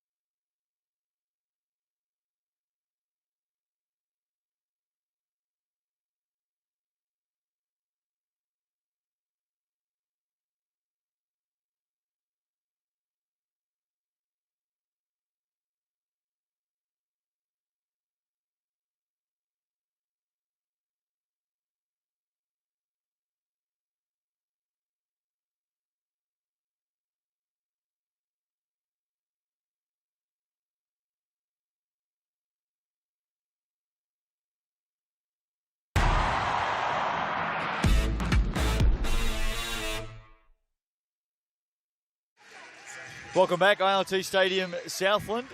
Hoiho and Tavake Pacifica coming up in just a moment. Just a couple of fans sticking it out for another late night on the far side.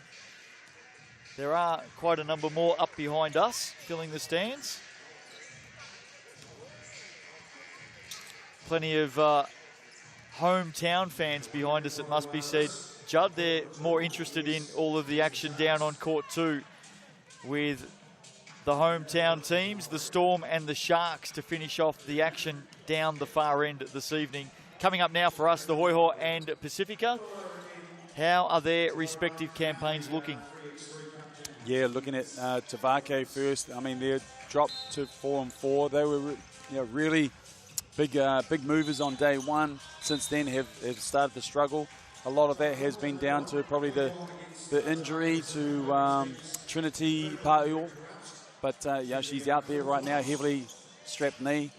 But the Hoiho, they are 4-4. So both these teams will qualify for tomorrow into the top 6. And the Hoiho had an indifferent start, didn't they? Head back to day one on Wednesday, which feels like about 4.5 months ago. And they actually started the 3x3 Cup with a 0-3 opening day. Yeah, and then now here they are, they're 4-4. So got a chance to get their 5th win here, which would be a great builder leading into tomorrow. But this is going to be a tough contest for them with Tavake, a good outfit. Well, Tavake no other way other than to play tough. Yeah. And they are up and away straight into this one. Physical outfit. Pa'io have been so dominant early on in the stages. That injury has sort of hampered some of that. But Tavake, I mean, I think they still are a dangerous team. They have their other players, their guards are so aggressive, and they can make shots. They can definitely get to the basket, and they're just relentless. Tyler Mitchell. Doing what Tyler Mitchell does. Give her an inch. She is letting that ball fly. She's hit a lot of points in the 3x3 Cup, hasn't she? And there's Pa'io again struggling on that left leg. Does get the score, though, for Tavake. Caitlin O'Connell answers. Yep. 3 apiece. Quick fire scoring from these two teams tonight. Pa'io puts it up and in. Nice and easy. Not a lot of defense being played at the moment, Judd. No, feeling their way out. Tyler Mitchell adds another 2. You've got to close out a little harder on her. Did someone say we'd like to go home and get some sleep ahead of day 4? Another 2, Caitlin O'Connell. 7-4 already inside 90 seconds. This thing is going. Maybe they've had a chat before the game and requested an early exit out of ILT Stadium, Southland, tonight. 9:47 p.m. local time here in Invercargill. Believe it or not, about 14 hours ago it was snowing. Yeah, we saw it all today, didn't we? Rain, snow, hail, some blue sky in there too. Great finish there, Rangi Brown. Tyler Mitchell to add another one. Foul called. She's about to step up to the TAB. Both teams make some subs. 7-5, the Hoiho leading this one. Final game of a long day and night 3. I thought Tyler Mitchell had a great season with the Hoiho at the Tauihi League as well. A youngster that got out there on the court and contributed when she got out there. Made herself known as a shooter. Yeah, definitely. And I think as the season went on, Judd, she took her early opportunities in the Sky Broadband Rapid League and really grew in confidence out of the Rapid League and started to carve out some minutes at Tauihi level. And I guess that's what the Rapid League is there designed to do. I mean, by the end of it, very comfortable out there on the floor. Earlier we spoke about my daughter Bailey being, I guess, a benefactor of that as well. And we're going to see a lot more of it in the years ahead as the Sky Broadband Rapid League cements itself into the game here in New Zealand.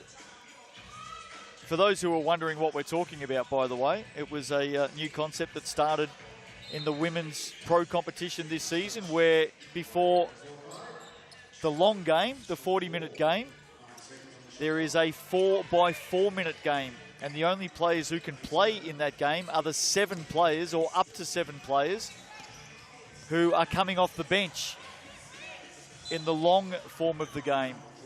So ahead of the Tauihi game, there was a Rapid League game, and the starters from the Tauihi game weren't able to play in that earlier game. And what we saw, a lot of these young players being developed and getting minutes and opportunities really, really quickly. And the two forms of the game are attached. And it was a lot of fun. Yeah, you know, getting a good exposure. Some that may not have been out there on court so often, and we see them now. I mean, coaches can see that what they look like on the court.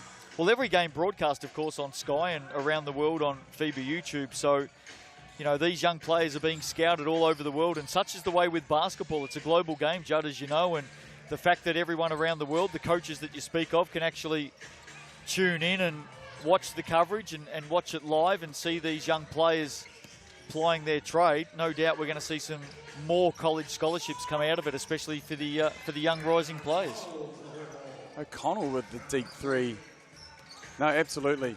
You know, it definitely is a global game. It's a small network too, like, you know, with the amount of people that are watching and able to get access to film and you know, live footage as that. So it's come a long way, and great to see New Zealand women's basketball getting that opportunity, and something that they haven't had for a long time, but exciting times to be a youngster coming through the ranks now. 12-9 the score here. Hoiho leading by 3. Oh, big 2 there. By Lee Offord. Yeah, Lee Offord with the big basket for Tavake. Ivomy onto the floor for the Hoiho. And such has been the very quick growth of the women's game here in New Zealand. Of course, that new Pro League Toihi has been up and running for 2 seasons, and not to pump our own tyres up, but Sky Sport a big backer of that, and part of that support is ensuring pay parity. So the Wahine, the female players, earning the same levels of money as what we see in the Cells NBL, which is terrific. And that's reflected in the standard, the calibre of players that we were able to get here. Tessa Madgen from Australia, a well-known, Australian basketballer. Opal, we had how many WNBA players come over and play in this league? Nine players out of the WNBA system, best league in the world. Kind of takes me back to the 80s, where the men's NBL back then wasn't called NBL, but where we had the first introduction of, I guess, the league, imports coming over and just lifted the game. And I think we're going to get that same boost right now in the women's arena, and just more and more opportunities for them. No question. Rangi Brown, a big shot from Rangi Brown. And that gives Tavake the lead. She is a competitor, both her and Tua Iti, two of the most relentless players you're going to see on the floor here. And Peo just added another one as well. So all of a sudden, while we're talking wax lyrical, as we should be, about the rise of the women's game here in New Zealand, Tavake have opened up a 3-point lead. The knee looked pretty good on that one. She's been asked to slide with the guard, kept her in front. Oh, here she goes again. When the shots start going down, those injuries tend to take a back seat. She's fouled on this occasion, Trinity Peu. She'll head to the TAB. Not that we're discounting the injury. I mean, that strapping on that left leg is fairly heavy. Yeah. No, she didn't look good on the day that it happened. I was really concerned that that may have taken her out of the tournament, but here she is. Leoffo with the slide, tough slides as well. Mitchell, no, yes. She is on. She just, sometimes you think, no, you've got to get your bearings right first before you shoot that one, but she knows exactly where the basket is. Got a quick release, hasn't she, Tyler Mitchell? Cuts that margin back to 1. There she is. Turned 21 during the Toihi season, Tyler Mitchell. And she has had a very good tournament here at the 3x3 Cup. Playoffs start tomorrow, of course. 4th and final day, 2 sessions. Back with you from 11 a.m. local time here in New Zealand as we start working through the playoffs all the way down to tomorrow night's grand finals. Looking forward to that. Bit of silverware to be presented. There's the foul. In fact, the silverware's been on display here at ILT Stadium, Southland. across the last few days. The 2 cups sitting down the end of the court here. Just a little teaser for everybody. Absolutely. Remind them exactly what they're here for. Well, we might get a shot of those in a minute, the 2 cups that will be presented tomorrow night. Great seal there from Pael underneath. This is where she's really handy. She's been coached very well in her time. O'Connell know where to go. Tried to make something of it. Leofu. This is what the Tavake can do. They can just slide and just quickly hold ground. Oh, too long in the key. Count. Yep. And basketball's an incredibly popular sport amongst the Pacifica community as well. Lots and lots of players, young players, coming through the system, through the Pacifica community. And of course, Tavake Pacifica is all about supporting those players. Pael just pulled up short there a little bit. Looks like she might have hurt her knee. But yeah, you're right. Basketball is that sport. You don't need to have 10 players. You can play 3-on-3 as we're doing here. You can play 1-on-1, you know. It's a game that you can play at down at the local park, go to your school, play it at lunchtimes. You can have a hoop up at home. It's such a game for anyone in any place, any time. So I think that's why it's got a large part to do with it. And we're getting more and more numbers playing in the high school ranks too. So a sport that's on the rise and in great shape here within New Zealand. Caitlin O'Connell with that 2 brings it back to 1. Answering quickly to Eti. And look at this, Tavake. Yep, they can smell it right here. On the verge of a win. 19-16. Plenty of time left in the game. Don't worry about that. Line. Good drive, wasn't it? Yes. The young one with the drive to the basket. Answering straight away. Rangi Brown. 20-17. Yes. Oh, look at that. Tyler Mitchell. 2019 now for the win to Eti and Tavake. They've got some fans in the stands who have stayed late tonight. There's the win. Eliana Tuaeti gets that final basket. Smiles all around, as there should be. And Tavake with the win, 21-19. A good ball game, wasn't it? A lot of high action, high scoring too. Still with 3 minutes on the clock here. Well, they got off.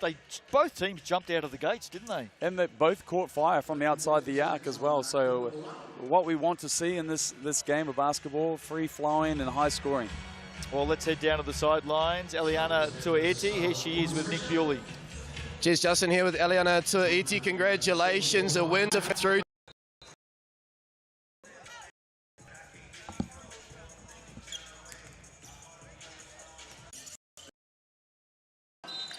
Yeah.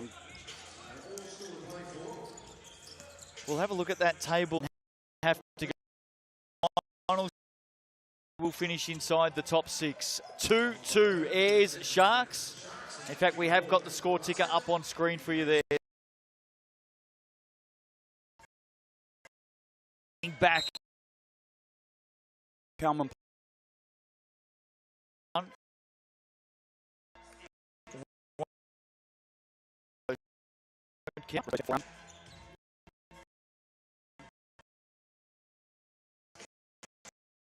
Three-two. Top of Ben Hall.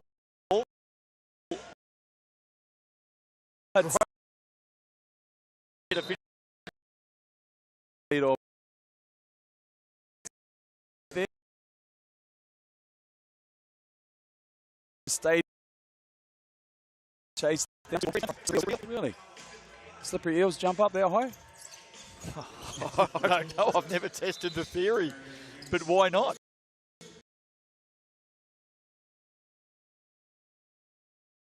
Carl to put it on the air. EB.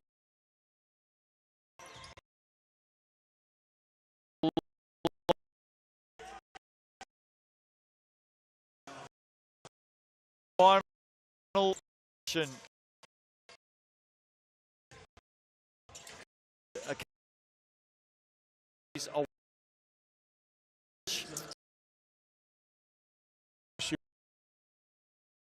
Who's got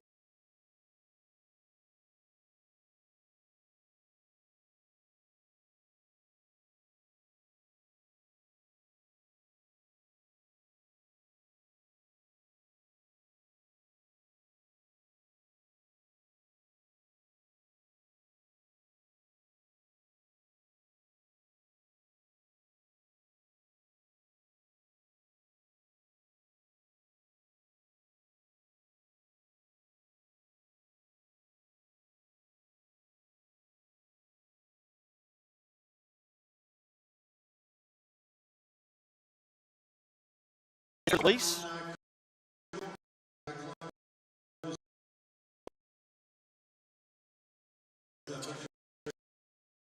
Player who to back Alonso of all and says agree with you. He moves really well too off the basketball. He can shoot it flying out off. Does it and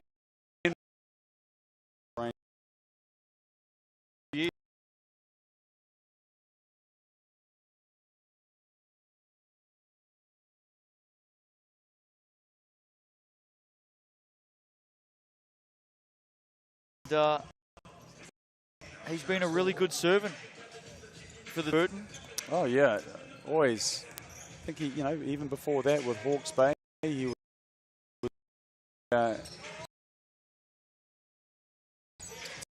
to the shooting ability on the floor. Of course, so Burton, here he is. Oh, yeah.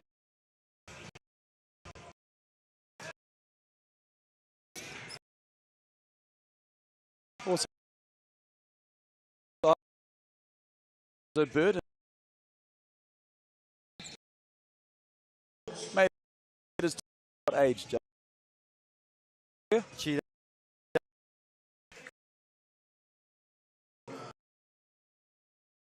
the last. I feel like it's going to give me the years. I did.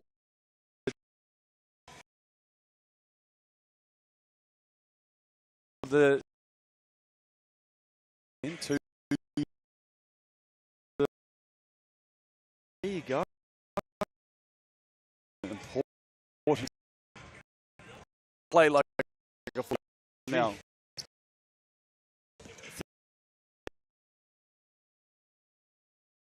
Prospect still win. Now win. Situation. Two doesn't get the drop. That shot looks. I like it that he's not hesitating on that jumper. Well, here's a question for you, Judge Flavel. Yep, here we go. Tell me honestly, do you think one of these two teams will win? Yes. It's a yes or no. Will one of them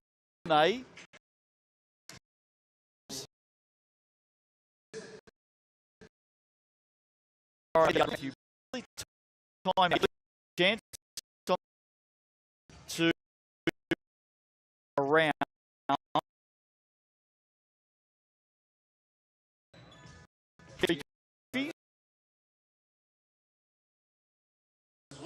playing. They're not bad.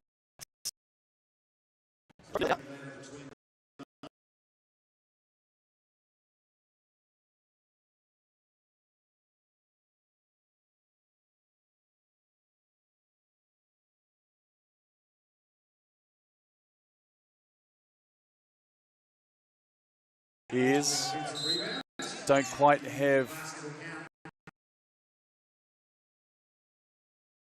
threats from the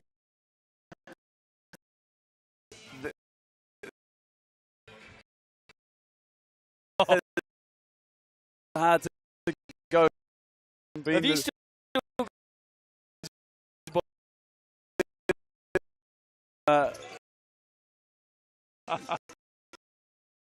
with yes or no? But if they do not get always the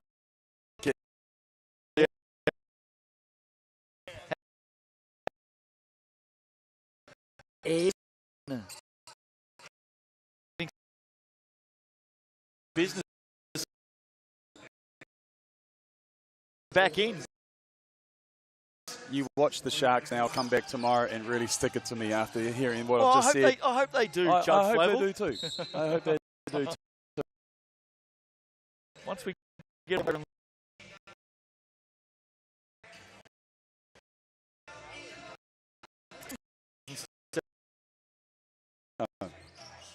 Still has the warm-up shirt on as well. Looks like he might.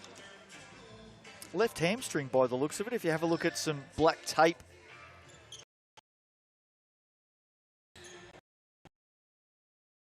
On the bench. Not sure if maybe a hamstring.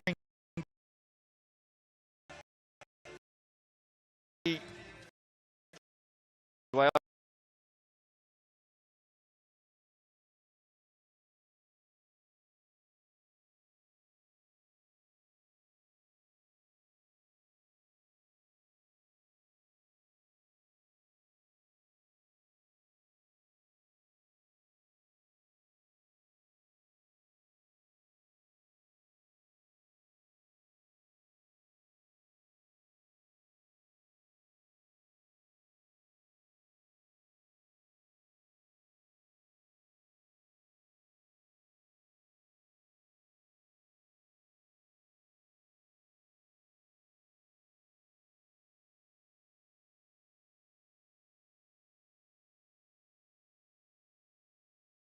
X3, there's only 4 of you.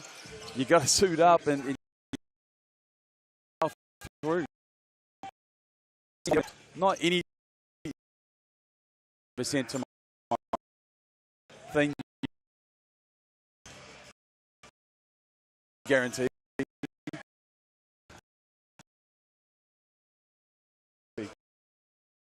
National title.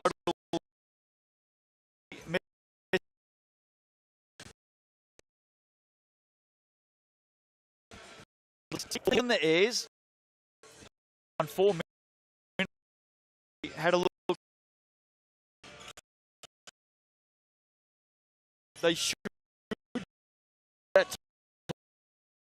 straight final.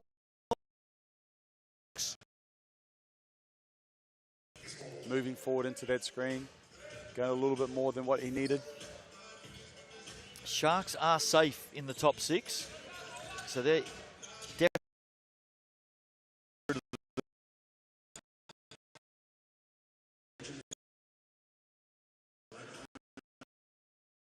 replay.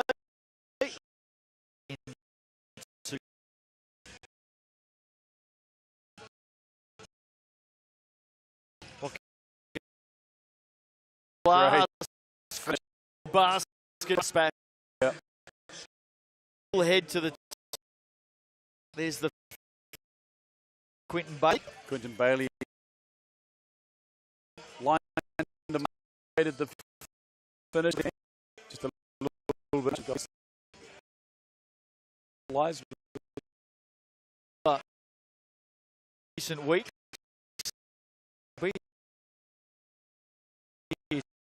Recent weeks. The Rust match. In 2024 in the Sal's NBL. Not sure that he'll be suiting back up for the Hawks. Oh. You haven't heard anything? No, but we could speak.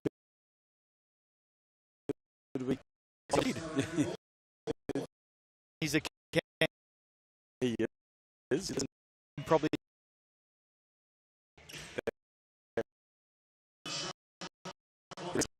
rumor.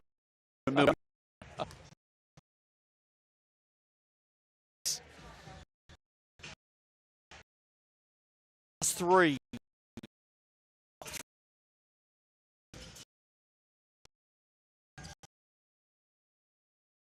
Yeah, nice float there. Off.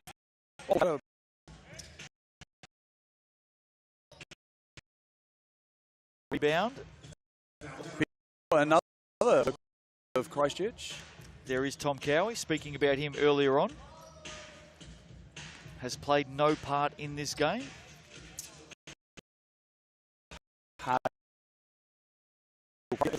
Tom Cowie. Tom From the TB, the Shark. 6 in the game.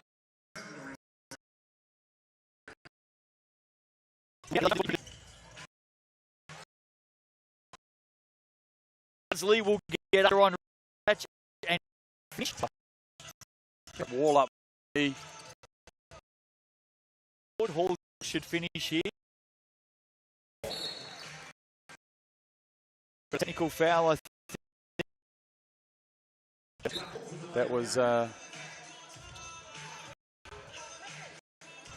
letter of the lucky. Actually, I just wonder if it was because Ethan Rusbatch may have said something. Okay.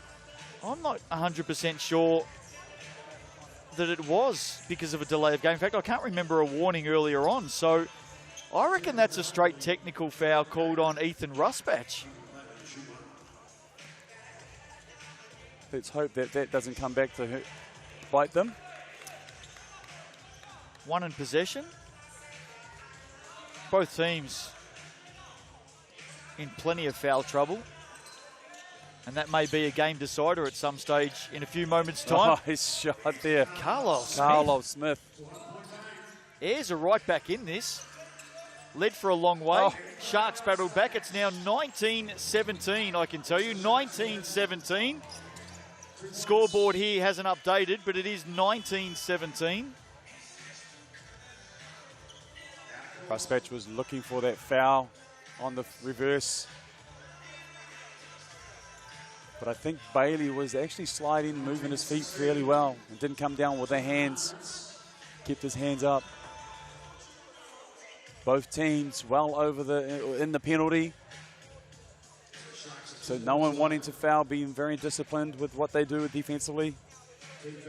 Anyone who missed the Trans-Tasman Internationals earlier tonight, I can tell you with 2 games to go in both of those series.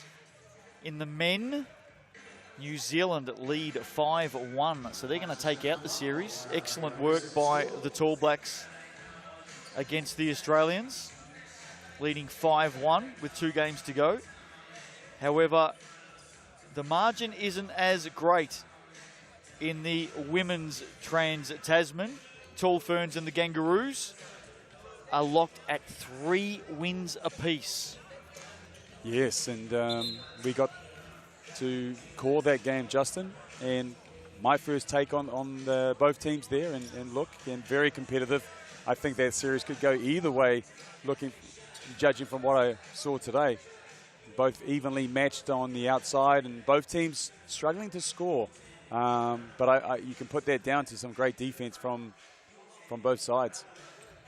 So just about to get back underway here.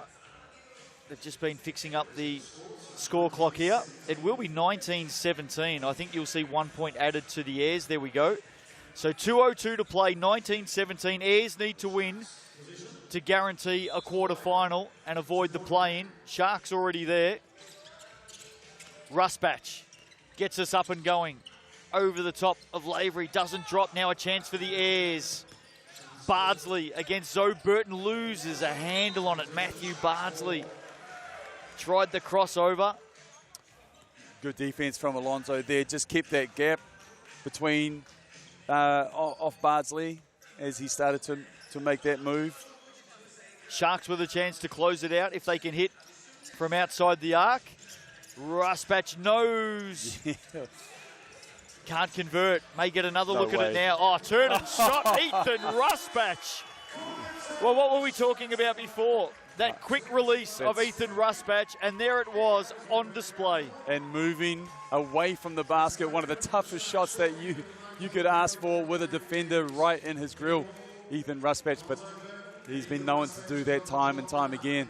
Well, that's what he does. The Sharks get the win. They're headed to the quarterfinals. The Airs will have a playing game tomorrow when we get into day 4. Quarterfinals, not a certainty for them. So that wraps us up for day 3 and night 3. Hope you've enjoyed it from ILT Stadium here in Invercargill. And we do turn the corner tomorrow morning and head for home. The playoffs are about to begin here in the 3x3 Cup. More internationals as well. We'll be back across 2 channels on Sky Sport tomorrow morning from 11 a.m. local time. Hope you can join us then. Bye-bye for now.